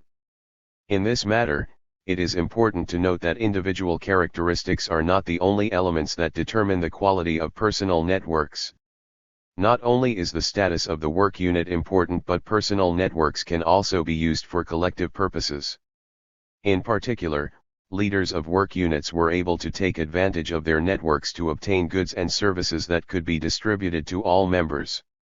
Significantly, the social groups that benefited from their political and social capital benefited similarly from their economic and cultural capital. This was true of the middle classes as well as of the dominant class. Ordinary cadres in general, professionals, managers, and a part of the class of workers and employees of state-owned work units constituted an intermediary stratum between the elite and the lower classes. It is surprising that the impact of political and social capital on social differentiation was not called into question during the Great Leap Forward and the Cultural Revolution, quite the contrary. It seems that the 1950s were not a period when social relationships or even corruption and bribes played a major role, Yang 1994. This perspective is largely based on the self-perceptions of Chinese people themselves. In the interviews with people of the Xi Jinping generation undertaken recently, most people consider that in the 1950s illegal or illegitimate practices were viewed negatively and rarely used. Rocket 2018. 178. Today, the defects of the new Chinese society caused by the reforms have led to a nostalgic narrative about the birth of socialist China. This discourse can be analyzed as the invention of a golden age. However, some specificities of the Chinese society in the 1950s and 1960s could prove that this nostalgic narrative is not without authenticity. In the 1950s, there was a high level of trust in the capacity of the socialist state to improve social life, including living standards, social relations, and moral principles. Moreover, many political campaigns tended to profoundly instill the new order into society. In other terms, both the social imaginary, Castoriadis 1997, and the state apparatus have exerted convergent efforts to impose what we could call a rational/legal socialist regime in which corruption, bribes, and personal relations did not disappear but were perceived as illegal, morally illegitimate, and potentially dangerous. Everything changed in the 1960s and paradoxically during the Cultural Revolution. The political and economic problems and the struggles within the elite that emerged in the late 1950s and early 1960s led many to doubt the regime's ability to transform China into a modern country. In particular, the continuous change of policies made the CCP's ideology less attractive. As a consequence, the CCP became less efficient in terms of social control. Moreover, the Cultural Revolution had two opposite consequences that both made life less secure and led people to rely more on personal and informal networks than on institutions. On the one hand, the new order based on militarization and totalitariization of the society made everybody a potential target of the violence. On the other hand, the collapse of institutions left individuals without protection. Under such an environment, individuals were forced to use guangzai as a means to survive. The paradox is that extreme politicization led to a retreat towards personal interactions, which in large measure entails the rejection of and escape from the political domain. Middle class, social groups and status. As already indicated, three social groups constituted the socialist middle class: the ordinary or rank-and-file cotters, the professionals, and some of the workers. The ordinary cotters are quite easy to identify. As members of the official table of ranks, they are easily distinguished from leadership cotters, who were definitely part of the dominant class. Burns 1994, Manion 1985, Chan 2004. Lu Peng considers that the term is confined to cotters below the fifth rank in the party state's cotter hierarchy. Lu Peng 2016. They possess power, but they have to cope with a heavy hierarchy of bureaucratic power constituted by the 25 ranks above them. Some of them can be considered members of the elite depending on the content of their power and the territory they manage. But what is at stake here is less their position in a specific place and a specific occupation than their location in the social stratification. From 1949 to 1978, the number of cotters increased by a factor of 8 as a result of the development of a large and strong bureaucratic system. Lu 2016. Most of these new cotters were ordinary cotters forming the backbone of the Nomenklatura 179 system. In terms of payroll and privileges, their lifestyle was very different from those who were leading cotters, for the latter enjoyed a nearly unlimited access to consumption. Similarly, access to higher education was generally less easy than for the elite, both for themselves and for their children. Nonetheless, as already noted, ordinary cottars had a considerable advantage over the lower classes resulting from all kinds of capital. As they could pass on all or part of these advantages to their descendants, there was considerable reproduction in place. During the 1950s, social stratification was largely reshaped, placing many upper and middle class families into black categories: white 1975, Parish 1984, Valder and Hu 2009. But during the nationalization process of the mid-1950s, some of the elite and the middle class of the Republican era were appointed as party state cottars in compensation for having lost their property, Davis 2000. Certainly, during the Cultural Revolution, many cottars, including ordinary cottars, were criticized, dismissed, and lost their privileges, notably in terms of access to education, Valder and Hu 2009. However, social reproduction mechanisms seem to have been called only temporarily into question, Zhou and Ho 1999. In the case of cottars, belonging to a certain class was determined less by social conditions than by the support given to one or another faction, which left some room for maneuver. Once colleges and universities started to be reopened, admission was less on the basis of intellectual than political merit, with preference going to those designated as worker, peasant, and soldier students. It was essentially class as performance, with individuals required to meet, and seeking to meet, revolutionary credentials through participation in activities and individual behavior, a system described by one noted commentator as a virtuocracy. Shirk 1984, 58. Cottars were particularly good at performing. Some ordinary cottars came from authentic revolutionary families and could thus present as being part of the working class. Moreover, when the higher education system was restored, their children rapidly mobilized political and social capital to enter prestigious schools. Once the meritocratic system was affirmed once again, they had at their disposal the cultural capital necessary to succeed. In the 1950s, intellectuals, that is to say, in the Chinese context, professionals, scientists, teachers, technicians, and managers, were necessary to the development of Chinese industry. However, there were relatively few due to the small number of higher education institutions. They were often integrated into the party state apparatus as staff members of work units in administration, industry, and commerce, Zhang and Wu 2016. As such, they did not constitute an autonomous force. Not only were professionals required to build socialism, but in and after 1957 in the events usually referred to in terms of the events surrounding Mao's speech about encouraging 100 flowers to bloom, they became embroiled by different leadership groups in the political struggles. In 1957, Mao, full of confidence, 180. Incited intellectuals to criticize the party and the government.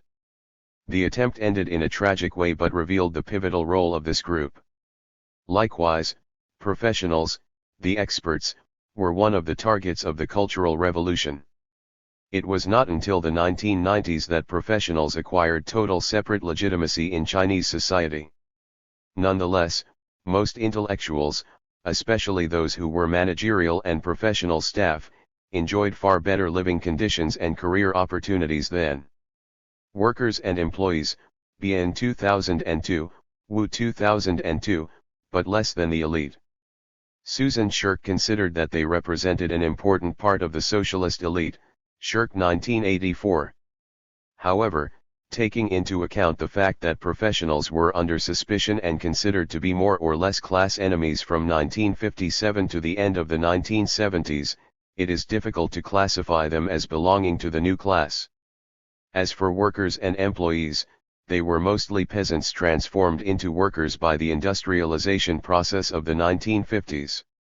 Those belonging to SOEs and administrative bodies had far better living and working conditions than the peasants, the bad categories, the urban population working in collective enterprises, and temporary workers.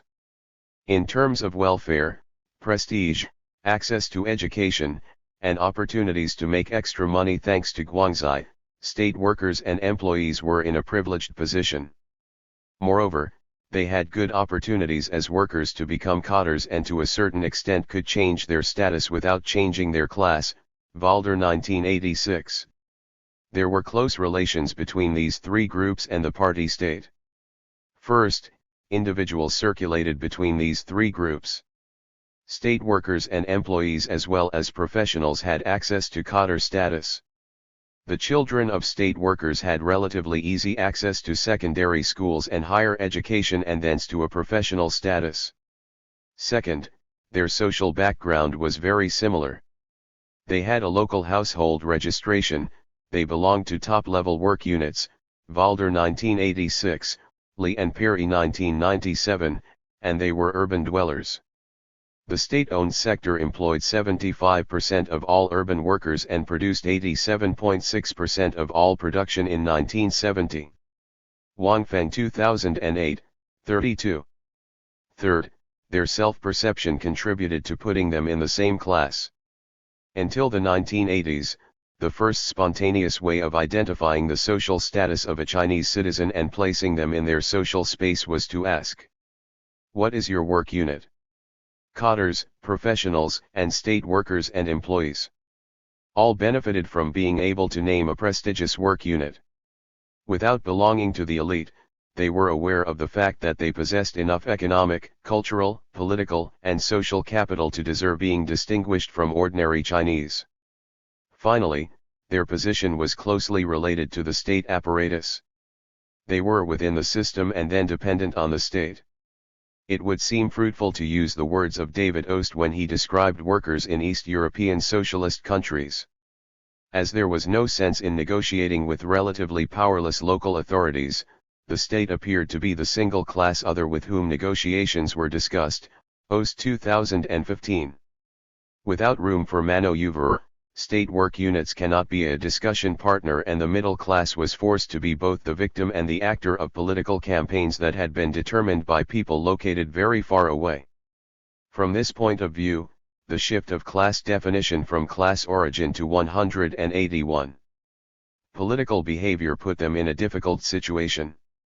Depending on who decided and on the quality of their performance, it was possible for their status to vary from members of the people to class enemies, from belonging to the bourgeoisie to being part of the proletariat, from followers of the socialist road to followers of the capitalist restoration.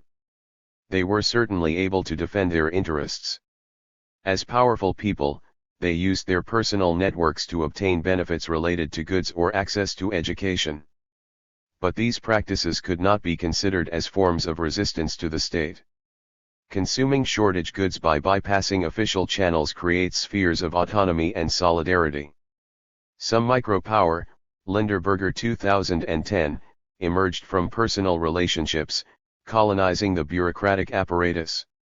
In interviews, members of the Xi Jinping generation, from cadres, professionals, and workers' origin, explained that in the 1970s, they found a job or entered university relying on personal networks, Rocket 2018.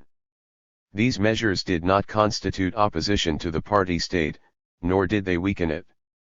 On the contrary, it merely made a shortage society somewhat more sustainable and helped people adapt to political troubles. More complex was the capacity of the socialist middle class to resist policies. Suzanne Pepper shows that except during the Cultural Revolution, intellectuals were quite successful at undermining education reforms when they aimed at reducing the old lines of distinction and all their intermediate variables, urban versus rural, regular versus irregular, the regular mode for urban elite, irregular mode for rural masses, Pepper 1990, 62. State workers and employees were able to stand up to anti-egalitarianism in wage policies and to fight for the tenure of contract and temporary workers or for an increase in wages. And cadres had ample room for maneuver to implement policies and regulations according to local, personal, or factional interests. But here also these practices can be considered more as modes of adapting and reproducing the social system than attempts to overcome it. The developing middle class. The 1950s have proven decisive in the history of Chinese society since 1949. This is all the more true when it comes to social stratification. Despite the political crises that called into question class distribution, the social stratification of the late 1970s has changed little compared to the 50s.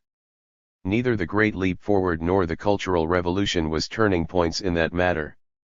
The later reforms have not called this social stratification into question. The new middle class which has emerged in and after the 1990s has at its heart the socialist middle class which has been able to retain its privileges. Rocket 2017.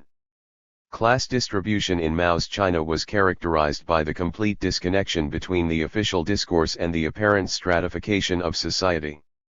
According to the Constitution, the PRC is a people's democratic dictatorship led by the working class and based on the alliance of workers and peasants, which is in essence the dictatorship of the proletariat.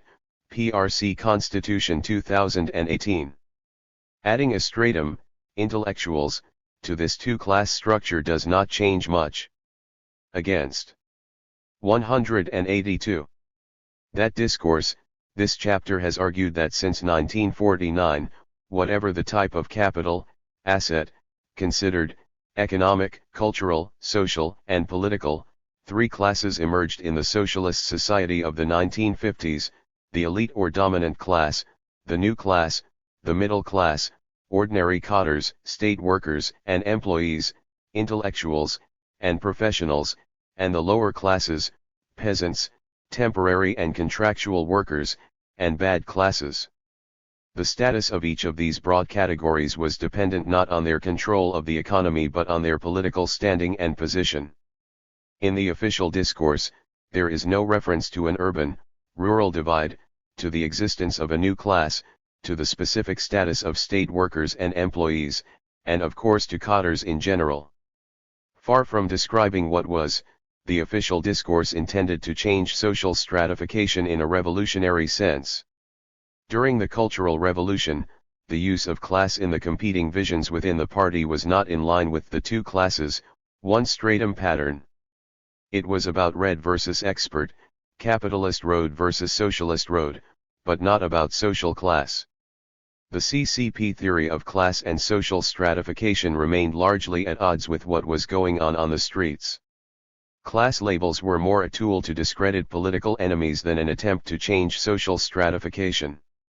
After the victory of Mao during the Cultural Revolution, some cotters and intellectuals were replaced by others, but they retained their privileges. As in many socialist countries, by creating an artificial world, the over-politicization of the official discourse has eventually depoliticized the debate about class. In socialist China, the position of the three classes in their social space was generated from the relationship of each to those who held power. According to Gillas, unlike the bourgeois who might rule because they were the owners of the means of production, the power of the new class was based on their capacity to control political power. 2. The new class may be said to be made up of those who have special privileges and economic preference because of the administrative monopoly they hold. Gillas 1957, 39-40. Membership in the party does not provide power in itself. Not every member of the party is a member of the new class, any more than every artisan or member of the city was a bourgeois. Gillas 1957, 40. Besides the dominant class, it is then necessary to envisage the existence of a social group that is equivalent to artisan or member of the city, that is to say people who have the privilege and have close contacts with the new class without belonging to it. Cotters, professionals, and state workers corresponded to that definition. As members of the nomenclatura and experts, cotters and professionals had prominent political positions. The working class, and more precisely, state workers were a determinant piece in the process of development. According to Gillas, the new class cannot achieve industrialization and consolidate its power without the help of the working class. Gillas 1957, 41, the working class is the class on which production depends and on which the rise and the very existence of the new class depends. Gillas 1957, 110. This position put state workers above the mass. At the same time, the observation that the status of state workers in Mao's China was not so different from the one of workers with monopolistic qualifications and skills in the capitalist world, Egel 1993, 12-13, shows that in socialism as in capitalism the requirements of industrialization are alike. 183. The middle rank position of these three social groups provides them with privilege in terms of living standards, consumption, and education, not only because these privileges are linked to their political position but also because their political position allows them to obtain benefits from their social capital. Political position indirectly provides the middle class with high esteem and prestige, cultural capital, and then symbolic domination over the lower classes. There is then a convergence between the different capitals each member of this middle class can accumulate as a result of their political position. Cadres, professionals, and state workers are self-consciously above the rest of the population. This is precisely what the left reproached them with during the political campaigns of the 1960s against the embourgeoisement of cadres or the domination of experts. The relative domination of the middle class is not based on discourse but on its political position and its capacity to access education and consumption of scarce goods. The main characteristics of this middle class say a lot about its origin. The three social groups all represented a prerequisite for the process of modernization. In that matter, it is difficult to separate the modernization process and national revival. In the modern world, the two are tightly linked. In order to strengthen the nation, the country must be modernized, while to modernize the country, the nation must be strengthened. In the 1950s, the CCP did not intentionally create this middle class. First, because professionals and some cadres were already there. Second, because the CCP had no choice, it could not achieve modernization, consolidate its power, and strengthen the country without the help of cadres, state workers, and professionals. They constituted a kind of social base of the regime, the rest of the population becoming an exploited class. Consequently, the political conflicts within the new class were mainly about this middle class. It did not matter much whether peasants, temporary workers, or those in the designated bad classes had any particular opinions or attitudes, since they did not occupy a position of power. On the other hand, the representations and behavior of cadres, state workers, and professionals were decisive in the direction of the regime. The emergence of this middle class was hindered by debates and conflicts about political definitions of class. Class origin defined by a person's activities during 1946 to 1949 and class background determined by Father's occupation, or classifications based on political reliability to the regime and then on the support to particular factions challenged the rise of the middle class, Beleter 1986. Some were classified as belonging to designated bad classes and were scapegoated. The anti-rightist movement of the late 1950s put 300,000 in reform through labor camps, MU 1962, 173. During some periods, the children of workers and peasants had easier access to education and good job prospects. But each attempt to reform the education system, the salary scale, or the promotion modalities by giving more influence to alleged political affiliation was later followed by further setbacks. For most members of the new class, any attack on the middle class contributed to hindering social modernization, curbing economic growth, and weakening the country. Social stratification must be dealt with in terms of class reproduction and the intergenerational transfer of privilege and disadvantage. A class only exists in its 184 capacity to provide its members with the means to reproduce socially. Two mechanisms of reproduction can be identified. The first one is social capital and family in particular, if not exclusively. Many researchers have claimed that most middle-class families were characterized as bad families, White 1975, Parrish 1984, Valder and Hu 2009, and that the advantage of being a red family became a disadvantage in certain periods. However, even during the Cultural Revolution, having a large social network helped many people avoid being sent to the countryside or allowed them to be sent to a decent place, Bernstein 1977. And when the universities reopened, the children of cadres and professionals relied on their personal and family relationships to take advantage of the opportunities, Rocket 2018. The second mechanism is education.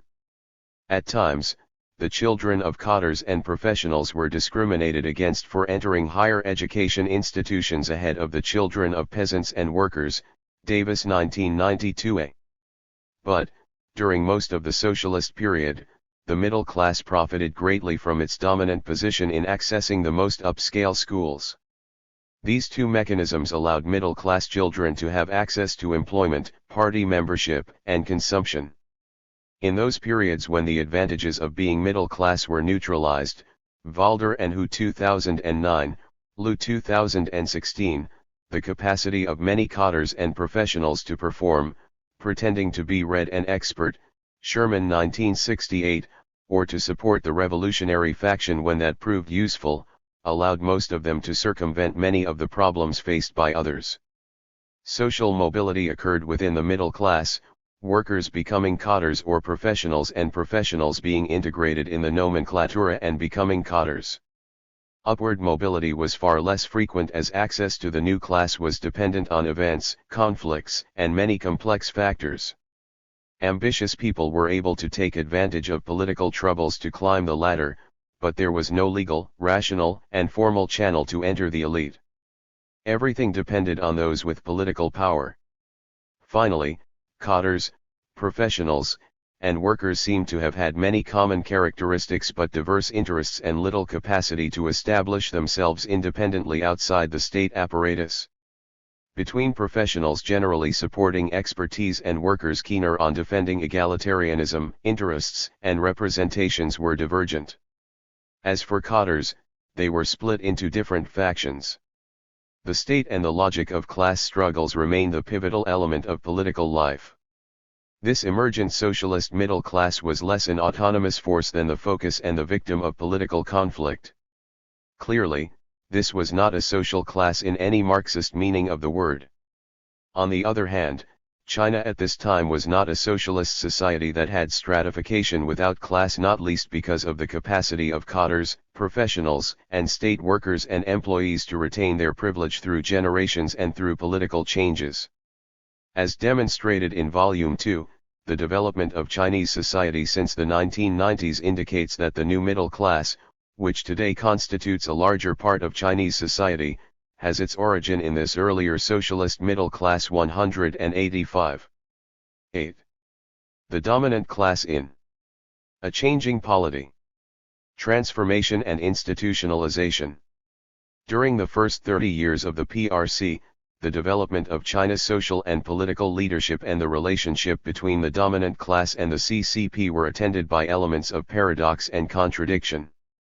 The establishment of the new regime and the wholesale and purposive removal of the former, pre-1949, dominant class during 1950 to 1957 as part of the promised revolution were not totally unexpected.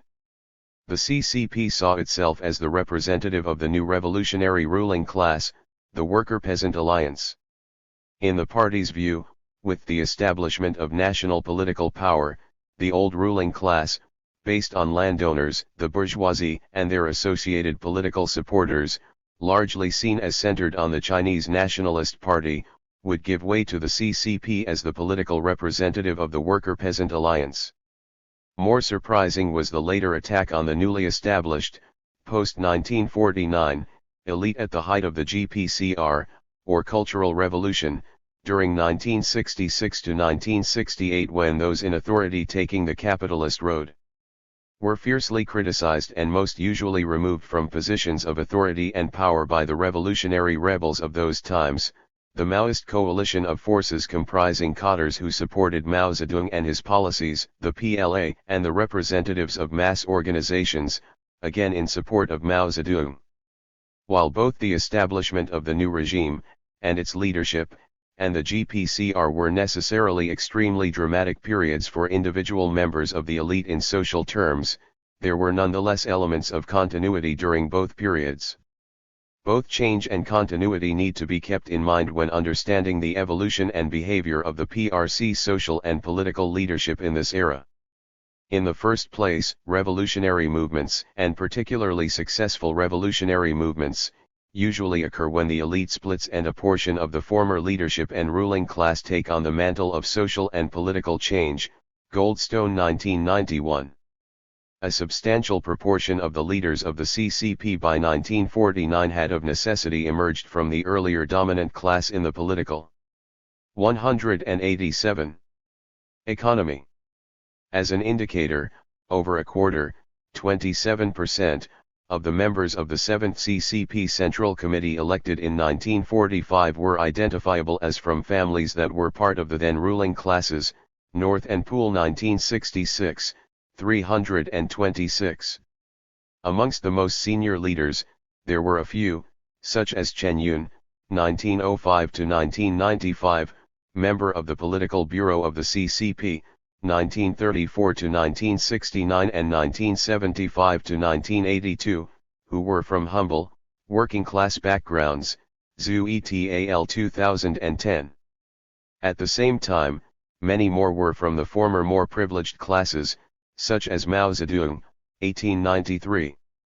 1976, member of the Political Bureau of the CCP, 1935 to 1976, Zhou Enlai, 1898 to 1976, member of the Political Bureau of the CCP, 1927 to 1976, and Deng Xiaoping, 1904 to 1997, member of the Political Bureau of the CCP, 1955 to 1966, 1974 to 1976, and 1977 to 1989. Mao, Zhou, and Deng all came from established families with generations of social capital, even if in the case of Mao Zedong, where the family could date their lineage back to the 14th century, his grandfather had lived in relative poverty. Breslin 2000 on Mao, Gao 2007 on Zhou, Goodman 1994 on Deng. Continuity is even more apparent away from the highest political leadership of the new regime after 1949. Those who were from previously privileged backgrounds before 1949 but who had not joined the CCP earlier and were now not permitted to do so readily, if at all, were still able to achieve positions of authority and status. Particularly if they were educated, and where their skills and expertise were seen as of value to national development, they were not only permitted but were also encouraged to fill elite professional positions, especially in education, health, and economic management. Some were even appointed to positions in government and the bureaucracy, in a few cases even at the highest level. There was a definite elite dualism in the PRC from its establishment.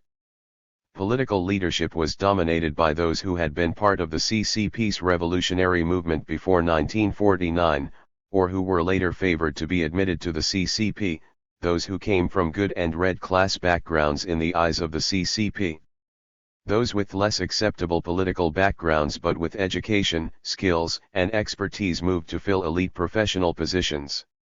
There was though a considerable difference in the lifestyle of the two, with for the most part the limited material benefits of office such as they were going only to the political elite, Valder and Hu 2009, 1420. These considerations of change and continuity highlight the relationships in meaning amongst terms such as elite, leadership, dominant class, and even ruling class as they are applied to China, not least because of the regime's own preoccupations over time. These terms are often used interchangeably, though clearly there are different conceptual dimensions to be explored. Edgell 1993.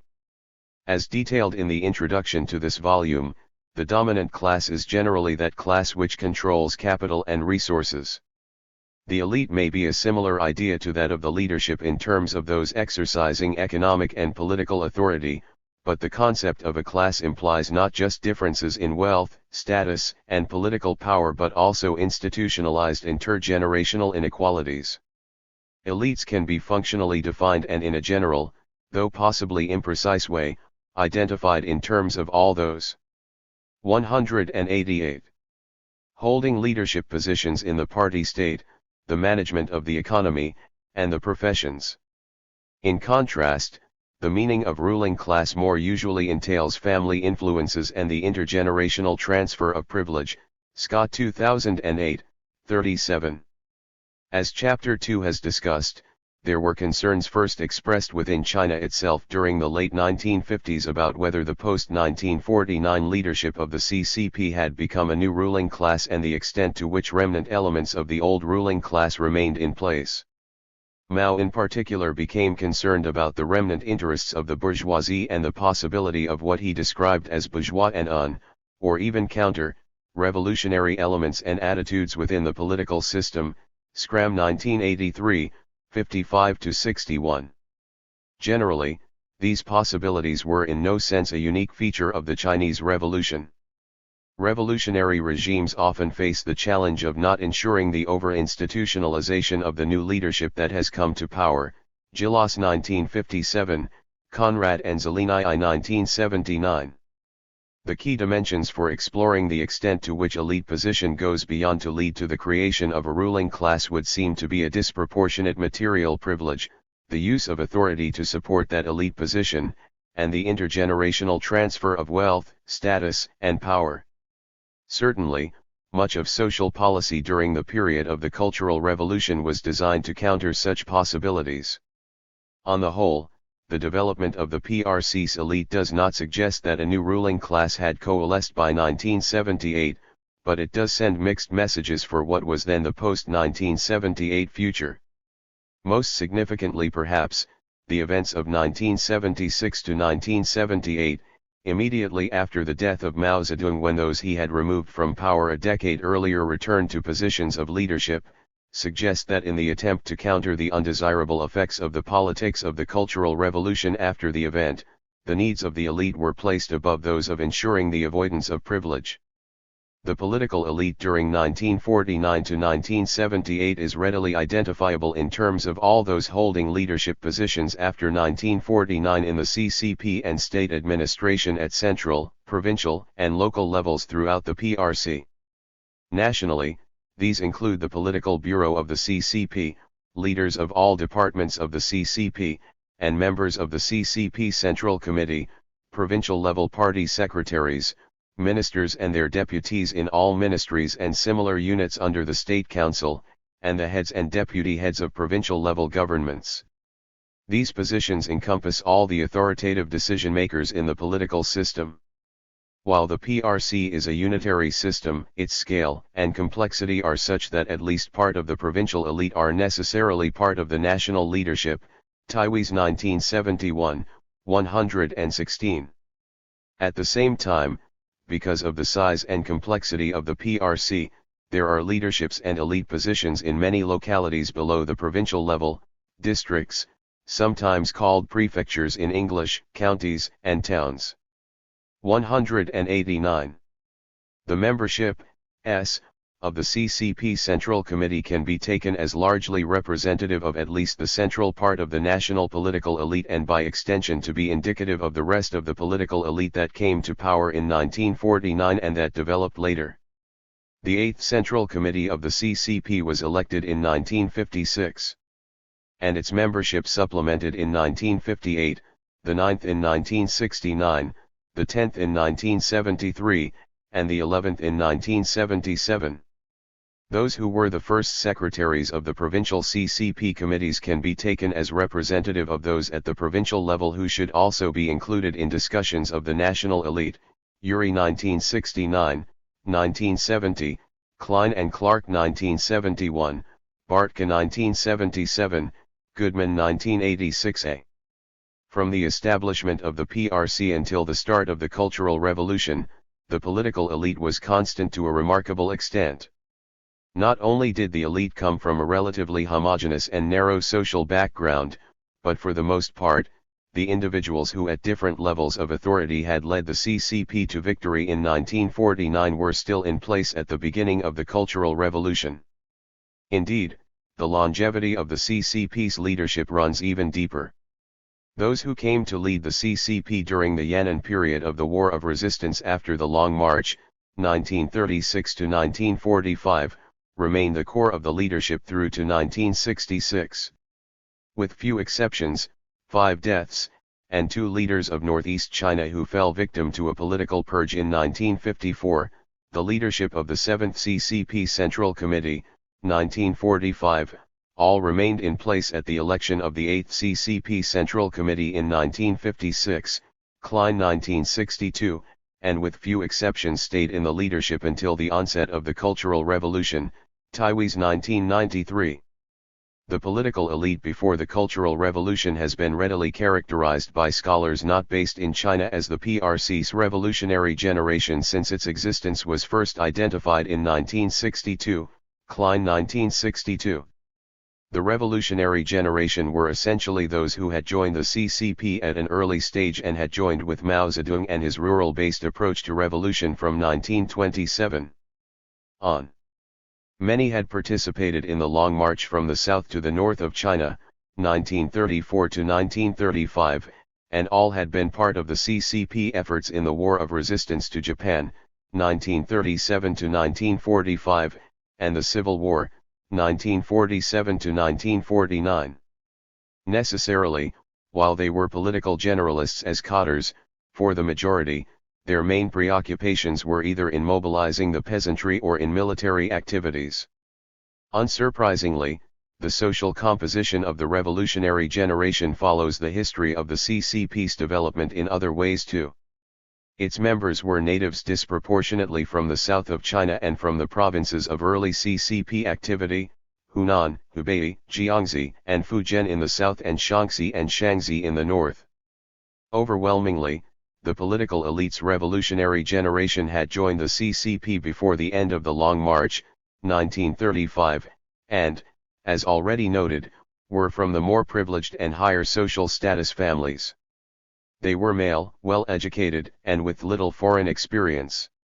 Born in the main during the decade 1903 to 1913, by world standards, the revolutionary generation was relatively young when it came to power in 1949. Lin Biao, one of its leading generals, was still in his 40s, and even Mao Zedong and Zhou Enlai were in their 50s. The comparison to the 190 leaders of the Soviet Union is interesting.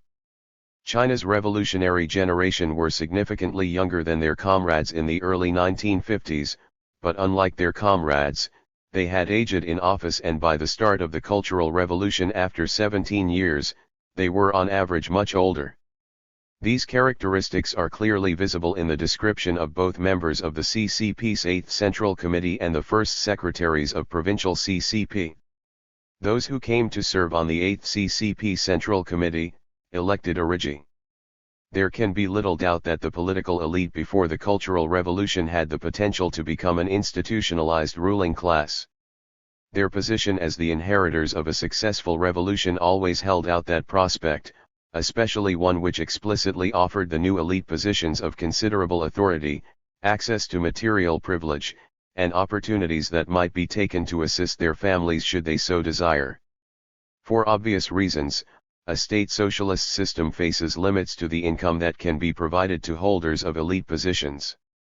At the same time, other substitute rewards, such as supply of housing, holidays, and healthcare, as well as access to otherwise limited consumer items are made available. This was certainly the case before the Cultural Revolution for the PRC's political elite, nay 1989. Indeed, it is often argued that political cohesion was ensured through the material benefits and career opportunities that came with an appointment to elite positions, Valder 1995, 309.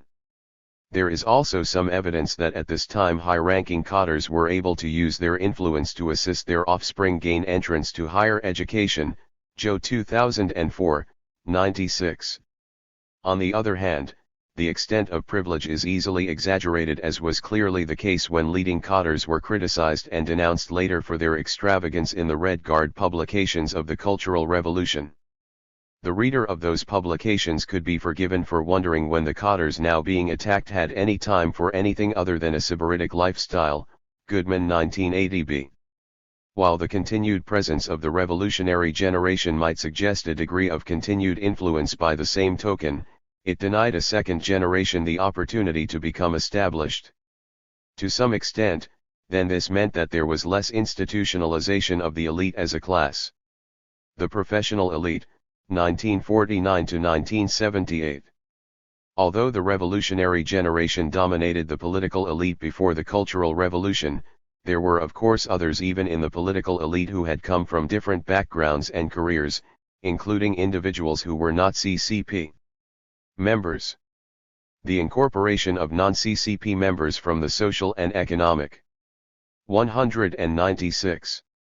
Elite into positions of leadership, influence, and authority under the CCP had often occurred before 1949 in areas where CCP government had been established, almost fetishly so on occasions, not least so that the CCP could demonstrate its inclusivity. Zhang 2004, 35. During the early 1950s as the new regime was getting established, and even thereafter, this practice continued. For example, soon after the PRC was established, members of the former elite who were not members of the CCP were appointed as 2, of the 4, vice premiers, and 9, of 15, of the members of the State Council. 14 ministers, out of 34, of central government ministries were not members of the CCP, along with 42 vice ministers, Klein 1962, 72. While the function of non-CCP members in government positions and leadership politics might be seen as somewhat tokenistic, there was nonetheless a push to harness the skill and expertise of all those who could aid China's economic recovery and development. Necessarily many of those were the educated from the privileged classes now targeted as class enemies by the new regime. As Mao Zedong said at the time, we must learn to do economic work from all who know how, no matter who they are. We must esteem them as teachers, learn from them respectfully and conscientiously. Mao Zedong 1977, 228. His views were echoed by Zhang Nangxiang, CCP member and president of Tsinghua University. Our theoretical level is not high, our understanding is not deep enough, and we haven't accomplished enough. We cannot plan to just throw out everything old and think that heaven is going to send us people. Culture is by nature inherited.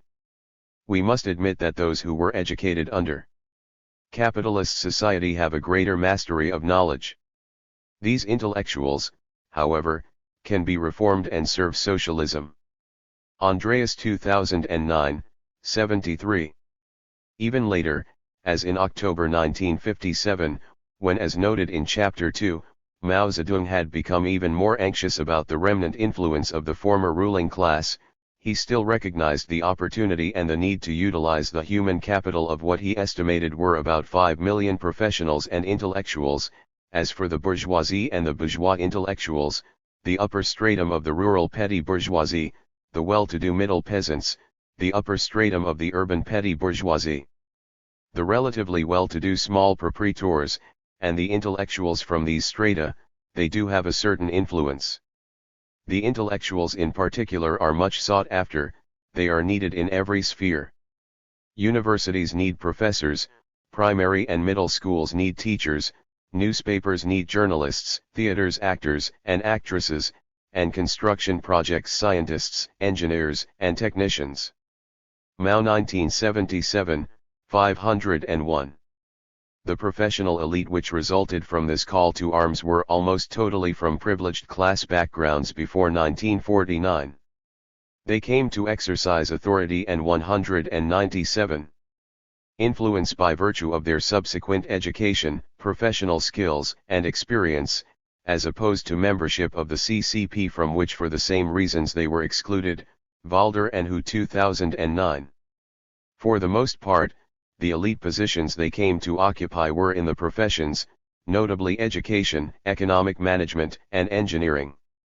Identifying them precisely is more difficult than for the political elite, though apart from those who served in government, they were to be found in leadership positions throughout the bureaucracy, in economic concerns, and particularly in education.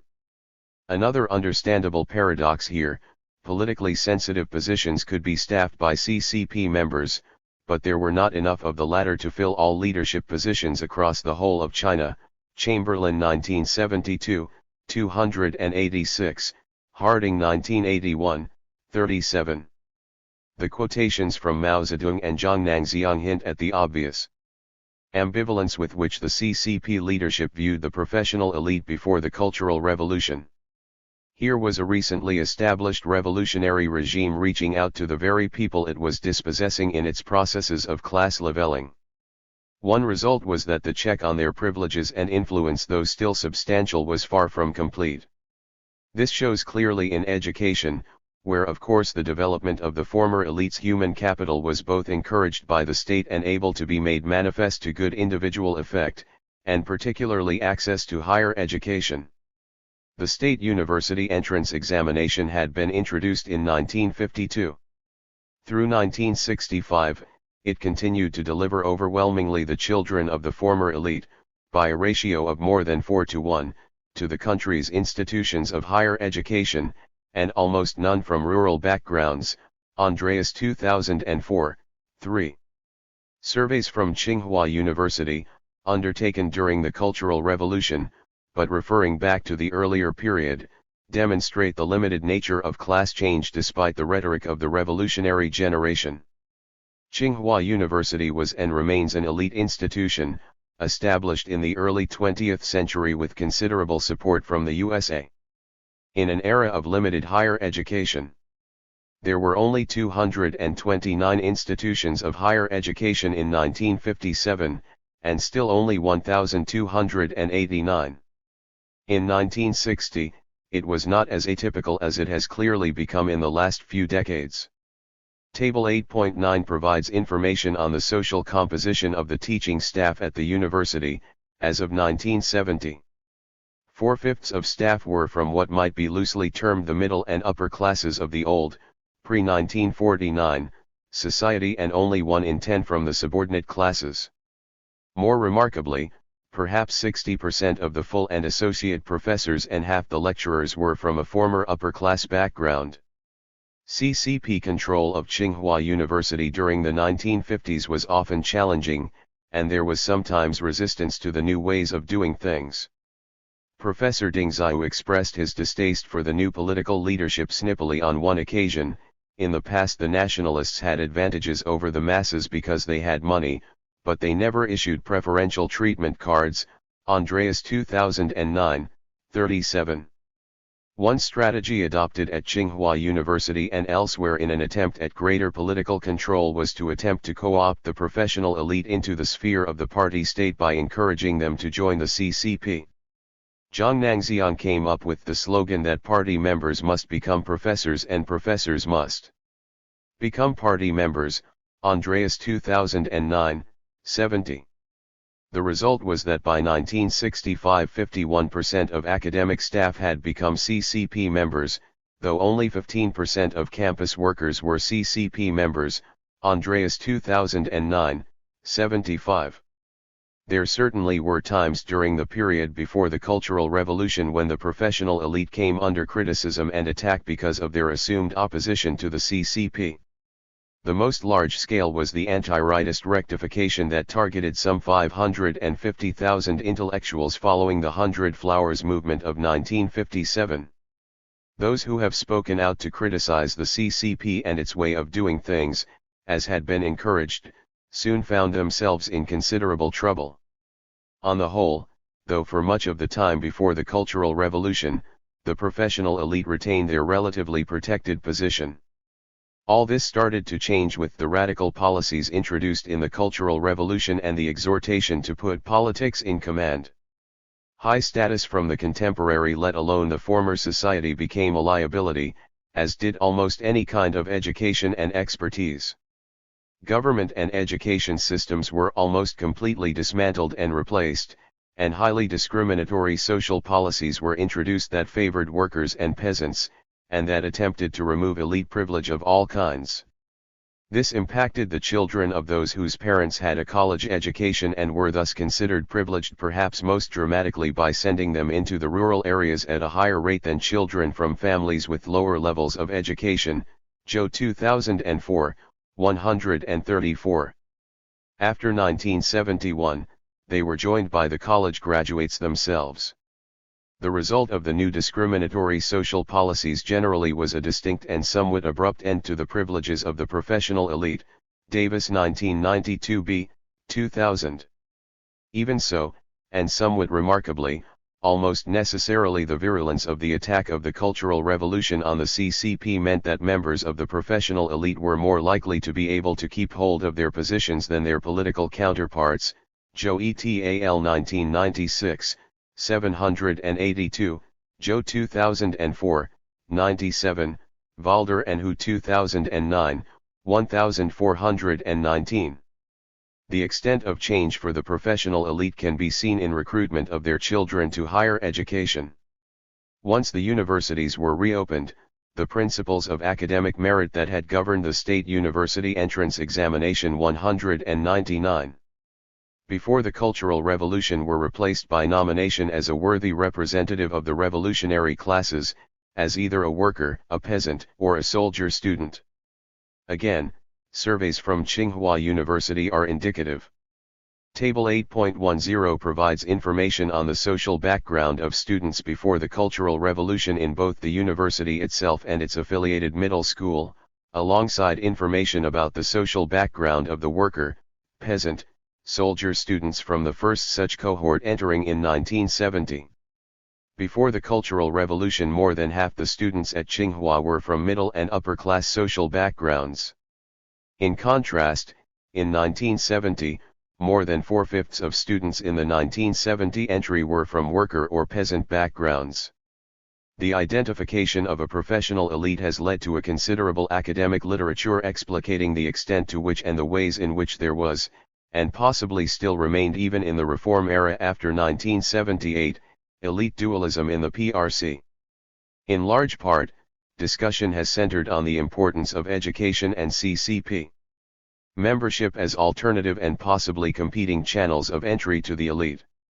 Most commentators agree that there has been a divided elite. What is less clear is where the divide lies and whether there might not be changes over time. In large part, this may be because while the political elite can be readily identified in terms of their positions that exercise, or be assumed to exercise, influence and authority, the same is less so for the professional elite. An early and influential view based on detailed local survey data was that there were essentially two separate career paths to elite status in China before 1978. One was through CCP membership into the political elite and the other through education to the professional elite. Education was irrelevant to the attainment of a position in the political elite. CCP membership plays no role in entry to the professional elite, though co-optation may beckon for other reasons. Valder 1995, Valder et al. 2000, Lee and Valder 2001. Unsurprisingly, though it is of no matter. 200.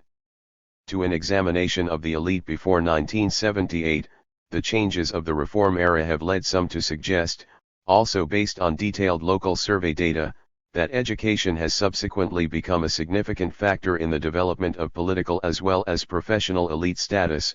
BNET al. 2001.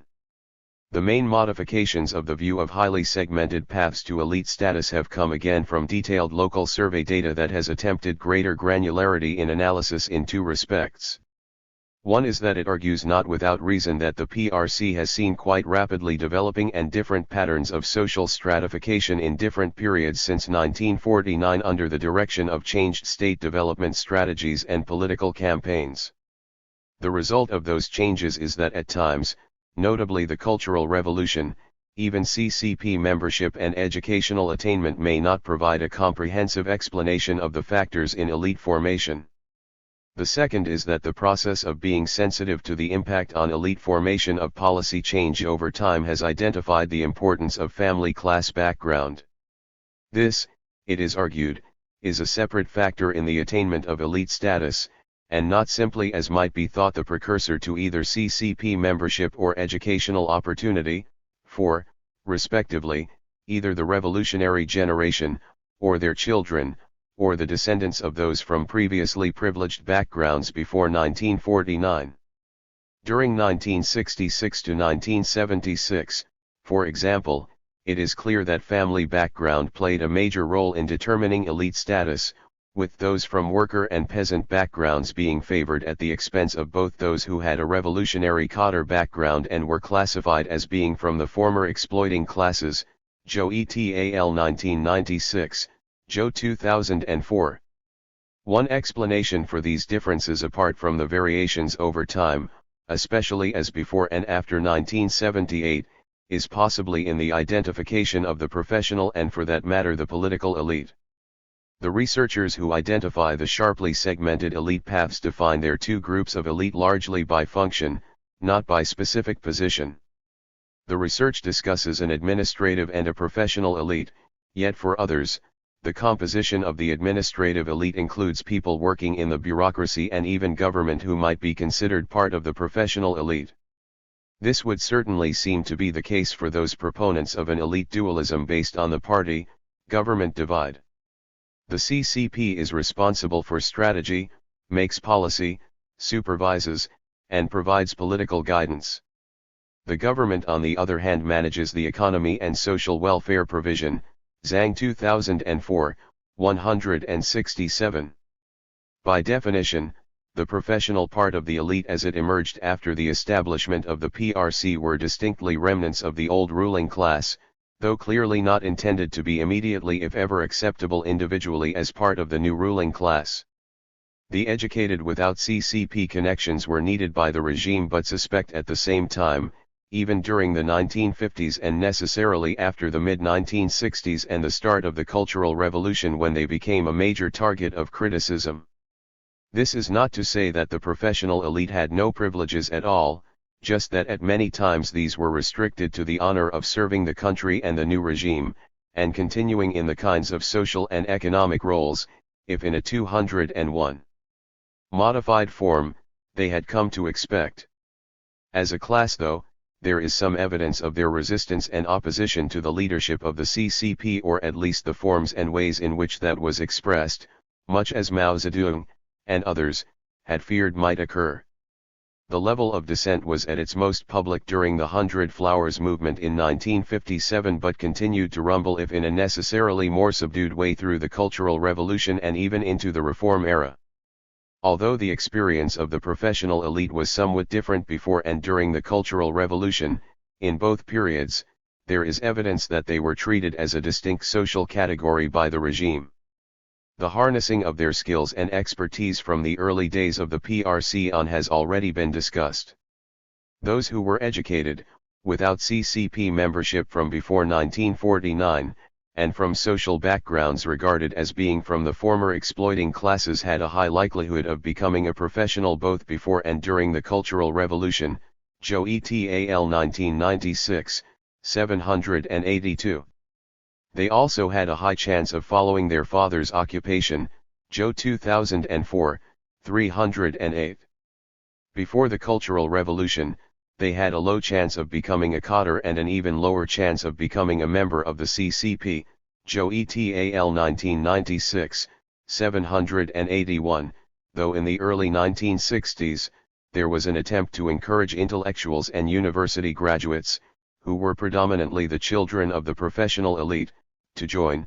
Joe et al. 1996, 787.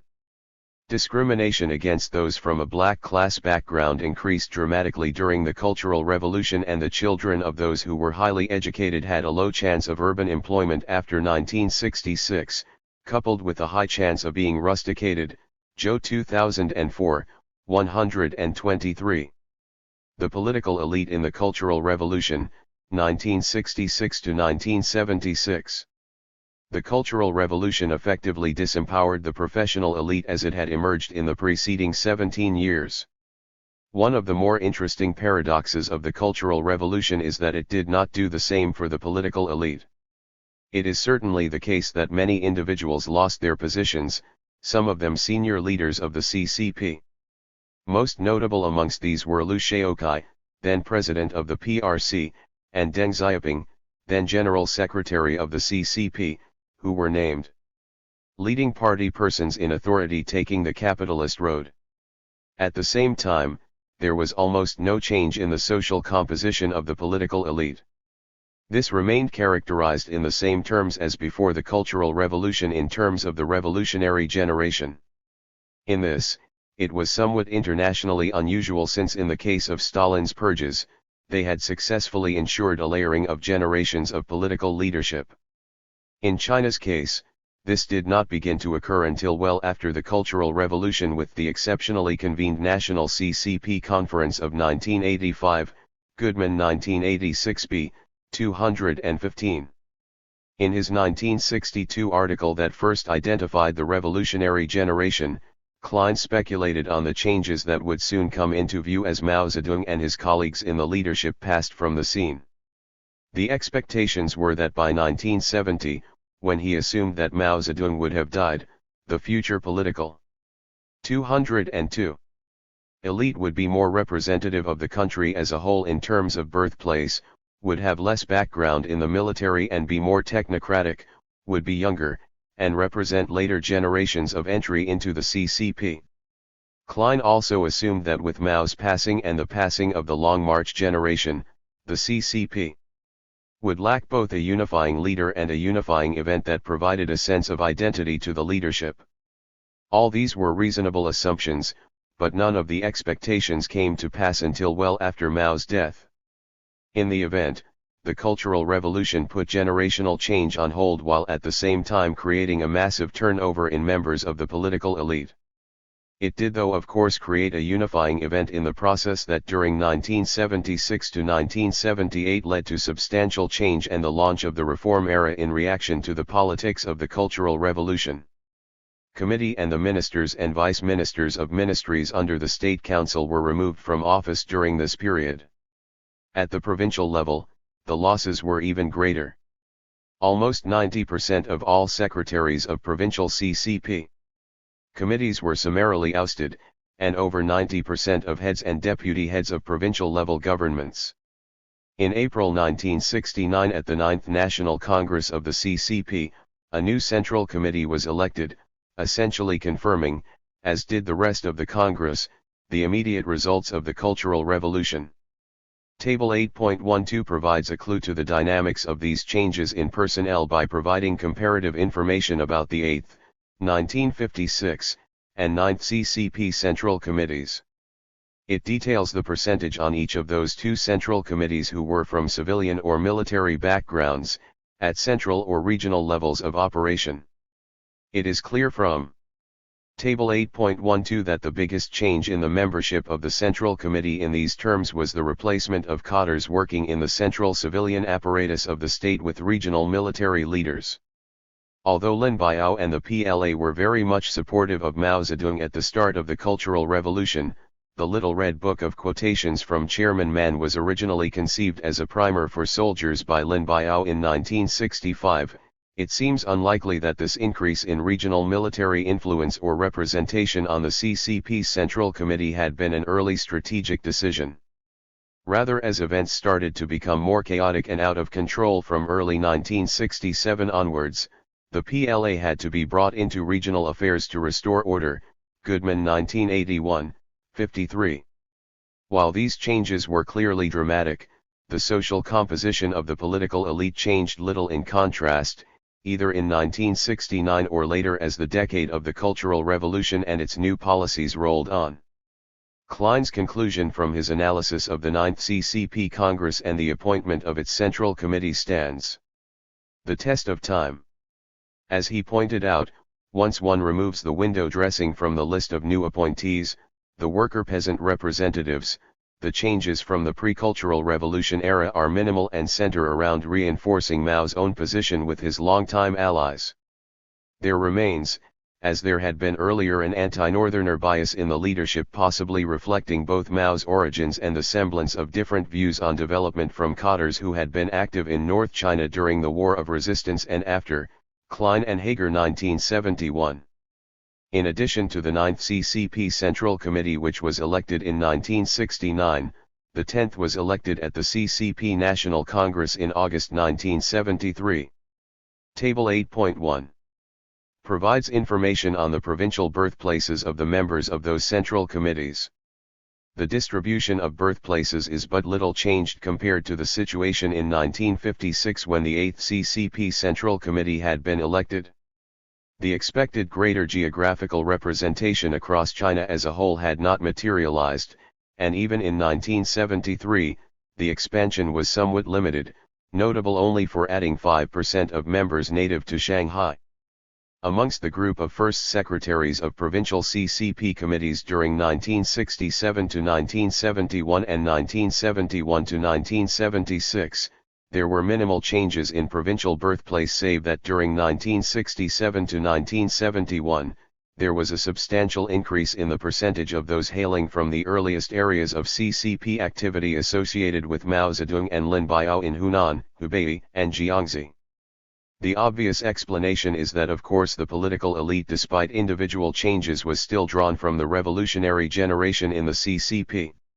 Table 8.3 provides information about the age structure of the members of the 9th and 10th CCP Central Committees, and Table 8.4 about the date of birth of first secretaries of provincial CCP committees 1967 to 1971 and 1971 to 1976.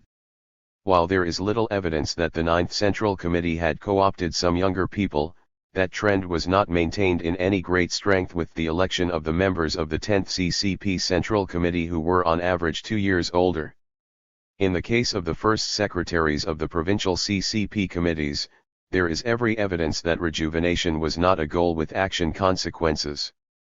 On the other hand, in terms of party generations, more places were found for individuals who had joined the CCP after 1927 in significantly increased proportions for the members of both the 9th and 10th CCP Central Committees, as Table 8.5 demonstrates, and for the first secretaries of the provincial CCP committees, Table 8.6. The period of the Cultural Revolution was sometimes challenging for individual members of the political elite. Moreover, the attack on the highly educated and the privileged meant that any nascent bureaucratic class had less immediate opportunity to pass on benefits to their children. The children of cottars, as was the case with the children of professionals, had a low chance of urban employment and a high chance of being sent to the rural areas for work, Joe 2004, 123. The children of cottars also had a low chance of government employment themselves in these years, Joe et al. 1996, 781. At the same time, the political instability and sudden changes of line did not impact the overall position of the revolutionary generation, and on occasion, the benefits of high political position could still 205 prove useful. For example, more than any other social category, the children of senior cottars were more able to find their way back to the cities early after being sent down to the countryside and well before the end of the Cultural Revolution, Joe 2004, 306. The political elite in the countercultural revolution. 1976 to 1978. Mao Zedong's death in September 1976 ushered in another remarkable turnover in the political elite and indeed in the PRC's strategic direction of development.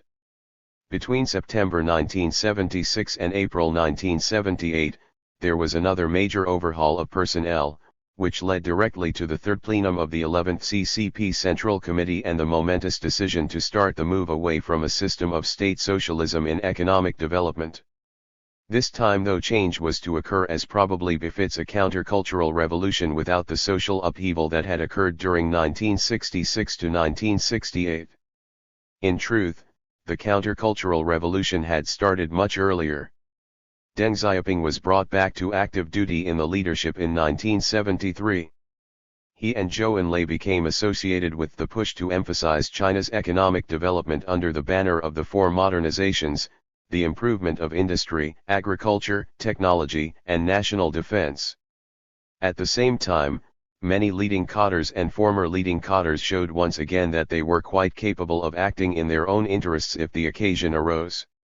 This had already been proven to be the case during the Cultural Revolution when there were what has been described as cotter rebellions in a number of places, such as Guangxi and Shaanxi. Threatened by the various political forces unleashed by the Cultural Revolution, cottars were willing and able to act to protect their own positions, Valder 2016, Goodman 1999, 213. In the early to mid-1970s, cadres not only started lobbying to be allowed either to be completely rehabilitated to office or at least to return home from wherever they had been sent or incarcerated. They also started making it possible for their children, many of whom had been rusticated, to return to their homes and families.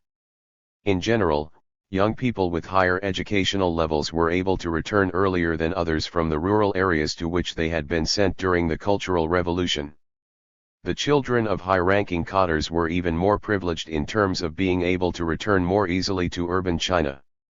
Their return rate was twice that of rusticated youth who came from workers' families, and even children of lower-ranked cadres had a better chance to return than those from workers' families. Interestingly, children of the professional elite were only exceptionally ever able to return before the end of the Cultural Revolution and the practice of sending school and college graduates to the countryside, which ended in 1979, Zhou 2004, 138. Even before Mao Zedong had died, many of the former political elite who had been removed from office with the Cultural Revolution, such as Deng 206, Xiaoying, had been brought back into active duty. Quite apart from the relationships and alliances that many of them would have developed when in office, there remained a skills gap. As had been the case with the encouragement of the professional elite starting in the 1950s, skills and experience were needed to manage China, and it would take time, as had been found in earlier periods of the CCP's development, for worker and peasant cadres to be trained. Mao's death though turned the trickle into a flood. As Table 8.11 demonstrates, just under half the members of the CCP Central Committee were removed between September 1976 and April 1978, aided by the convening of the 11th CCP National Congress, which met in August 1977. Only about a third of ministers in ministries under the State Council and of first secretaries of provincial CCP committees were dismissed at this time, but almost three-quarters of all heads and deputy heads of provincial-level governments lost their positions. In a reversal of the events of 1966 to 1968, as Table 8.12 indicates, the major effect of the changes in membership of the CCP Central Committee between those who were active on the 10th CCP Central Committee in September 1976 and those who were appointed to the 11th CCP Central Committee in August 1977 was to return even more of the regional military to the barracks and increase the proportion of civilian central representation. Once again, though, the impact on the profile of the political elite was not great, except that it aged even more dramatically. The driver of these changes was of course that almost all those individual members of the political elite who had been dispossessed at the start of the Cultural Revolution and were still alive were brought back into office. On one level, it was a symbolic act, but in other ways, it was a necessary measure to move forward, to restore party norms, which Deng in particular was very keen to see happen because he believed that the CCP had been and could still be an efficient and effective modernizing machine for China, and to restore the pensions and rights of former members of the political elite. Without the latter, a festering sore would remain for some time, if not with the individuals themselves, then certainly with their families. The overall result of these individual changes was then of course that the profile of the political elite remained as mapped by the characteristics of the revolutionary generation. As indicated in Table 8.1, the distribution of CCP Central Committees according to their provincial birthplace was still nowhere near the distribution of the population as a whole, and there was, for example, still no one who was a member and a native of Beijing. One clear explanation is age. Table 8.3 provides information about the age structure of the 10th CCP Central Committee in September 1976 and the new 11th CCP Central Committee in August 1977. The returning members of the political elite were indeed old, 87% were over 60 and 36% were over 70 years old. This seniority is further confirmed by Table 8.5, which provides information about these members' party generations. 78% of the members of the 10th CCP Central Committee in September 1976 had joined the CCP. Before the end of the Long March, amongst the members of the 11th CCP Central Committee, it was 82%. 207. This picture of an aging, previously established political elite is reinforced by the comparative information available on the first secretaries of the provincial CCP committees. As indicated in Table 8.2, there were still more northerners, from Shaanxi, Henan, Hebei, and Shandong, than amongst the members of the CCP Central Committee, but this was of a piece with earlier descriptions of the provincial-level political elite, and many were still from the southern areas of Hunan, Hubei, and Jiangxi where Mao Zedong had been active in the early years of the CCP. Table 8.4 shows that all the first secretaries of provincial CCP committees were born before 1920 and so were already in the late 50s at this time. As with their Central Committee counterparts, more than 4 in 5 of all first secretaries of provincial CCP committees had joined the CCP before the end of the Long March. Table 8.7. The institutionalization of the elite. Throughout the 1950s and into the Cultural Revolution, Mao Zedong warned repeatedly about the dangers inherent in allowing the institutionalization of the elite and the emergence of a new bureaucratic class. Despite the maintenance of the hold of the revolutionary generation on positions in the political elite, there is little evidence that this had occurred. The period from 1949 to 1978 was characterized by repeated political uncertainty, no more so than for the members of the leadership, either in the bureaucracy or among the professionals. Throughout the whole period, there were times when varying social categories were favored by different policies and practices. Discriminatory policies may have provided a degree of identity to an opportunity for class formation for specific social categories, but the lack of continuity in state policies was equally destabilizing in that regard. In any case, it would be extremely unlikely that the political and professional elites came to share or were to be allowed to share common cause before 1978.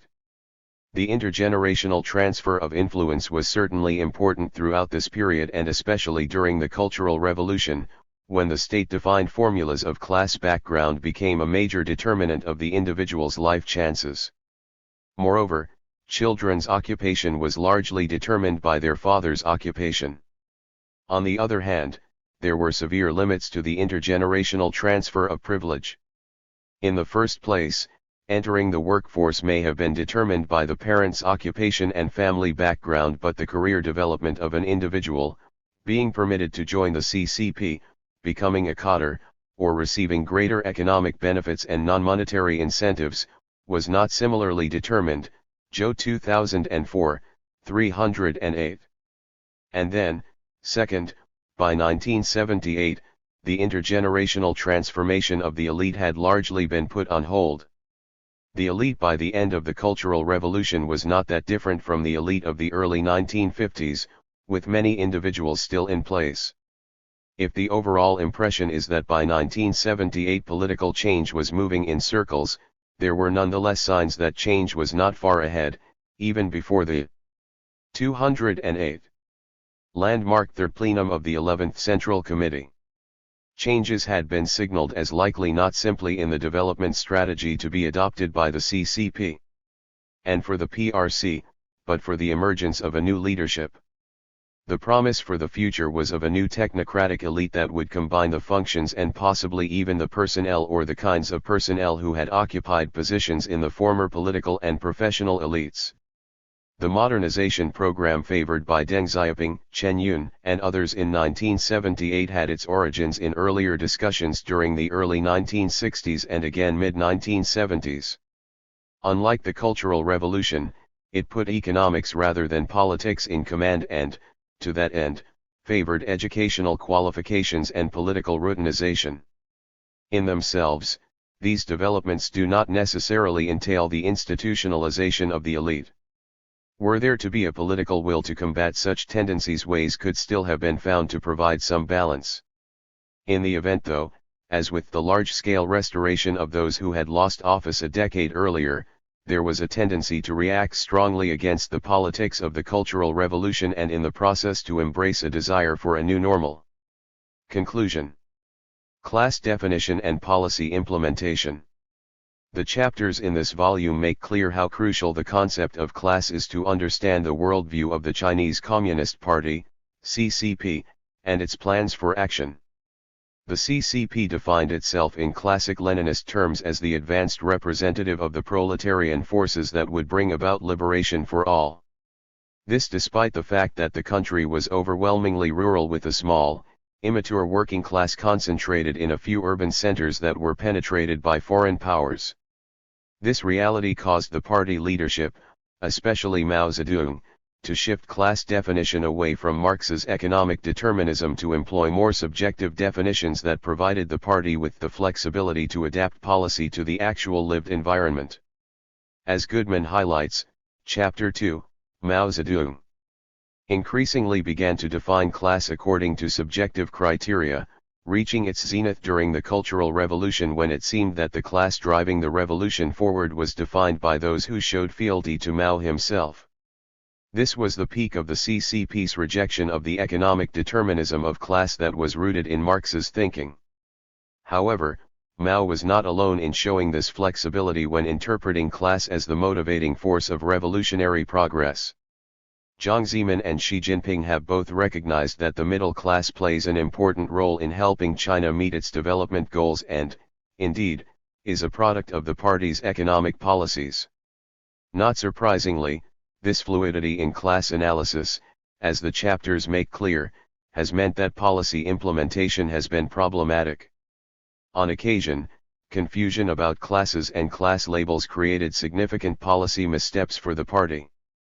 By way of review and conclusion to this volume, there are 3 cases where class identification and acting in the interests identified caused problems for the CCP: collaboration with the Nationalist Party, Kuomintang, GMD, Rural Revolution, and the proletariat's role in the revolution. This raises the fundamental question of whose interests the CCP would promote after seizing power in 1949, the class in whose name it was founded, the proletariat, or who formed its core membership, the peasantry, or the party's own institutional priorities to complete the transition to socialism. Defining the Nationalist Party. From its origins, the CCP claimed to represent the interests of the Chinese working class. Under the influence of Soviet envoys, such as Grigory Vodinsky, initial statements were orthodox, expressing hostility to any form of class collaboration.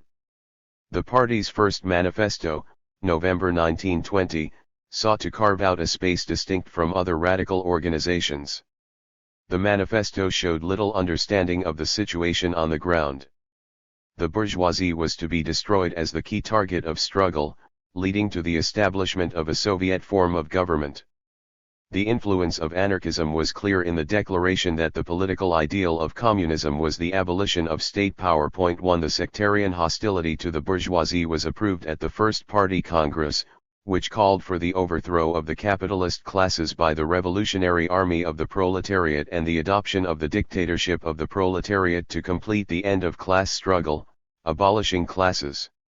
Independence was stressed in discussions, and documents adopted by the Congress permitted no relationship with other parties and groups too.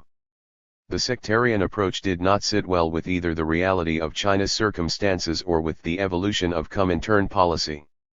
How 53 CCP members, most of whom were not proletarian by any stretch of the imagination, would lead a proletarian revolt to overthrow the bourgeoisie was unclear. Policy in Moscow focused on national revolutionary movements, which would necessitate at least a temporary accommodation with some elements of the bourgeoisie. Mering, as Lenin's envoy to China, was horrified by what he saw as the immaturity of the CCP before, during, and after the First Party Congress, and he pushed the party to accept an alliance with the much larger and more influential nationalist movement based in the south under Sun Yat-sen's leadership. Consequently, Mering created the tactic of a bloc within the GMD, with all CCP members expected to join the GMD as individuals, Sayek 1991, 2020. Many CCP members strongly opposed the approach, and how to define the class nature of the GMD remained a continued source of dispute. The challenge was to justify the alliance in class terms and in a way that fitted with Lenin's theses on the revolution in colonial and semi-colonial countries. Mering broke with traditional class analysis to propose that the GMD was not a bourgeois party based on a single class but was, in fact, a mixture of four different groups. This rather loose terminology and weak class identification formed the basis for Stalin's later concept of the four-class bloc. Only the fourth category, the workers, could be considered as a class in the Marxist tradition. The other three groups, the intelligentsia, the emigrants living in other colonial countries, and the soldiers in the army of the southern government, hardly fitted orthodox class analysis. However, the avoidance of a strict class-based accounting did permit subsequent redefinitions as circumstances changed. How to define the GMD was a continual source of dispute. Location was important with respect to how party members saw cooperation with the GMD. While those in the South, working under the protection of the GMD military umbrella, subordinated their work to the nationalist movement, members in Shanghai working illegally pushed for greater independence and were wary of becoming too entwined with the GMD. Indeed, in October 1925, the party center based in Shanghai criticized those working in the South for confusing the masses such that they could not distinguish CCP members from those of the GMD. The CCP appeared as a shadow wearing the mask of the GMD, Yakubeo Jo 1925. The categorizations of the GMD caused confusion among the grassroots party members as they were amended to account for changing situations. Defining the GMD by classes together with vaguer categories such as reactionary warlords, intellectuals, artisans, and small merchants did not provide a clear outline for the strategy to be followed. Adding to the confusion, the CCP could not decide whether the GMD had a right wing, center, and left wing or just a right wing and left wing. In May 1924, the CCP leadership decided that the GMD comprised a left and a right, but by January 1925, they discovered that there was a center in addition to the left and right. In May, the CCP was defined as the backbone of the left, meaning that any future clash would be between the party and the GMD right. The right represented the landlords, compradors, and warlords and was opposed to the communists. Such a judgment inevitably led to party members downplaying their work in the GMD, while building up their own independent strength. Indeed, a secret circular was disseminated that called for struggle against the GMD right, indicating that the CCP should not help the GMD penetrate the labor movement. In January, the fear that CCP members might abandon the GMD-led party. Leaders to assert that participation in the national movement is for the liberation of the entire nation, as well as for the self-interest of the proletariat, but never for the interests of the bourgeoisie.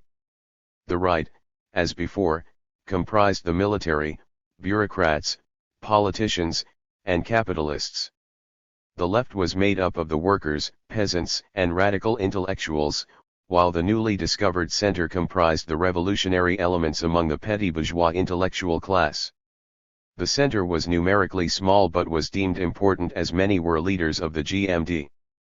To confuse the activists, however, work in the GMD was to reject class conciliation, stress class struggle, expand the left, and support the center when it clearly opposed the right, Sayek 1996, 129-152. The hope was to break the center away from the right who might seek compromise with imperialists, reactionary warlords, the comprador class and the landlord class. The May 30th movement, 1925, which witnessed an upsurge in labor activism, gave the CCP confidence that the tactic of working with the GMD to promote the national revolution was working. It led the party to reject the January description of the GMD as having a center and now only a left wing and a right wing was identified. Those previously deemed to be on the right were now said to have become reactionaries. Consequently, the strategy was to help the left and to fight the right. The sense was that the previous classification of the GMD 212 leadership as the center led CCP members to ignore the party's own positions and simply become members of the GMD left. This gave the false impression that the GMD left was synonymous with communist. The left within the GMD represented the petty bourgeoisie and the right the bourgeoisie. The approach was reaffirmed in July 1926 and again by Chen Duxiu in November 1926. These shifting descriptions did not help the CCP operate effectively within the GMD. Certainly, it did not help the party avoid Jiang Jieshi's, Chiang Kai-shek, March 1926 imposition of martial law. 3. The party's response in terms of analysis of the GMD was that the new right under Chiang Kai-shek had splintered off from the left. The CCP accepted the views of the Soviet advisers that the fault for the March events rested with the Communists themselves and their overzealous efforts to take over the GMD from within, a clear criticism of the Guangzhou comrades.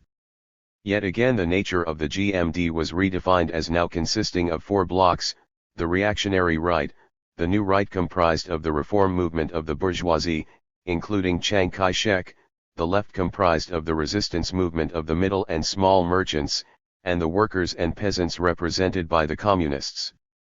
CCP leaders feared that withdrawal from the GMD would enable this newly identified right, the bourgeoisie, to ally with the left, the petty bourgeoisie, and take over leadership of the revolution. Chen Duxiu 1926-1982. If not clear to the communists, it was clear to those on the right of the GMD. And those who had already left the party that there would come a time when the objectives of proletarian revolution and those of a nationalist movement based on the bourgeoisie would clash. On April 12, 1927, that moment came when Chiang Kai-shek's troops set about eliminating all communists in the areas under his control. Although this resulted in his temporary expulsion from the GMD, with the left-wing government in Wuhan displaying sympathy for those in Shanghai, it was too little too late. Chiang set up his own government with the capital in Nanjing. The earlier warning signs either had not been taken seriously enough or had simply been ignored. Yet even this disaster did not end the CCP's view of cooperation with the GMD and its class analysis. In a significant part, of course, this inability to come to terms with the reality was hampered by Stalin's insistence on the continuation of the class alliance, which was now entangled with his political struggle with Trotsky for supremacy in the Communist Party of the Soviet Union. The CCP displayed its normal tendency to find a silver lining in any disaster. At the Fifth Party Congress, April to May 1927, the party leadership claimed that Jiang's betrayal had brought the revolution to a new stage, and delegates discussed how to move ahead with the peasant movement without disrupting cooperation. Clearly, the bourgeoisie had betrayed the revolution, and while CCP membership was now smaller, quality was higher. In the CCP's analysis, the 4-class bloc was now replaced by a united front of workers, peasants, and the petty bourgeoisie. It would be another 10 years before the CCP entered again into an alliance with the GMD, this time in the form of a bloc without, rather than CCP members joining the GMD as individuals. 213. Classifying the peasantry during land reform. The 2 key classes for the CCP were the proletariat and the peasantry. However, the extent to which the party actively promoted their interests varied over time. Blecher, Chapter 4, Chapter 6. The ideologically premised focus on class as a basis for policy action created problems with implementation. Before 1949, policy varied contingent on the situation at the time and the balance between the power of the communists and the need for support from different social forces. In practice, policy was driven more by the evolving situation on the ground than the pursuit of goals in line with class definitions. For the peasantry, land reform and movements to reduce rent and interest reduction were crucial. Goodman, Chap. 5, and Guo, Chapter 3, show how shifting definitions of class and the changing political environment caused policy shifts that created uncertainty among those in the countryside. Guo outlines the lack of objective definition of classes and that the division between different classes was fuzzy to say the least. Goodman, in his study of the Shaanxi-Hebei Shandong Henan border region, Jinji Yulu, shows the importance of this malleability of class definition and its shifts with respect to who constituted a middle peasant. He demonstrates that even within one base area, who was a middle peasant was interpreted in different jurisdictions for varying policy approaches. Keating, 1977, shows the same phenomenon for the main base area in the Shaanxi-Gansu-Ningxia border region in the 1930s and 1940s. Guo demonstrates that during the period 1937 to 1945, class conflict and struggle took a backseat to the promotion of nationalism. Consequently, for the most part, land policy was moderated, and the primary focus was on rent and interest reduction. By contrast, Goodman shows that even in this period in the Shaanxi-Hebei-Shandong-Henan border region, there was actually frequent violent conflict. The campaign to reduce rents and interest was unsuccessful and had led to violence and class conflict. This resulted in a major reassessment of strategy within the base area. The result was the concentration on the middle peasant to provide the social base, with the poor peasants reduced among the local leaderships. Chen Duxiu while in Moscow attending the Comintern's Fourth Congress.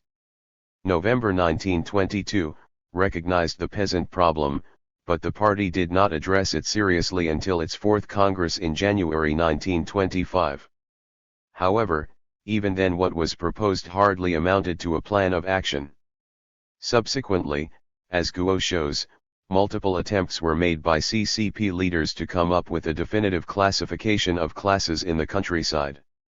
As Mao Zedong's influence in the party grew, so too did the importance of his 1933 classification of rural classes: landlords, rich peasants, middle peasants, poor peasants, and agricultural workers. In areas under its control, the party could try to introduce progressive policies in the hope of mobilizing support from the peasantry. Despite the references to class analysis, policy was driven by a combination of adherence to these categories, the precise geographic location, and the circumstances at any specific time. Radicalization was frequently followed by retreat to more moderate policies as the adverse consequences became apparent, causing possible loss of support of groups that were 214. Crucial to party survival. Compromise with indigenous groups was often necessary. For example, as the Third Army under He Long roamed in the wilderness after retreating from the Hunan-Hubei border area in 1934, it attempted to persuade the Celestial Soldiers in Guizhou that their struggle against exploitative levies and taxes was part and parcel of the same struggle. If they joined the revolutionary forces to overthrow the GMD, their struggle would be more effective. Revolutionary Military Affairs Committee 1934. The experience of the Jiangxi Soviet, 1931 to 1934, provides a good example of the interaction between ideologically defined categories and the reality of social forces on the ground, as well as how elite politics played into policy choices. Initially, on establishing the Soviet, the CCP introduced land-related legislation that relied on class analysis and was tough on those who were deemed exploiters. However, the policy was reined in as its impact started to alienate important constituencies.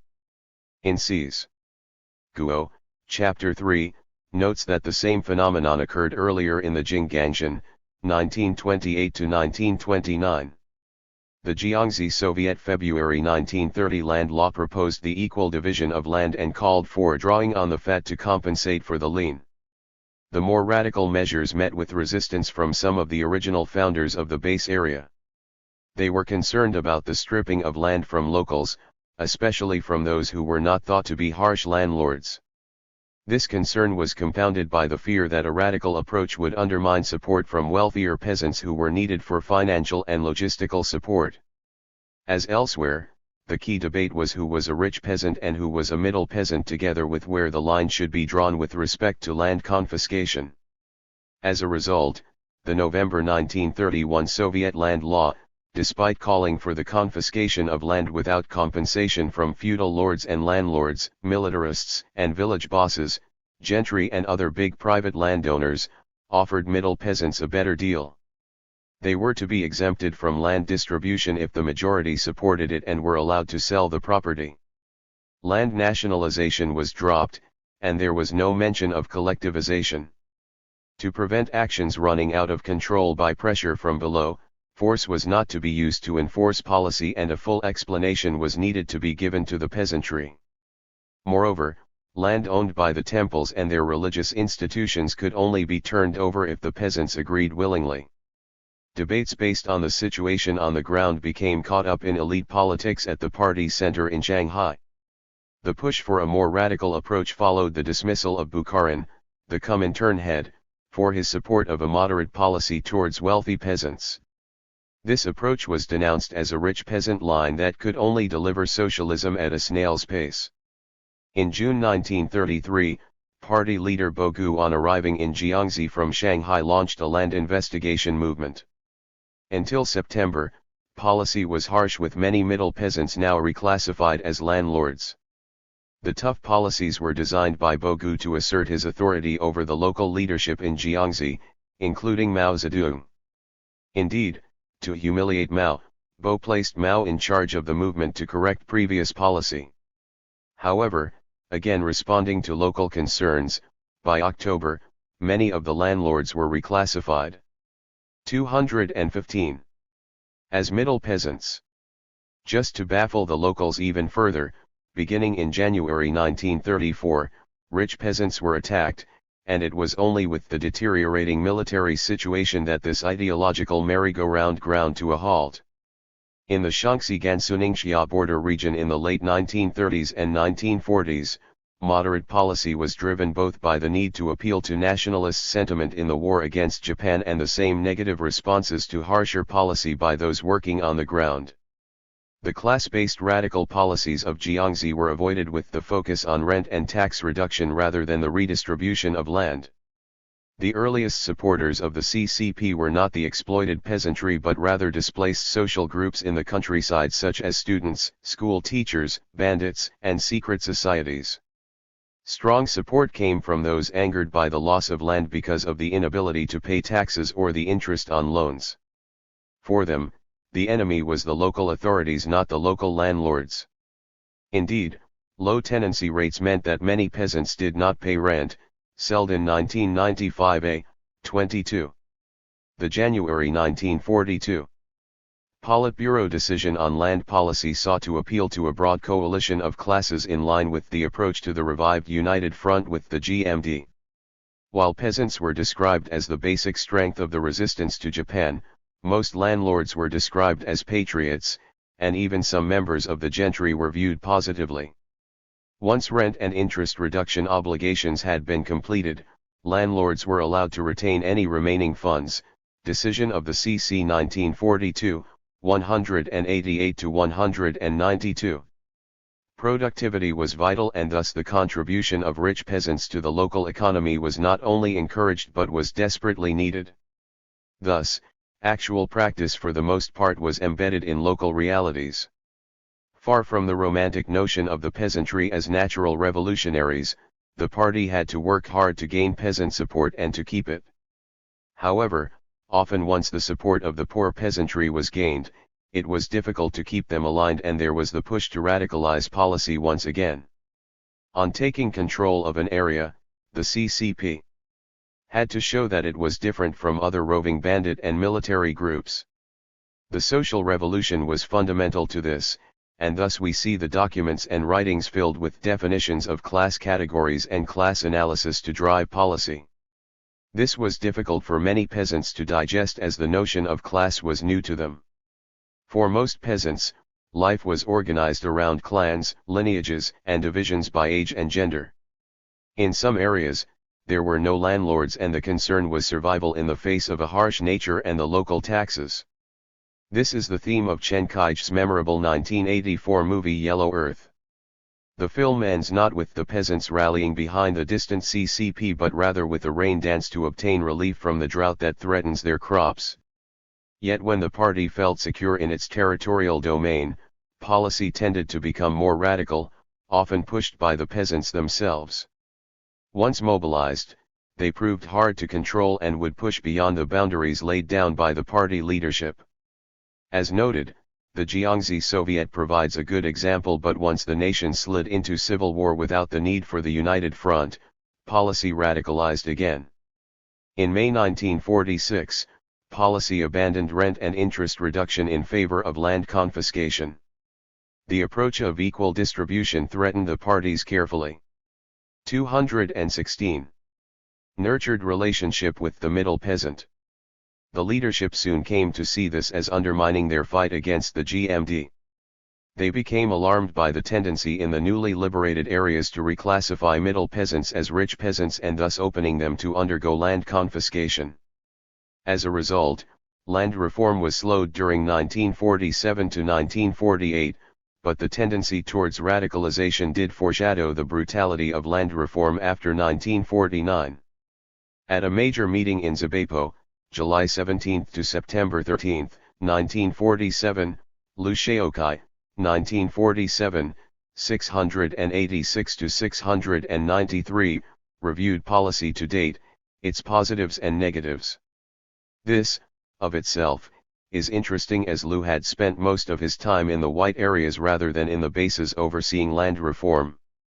While the peasants demanded land and democratic freedom, he focused on leftist mistakes, beating and killing landlords, as the greatest danger at the present time. Despite this, Liu's report and the outline land law, October 10, 1947, 723 to 726, suggested a more radical approach. The poor peasants were in the minority at the village level, which was dominated by middle peasants with leadership at the county level in the hands of landlords and rich peasants. Even veteran cotters were succumbing to temptation, marrying the daughters of landlords. To rectify the situation, work teams would be sent in secret to investigate the situation in the villages, and poor peasant leagues and peasant associations would be set up. Village officials would be held in check through annual elections. It is then not surprising that matters moved ahead dramatically. The land law called not only for equal distribution of land but also confiscation of homes and any movable property. The poor peasant leagues and associations oversaw the process. This furthered the cause of social revolution but created a dilemma for the party that was now dealing with large-scale social dislocation while fighting the war with the GMD. The situation even alarmed Mao Zedong, who in December 1947, Mao 1947, 157 to 176, warned about repeating the mistakes of the Jiangxi Soviet when landlords had received no land at all. Mao outlined a threefold categorization of the liberated areas, each requiring a different policy. In areas such as the Shanganning border region, land redistribution had already been completed and thus nothing more needed to be done. In those areas taken over between the Japanese surrender and September 1947, semi-old liberated areas, the land law was to be implemented fully. In those areas recently liberated, the poor peasant leagues were to lead a two-stage process. First, only landlords were to come under attack, with the rich peasants neutered. Following completion of this phase, land rented out by rich peasants was to be redistributed together with some property. Even though victory removed some of the constraints around pursuing radical land reform during the Civil War, the June 1950 land law adopted a moderate approach. Aware of the checkered history before 1949, the leadership wanted to keep close control over the process. Land reform had broken the old power elite in the countryside and permitted penetration of the party deep into society. Further, the old elite now had nowhere else to go or to turn to with the defeat of the nationalists. Liu Shaokai, 1958-78, in introducing the new law stated that chaotic conditions must not be allowed to occur, order and planning was the name of the game.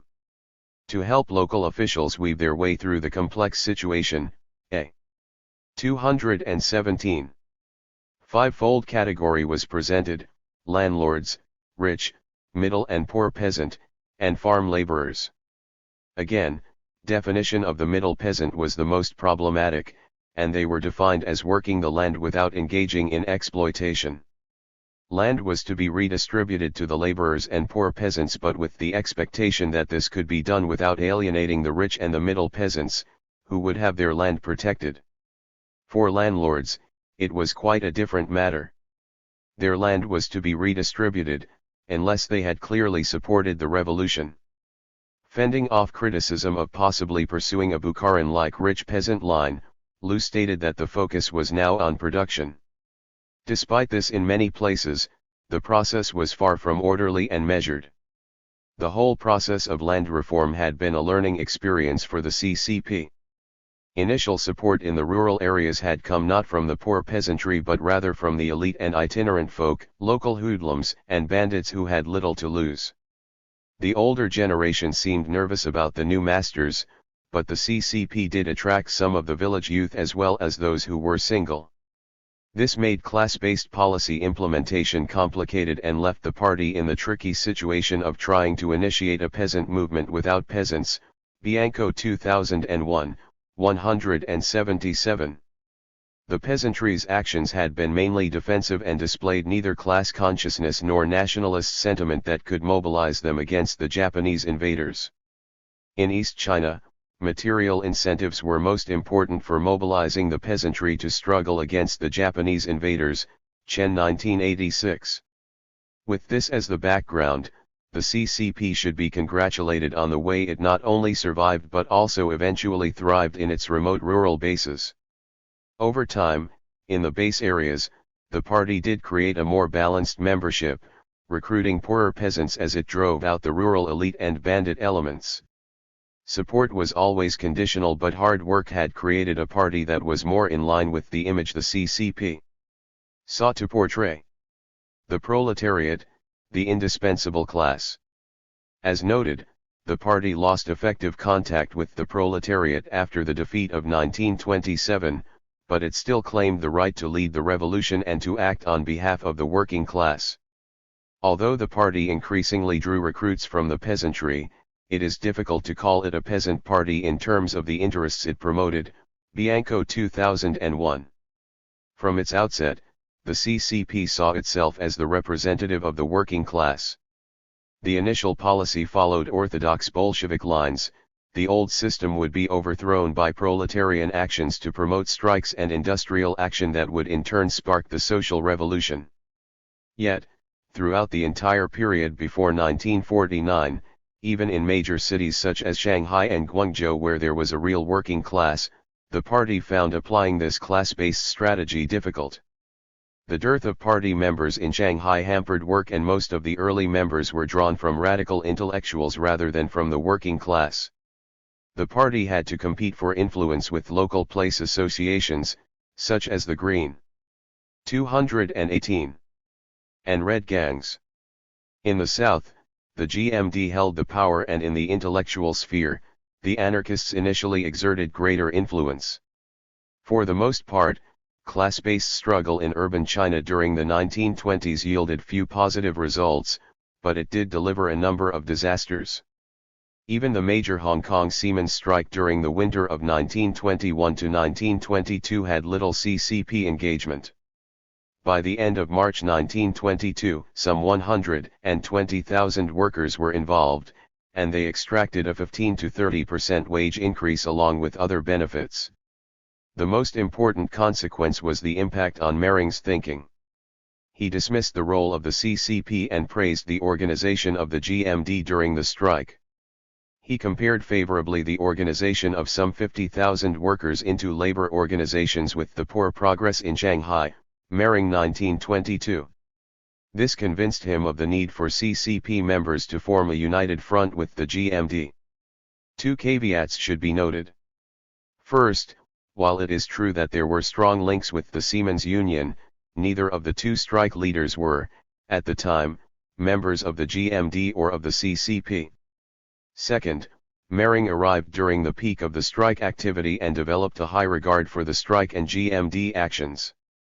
On balance, Mering was more impressed with the potential for the political power of the GMD than the power of organized labor.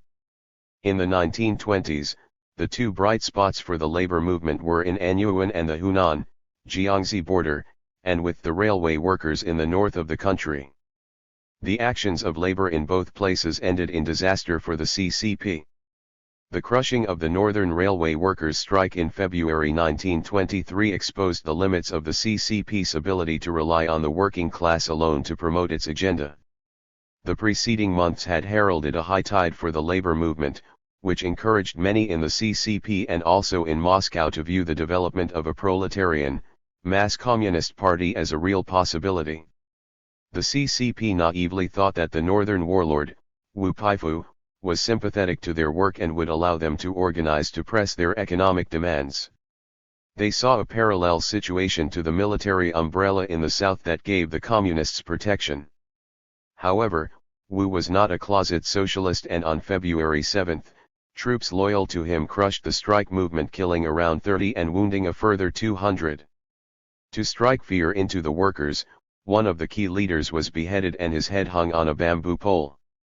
The setback caused pessimism within the CCP ranks and caused leaders such as Chen Duxiu to accept that alliance with the bourgeois GMD was unavoidable.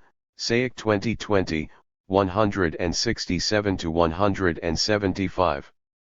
The subsequent situation was miserable enough that in May 1924, the Shanghai Party Committee summed up its achievements as nil.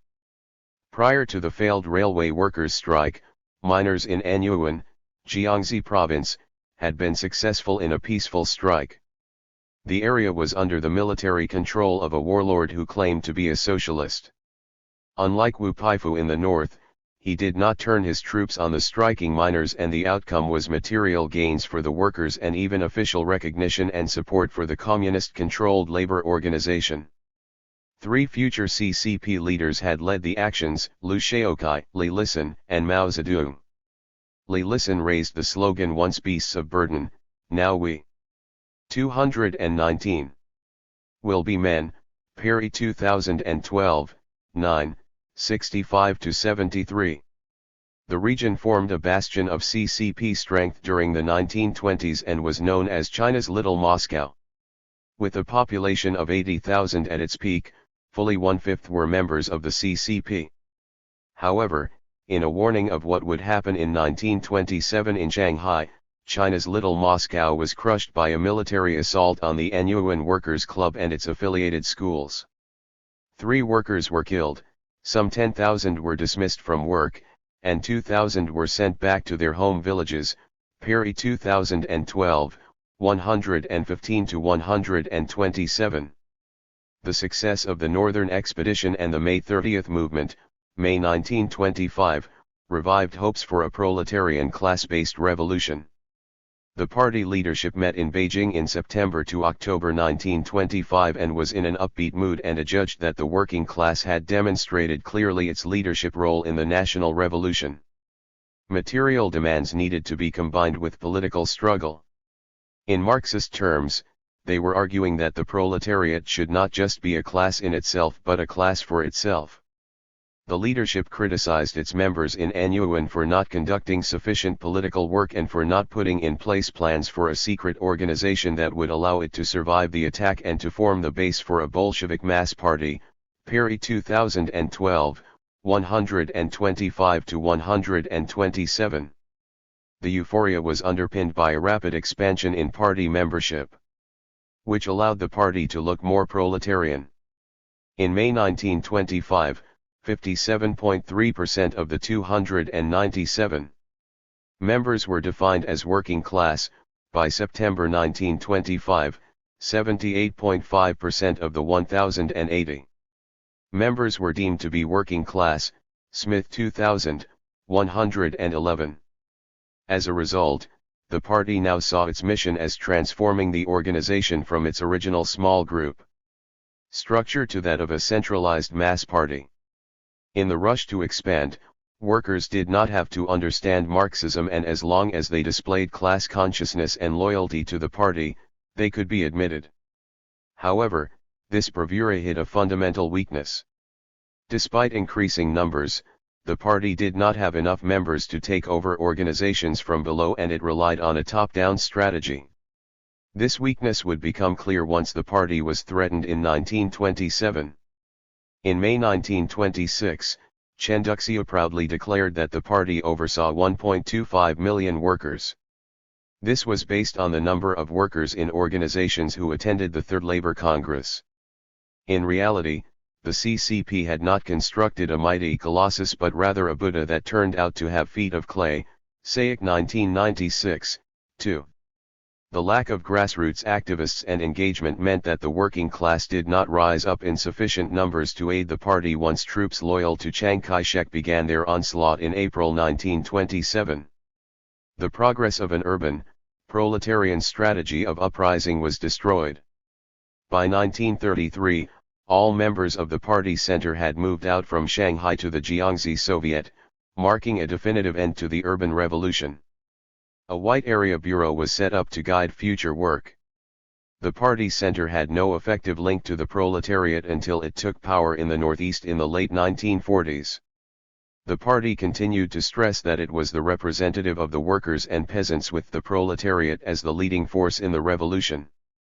In practical terms, this meant that the CCP could claim to act on behalf of the proletariat without the inconvenience of having to reconcile its interests.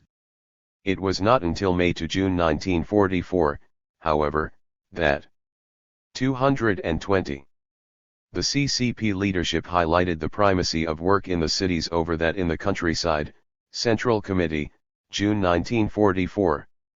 The crushing of the CCP in 1927 did not mean abandonment of class-based politics in Shanghai. This approach exposed the grassroots members to danger by encouraging strikes, demonstrations, and other activities that did not bring the new high tide of revolution but rather arrest and execution. Party members who had remained behind were unable to take advantage of the patriotic sentiments that grew in Shanghai following Japanese aggression, including the bombing of Shanghai in January 1932. Freed from the oversight, however, of the party leadership once it had departed for Jiangxi in 1933, local party members were able to explore an alternative strategy that could tap into the rising anti-Japanese sentiment. This enabled the party to expand its influence once policy shifted away from class-based struggle to the pursuit of national salvation and, ultimately, another period of collaboration with the GMD. The party set up Red Mass Leagues to reach out to the Shanghai population in labor and cultural work. Stranahan 1998, 154-172. This attempt to re-engage with the broader Shanghai population reached a peak with the response to the 9 and December 16, 1935 anti-Japanese student demonstrations in Beijing with the formation of the Shanghai National Salvation Association. Despite 2 decades in the countryside, the leadership saw the Northeast as the model for the future with the return to the cities. A city work conference that ran from late July until August 31, 1948 laid out the future for the cities. Not surprisingly, given the focus on the Northeast, the key task was to develop the state sector. The economy was to comprise 5 components: the state sector, the cooperative economy, the national capitalist economy, the private capitalist economy, and the small-scale commodity economy. The interests of the proletariat were to be protected by the state sector, forging an economic alliance between the urban proletariat and the rural peasants, all brought together under a unified plan. Even the cooperative economy was to be led by the proletariat, with collectivization and cooperativization as the keys to preparing the countryside for the introduction of socialism. Zhang Wenqin 1948. This important framework outlined policy for the post-1949 regime: collectivization in the countryside and tying private capital to the state or to the interests of the party. The result would be a transfer to socialism without bloodshed. Workers, peasants, and state socialism. Without doubt, for many in rural China, quality of life had improved by the early 1950s. Despite the lack of clarity concerning class labels and the shifting definitions, most peasants now had access to land, and rent and loan interest were abolished. All benefited from the absence of war and the social dislocation it caused. In urban China, the first few years of CCP rule provided stability, with inflation tamed and greater stability supported by rudimentary social programs introduced for the elite among the working class. 221. However, it is debatable the extent to which the CCP was genuinely a worker-peasant party. The lack of effective contact with the proletariat after 1927 and the shift of focus from rural to urban China as the Civil War progressed provided the party with significant autonomy from all social forces. This meant that the party could act in the name of the proletariat without actually having the inconvenience of a strong proletariat to counter it. Although policies did eradicate the landlords and implemented rent reduction and tax elimination at various times, on coming to power the party soon took away the land from the peasantry for the benefit of the state. The socialization of agriculture, once started in the 1950s, soon accelerated. The working class discovered that their role as masters of the workplace was severely curtailed. The autonomy of the party from social forces or classes in the revolutionary struggle allowed the more controlling and authoritarian impulses to dominate after 1949. As a result, the form of political representation that developed was Leninist in nature, an extreme form of trustee relationship. Finally, class and class struggle were not forgotten. As Mao Zedong's worry increased about the course of the socialist transition, he developed further his subjective interpretation of classes under socialism. Convinced that the revolution was being undermined by the emergence of a new capitalist class, his appeal to never forget class struggle set the stage for the tumultuous years up until his death in September 1976.